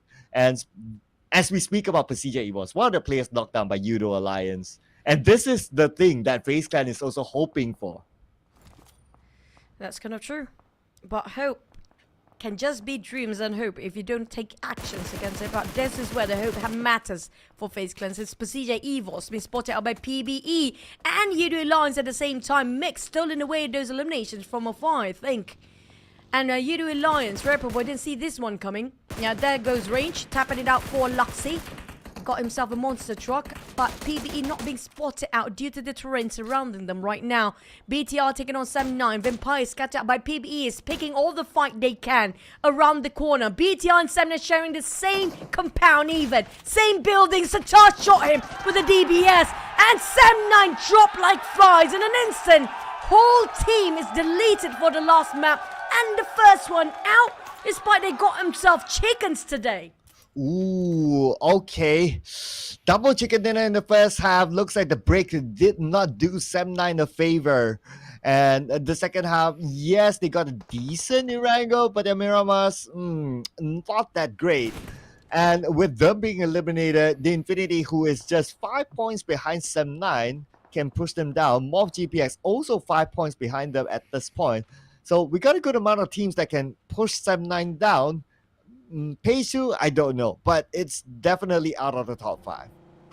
Now, we saw the circle shift on stage 2 just now. It's supposed to be XERXIA circle. It's going to be on top of Chumasera town for the time being. We don't know where will hot shift later on, but it's going to be less than 20 seconds. The blue zone will shrink down. XERXIA, they get out from Chumasera and go towards the outskirts of it, taking those compounds and buildings, respectively, each one of them one building. But MORPH, they have no clue. XERXIA is just next to them for now. If they're not being careful enough, they will be tapped out from afar. And there's another team nearby. I think PBE is trying to hunt people down. GEEK is around the other side of the corner. And MORPH, they're just a bit oblivious about what's surrounding them. But this is where I'll be interested to see the map, right? Because we are now stage 2 circle. I wonder how far is it for them and how many teams are close by. But at least from the minimap, we can see like 3 teams. And this area could be on the outside of the circle. That's why they're kind of moving. Okay. I can't wait to see like the circle. We haven't seen it yet. And that will be really crucial now. But at least now we can see like GEEK entering the circle. They will be okay here. They like to play for the outside in. But the next fight against XERXIA potentially might happen. It's very uneven terrain in the circle right now. GEEK spot out XERXIA. They're transitioning, saying it's for PERSIJA EVOS. But due to the uneven terrain, there's a lot of pits. There's a lot of high grounds and a lot of small hills in between. It's so hard to land the shots, even though you got a glimpse of it. The moment the terrain covers the other side of a player. Unless if you have enough throwables and utilities can toss around. PBE do have a lot of visitors this time. I assume this is going to be the center of a circle now. Vampires and BTR closing in the gap and the distance between them. And these Avis exchange bullet with XERXIA and Infinity at the same time. Shirty got knocked down. And if DX can smell the opportunity down here, they might actually push in at the same time. Alva, well, you got a friend here. It's going to be Smile waiting. And he got him knocked down even. And Alter Ego, the rest of Calvary is a bit too far to give him support fire, but enough to have a view on Smile. Wow, Smile waited patiently at the top to surprise Alva. And now Alva is bleeding out. Okay, can Alva go down? It could potentially hurt him. So I think he's just calculating, or will he take the risk? Okay, I think he went down. Yeah, he still went down. He took some damage, but his teammate is there. Okay, so he will be revived. This angle, Smile is not able to see where Alva is at, so he could not finish up the job. Okay, try just to gamble it out with that toss. It might actually fall just perfectly on top of Alter Ego, but it's going to be a very long down there. But on the side of stage 3, the circle shifted onto the northern side just now in the 3rd stage, on top of Power Grid right now, so Chumasa is not in it. It will happen between 7-9. Satar is just incredible, this one. DBS is just his master with that DBS. Man, BTR winning that fight against 7-9. Looking good so far. 5 elimination points through that. And with that, they edge closer to the top 5 at least for BTR.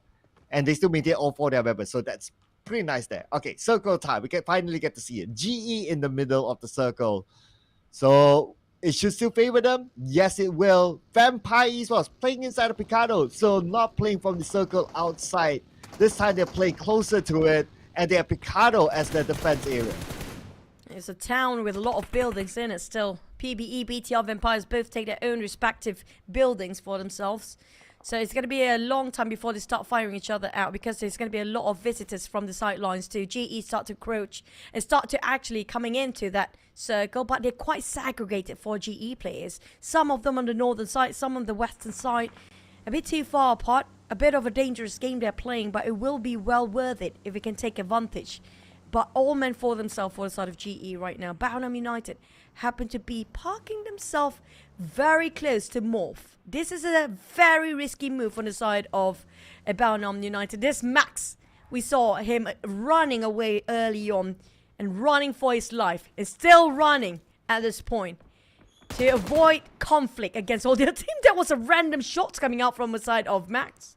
Yeah, the moment he pulled the trigger, he got back into his vehicle. So I presume that is more of like a distraction to the other team to look at the compound instead of him traveling. Well, let's see where he will end up in later on. As now we put focus onto Picado. We got 4 teams inside of Picado itself. Vampires was the first team to arrive, but they got infiltrated by 3 other teams. Now, at least they have a good distance with each other and the circle. So we might see still a standoff here. Make it 6 teams by now, since GE already got himself there. And there's also PBE and Alter Ego.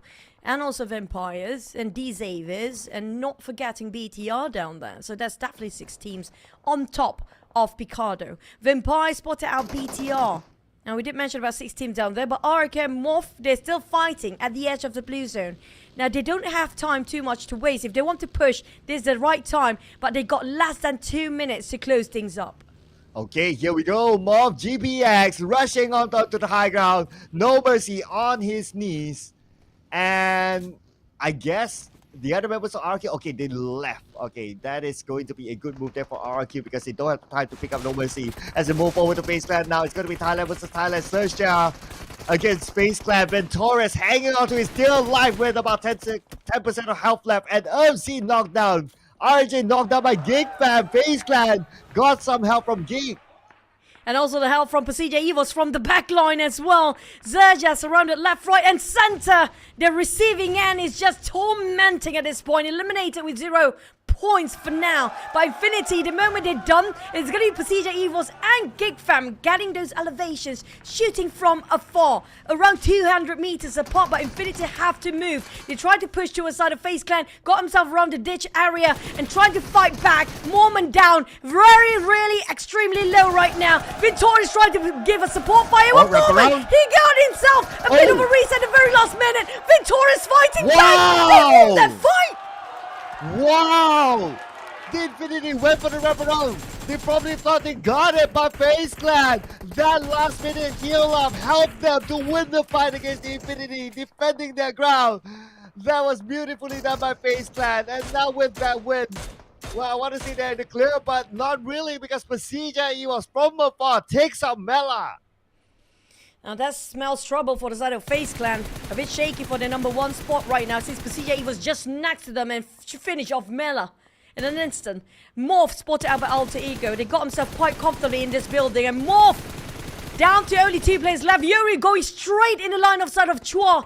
DX will greet them warmly, open up their doors and go down even to just warmly greet them off with his nades and the bullets pointing onto their side. BTR taking the fight against the team as well. So MORPH, they just walk themselves in a trap in the center of attention. Oh man, look at this. Picado is going to get bloody at this point. We will have GE putting pressure from afar, but spotted out by PERSIJA knocking down Zai. But he should be okay. Oh, Hexas behind. Hexas moves forward. He saw the bug, he saw Smile. But because he's all alone, that's why he didn't pull the trigger. Now, focus on getting into the circle. That will be the priority of Hexas. And from our view, he should have the buildings across Picado to land. Hexas taking all the corners. But here comes another shot. There's also another GE player on top of him as well. But Octa finishing off with the help of Fnatic. There's going to be one more RRQ going out. Limb by limb, RRQ players taken out. It's down to only one last player. Sata also coming up from the side of BTR. At least they still have a 7 eliminations for BTR right now. Sata tried to scout out D-Zavers just next to them, but they're too close amongst each other for all the teams in the center. Speaking about center, okay, do we have any more teams entering? Okay, still going to be the same 4 teams inside of Picado itself. And then you got the other teams on the outside.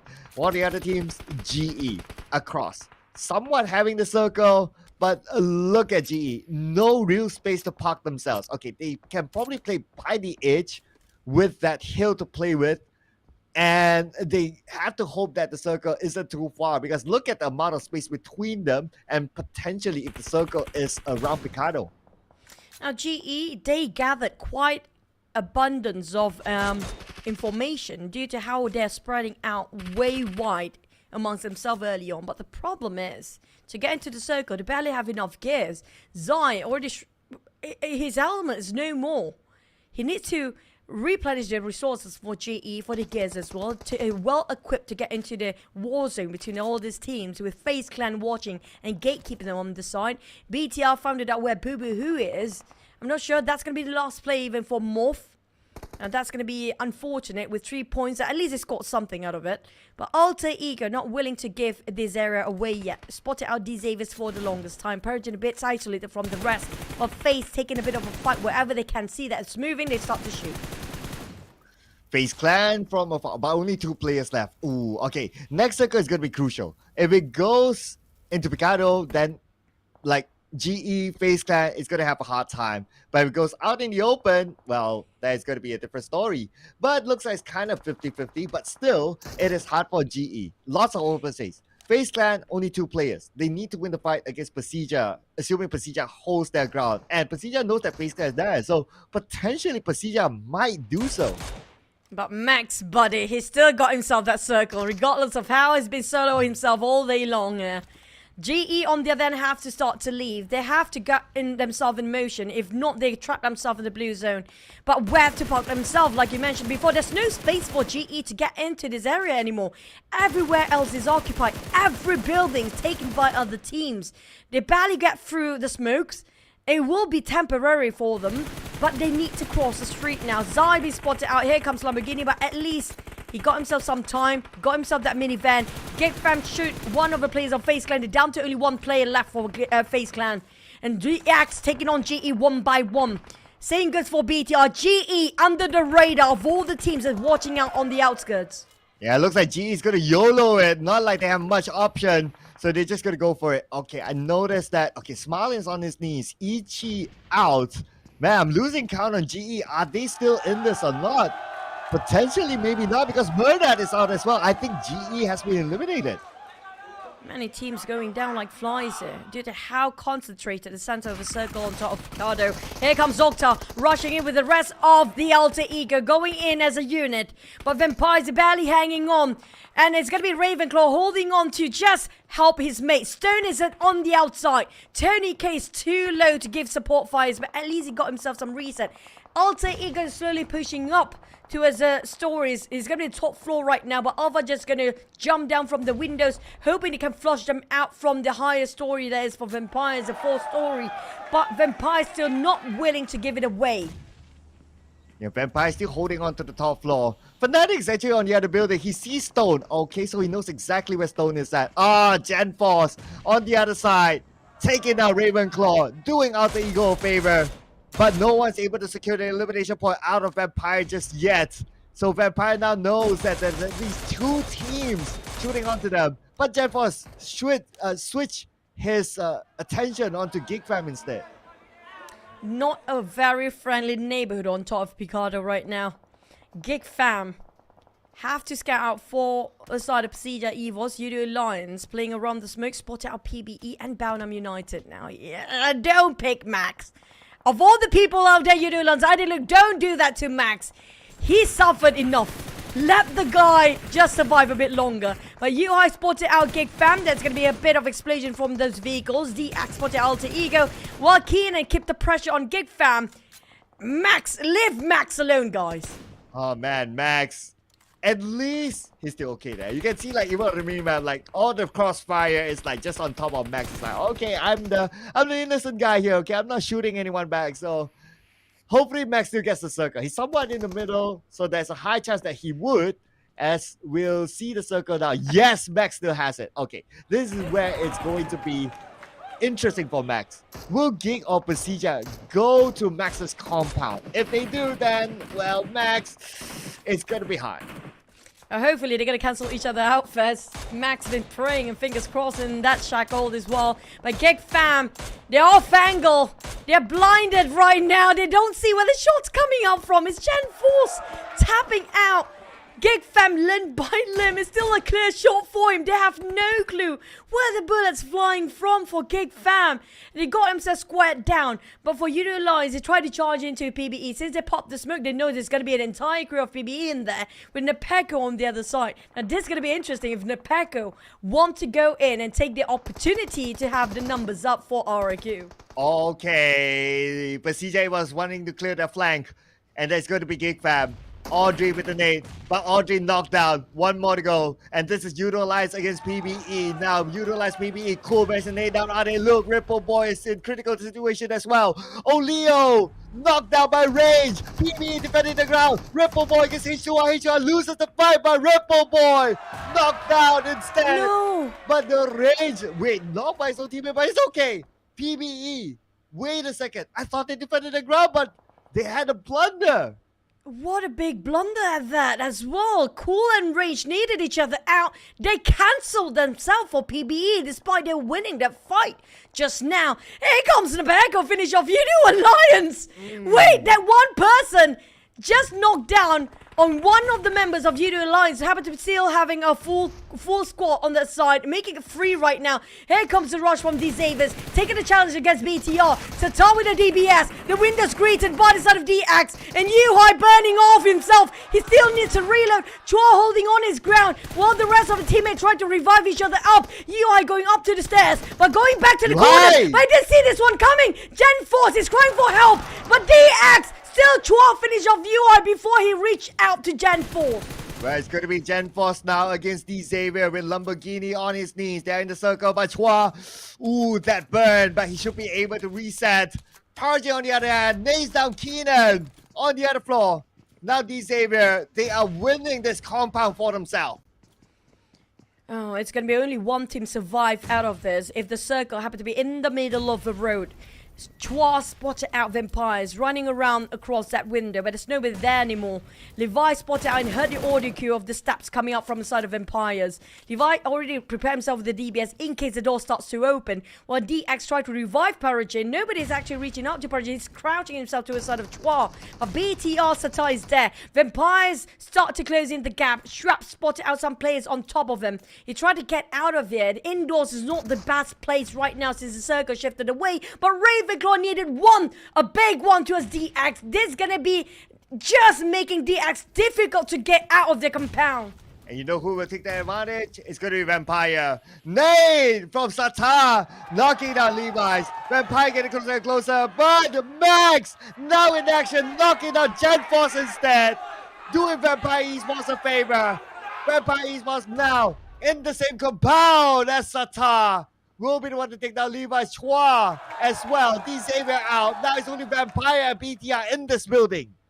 Now Ravenclaw taking the lead to approach from indoors and going up the stairs, while Shrap's guarding over the windows in case they're trying to jump down. Gen Force being bleeding out right now while Keenan tried to save him up. Satar holding the stairs, making sure nobody tried to breach in.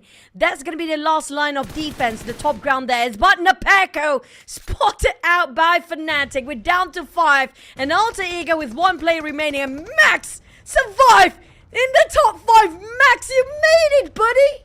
Wow. He made it. Okay. All right. This is crazy for him. Man, MORPH GPS will be looking at this and say, hey, we're letting go, and now he's in the top 5.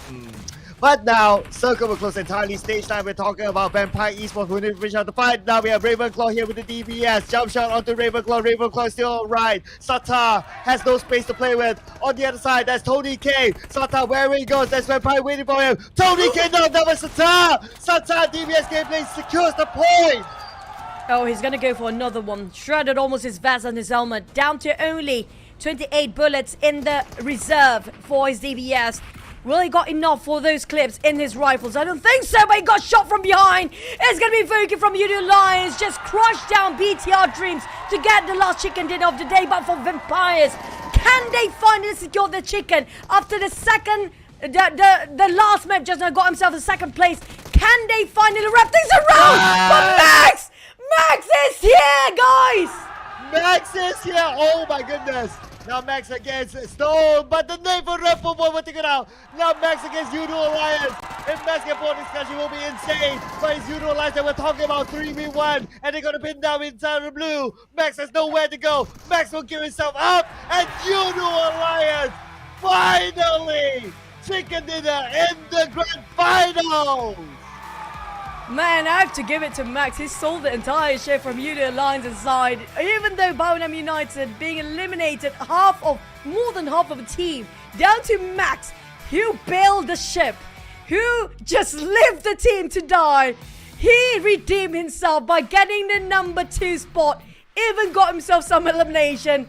That guy that you saw running early on, he almost clutched the chicken dinner, but Yoodo Alliance secured it with 3v1 till the end. Yoodo Alliance taking every opportunity they can get.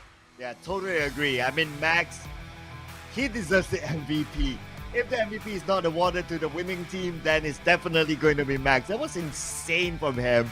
But we still celebrate the MVP, which is the IGL himself, Red Bull Boy, with the 4 eliminations and 484 damage. That's a nice combination of numbers.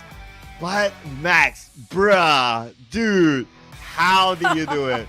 MORPH GBX, they will look at this match and think to themselves, if they took out Max, it will be a totally different multiverse.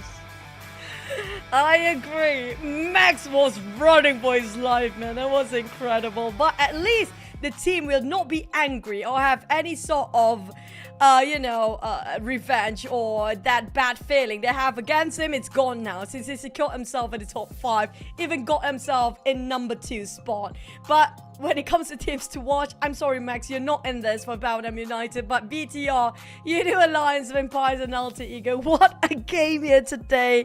What a very entertaining day here today. Today has been the best day in the grand finals. Oh man, today is just entertaining. Oh. And it's done for today. My goodness, it feels like I really want to see more of today. Today is just insane. But anyway, we still have to check the scores out. Okay, so don't go anywhere, ladies and gentlemen. Alter Ego, at least this round, they did okay-ish, despite them needing to travel this sort of distance. And they only had a full squad time of 207.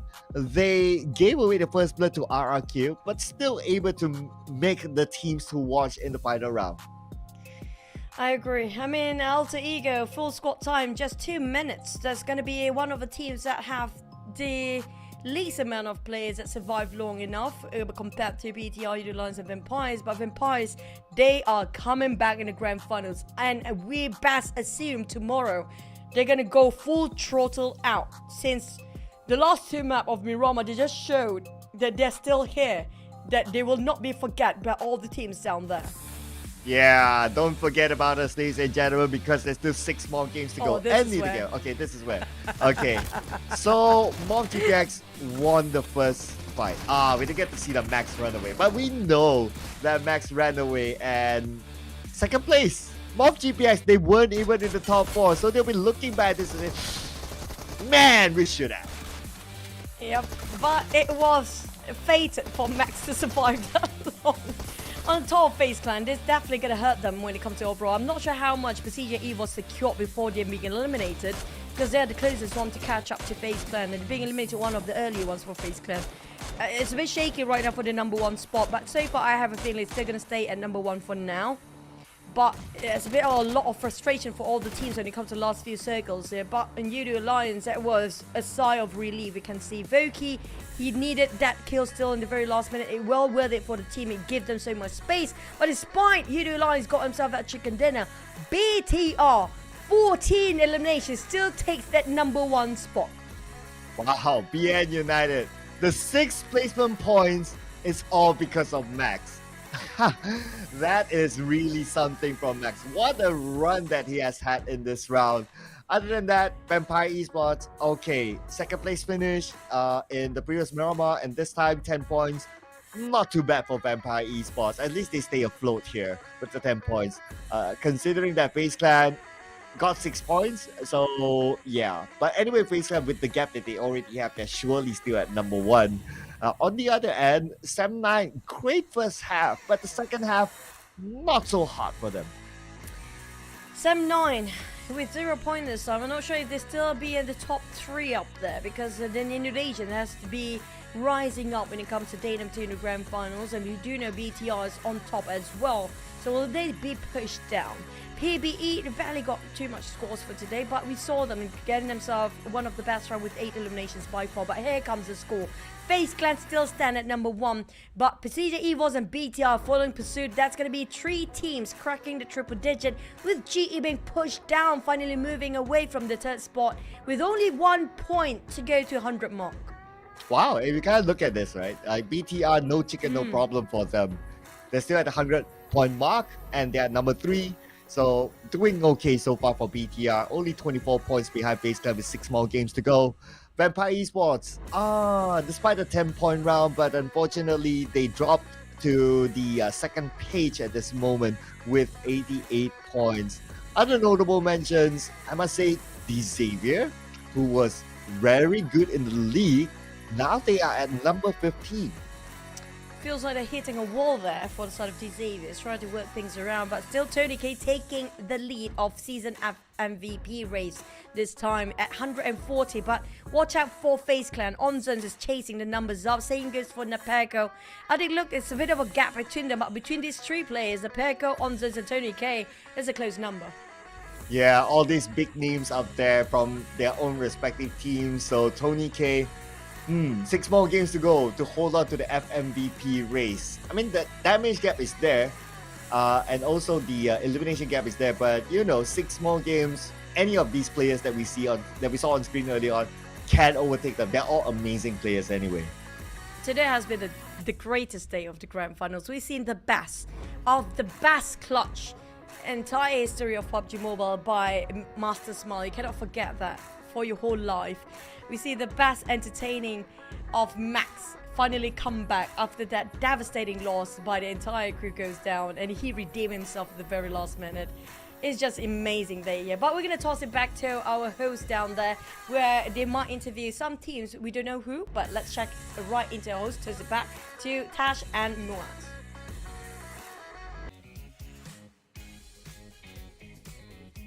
Hello everyone, and this comes to the end of the day, but I have to say the civil war between countries have been absolutely insane. But before we start the interview, Malaysian fans, are you still here? That's all the Malaysian fans we have? Let's try it one more time. Malaysian fans, are you here? All right, let's do one more. Indonesian fans, are you here? That's what I want to hear, because with me on stage, I have from PERSIJA EVOS, XERXIA, one of the star players to come play on this stage today. And honestly, they've had an insane run over in PMSL SEA. Amount of eliminations they had is one of the highest, and they also were not only first place through the league stage, but also have the highest amount of chicken dinners. So first of all, let's talk a little bit about your roster. Coming into today, I noticed that XERXIA was playing in the roster today, and during the league, he really wasn't. So what's going on here with the roster? Ketika league kita menyadari kalau misalkan justru itu nggak main pas league, kenapa ya gitu? Karena keputusan coach yang pertama, dan selanjutnya kita satu tim sakit semua. Hanya aku doang di sini yang nggak sakit, jadi pergantian pemain di hari kedua Lynx sakit, jadi ya seperti inilah terjadi. Okay, due to the team is unwell, so they decide to change the player in the second day, and also the coach decision. The coach's decision is key, and clearly it's paying off. So congratulations for that. Let's talk a little bit about the last time you played here in Malaysia. It was PMCO. You guys managed to bring the champions title home. Now, in this country, one more time with all the chants from the Malaysian fans, do you think that your team will be able to do it again? ketika PMCO kemarin kebetulan di Malaysia juga kalian dapat kalian memenangkan pertandingan itu. Saat ini apakah kalian pede nih dapat membuat sejarah lagi? Kalau percaya diri sih ya percaya diri dan jawabannya ya insya Allah aja. They say inshallah, that means they try their best. Right, trying their best. You know, speaking of the chants, just now I was hearing from your fans over on that side. They even have a PERSIJA EVOS chant and song going on. Can you actually hear it through their headset? Seperti kita lihat fans para Indonesia banyak di sini dan ada fans Persija EVOS juga. Apakah supporting mereka sampai ke kalian? Apakah kalian mendengarkan support itu dan apakah ada nih hasil dari supporting itu di kalian gitu? Tentu saja para support dari fans kita sini dari Indonesia walaupun Malaysia, I love you all. Can I hear I love you too to Zaxi? No, I love you to him. All right, here we go. Okay, let's talk a little bit more about the motivation. You can hear them scream, you can hear them cheer. Does that actually motivate you to play harder, to win more? Apakah supporting mereka memotivasi kamu untuk bermain lebih baik lagi? Tentu saja banyak banget fans dari Malaysia, dari Indonesia juga ada datang ke sini. Aku rasa sih Malaysia sama Indonesia cukup meriah banget lah menghadiri acara PUBG Mobile di tiap kali turnamen. So there is fans from Malaysia and also Indonesia, and they are supporting us, and then they are happy about it. Right, love to hear it. Now, finally, let's talk a little bit about your fans over at home who are supporting you and clearly really want the best for you. What do you want to say to your fans at home? You can look over at the camera over there. Untuk fans yang di rumah, apakah ada kesan atau pesan untuk mereka? Pesan dari aku, dukung Persija EVOS terus karena ini masih hari kedua dan mudah-mudahan kita bisa mengangkat pialanya di esok hari. Yeah, he wish they keep supporting Persija EVOS so tomorrow they can bring the trophy back home. Right, thank you so much. Good luck tomorrow as well to Persija EVOS as well as the rest of the teams. Everyone, can you give yourself one more cheer, please? Come on, guys, one more before the last day. 1, 2, 3. Thank you very much, guys. That will be the end of today here at Sunway Velocity. If you guys are free tomorrow, feel free to stop by here. Sunway Velocity all the way in KL. We're going to be here all day to see who will be going home with the champions title of PMSL SEA Fall 2023. On to you guys, the casters, and the night. Good night, everyone.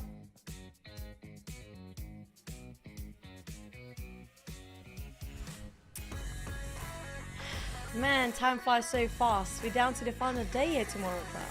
Yes, and tomorrow there will be a special segment before we start the tournament, and that is going to be the legendary Yoodo gang to be playing a show match tomorrow. So keep your eye on that, ladies and gentlemen. Make sure you tune in and not miss out on it. Yeah, it's going to be the lineup that used to won themselves the South Asia Trophy back in the days of PMPL. And we're going to see if they're still sharp enough to play tomorrow, or they kind of should be retiring by now. But speaking of which, we're down to only 6 more maps to go. Tomorrow will be our last day, and we start a bit early, if I'm not mistaken, for tomorrow. Just about half an hour a bit early for the show match, so make sure you guys don't miss that one out. But then we're going to go down to official business later on to see who'll take the throne and trophy away for this season PMSL Grand Finals. Yes, and I guess we're going to close the show soon. So today will be my last day casting for this season's PMSL. So tomorrow Contra will be on the desk because tomorrow I have fingers crossed something good is going to happen tomorrorow. So yeah, I mean, if you guys follow my social media, you know what I mean, right? So fingers crossed, ladies and gentlemen. Yeah. Good luck to you, man. Oh, thank you. So yeah, so enjoy the show tomorrow, and last words for me for this season. Hopefully we will be able to see you guys and the following in the seasons to come. Thank you so much for watching. You guys have been awesome. Rizab Guleria, Alwin, Clover Cindy, we got Moise, we got Ezio. I mean, you know, it's just impossible for me to say every single name out there, but you know who you are. You are amazing. Thank you to our production team as well. Ade, awesome. Thank you. You have been amazing as well. And thank you to Chuchu, who has been together with me throughout this season. Yeah, Yeah, good luck to you. I do know what somebody have an award tomorrow, just saying. Yeah, but yeah, I wish you all the best tomorrow. Hopefully you win something out today. Though that's it for today, guys. See you guys tomorrow and say bye-bye to Cloud. We're gonna miss him. I'm definitely gonna miss him. I feel a bit sad myself, but thank you so much. It's a wrap. We're gonna head into the grand final tomorrow. See you guys tomorrow. Good night. Have a nice evening.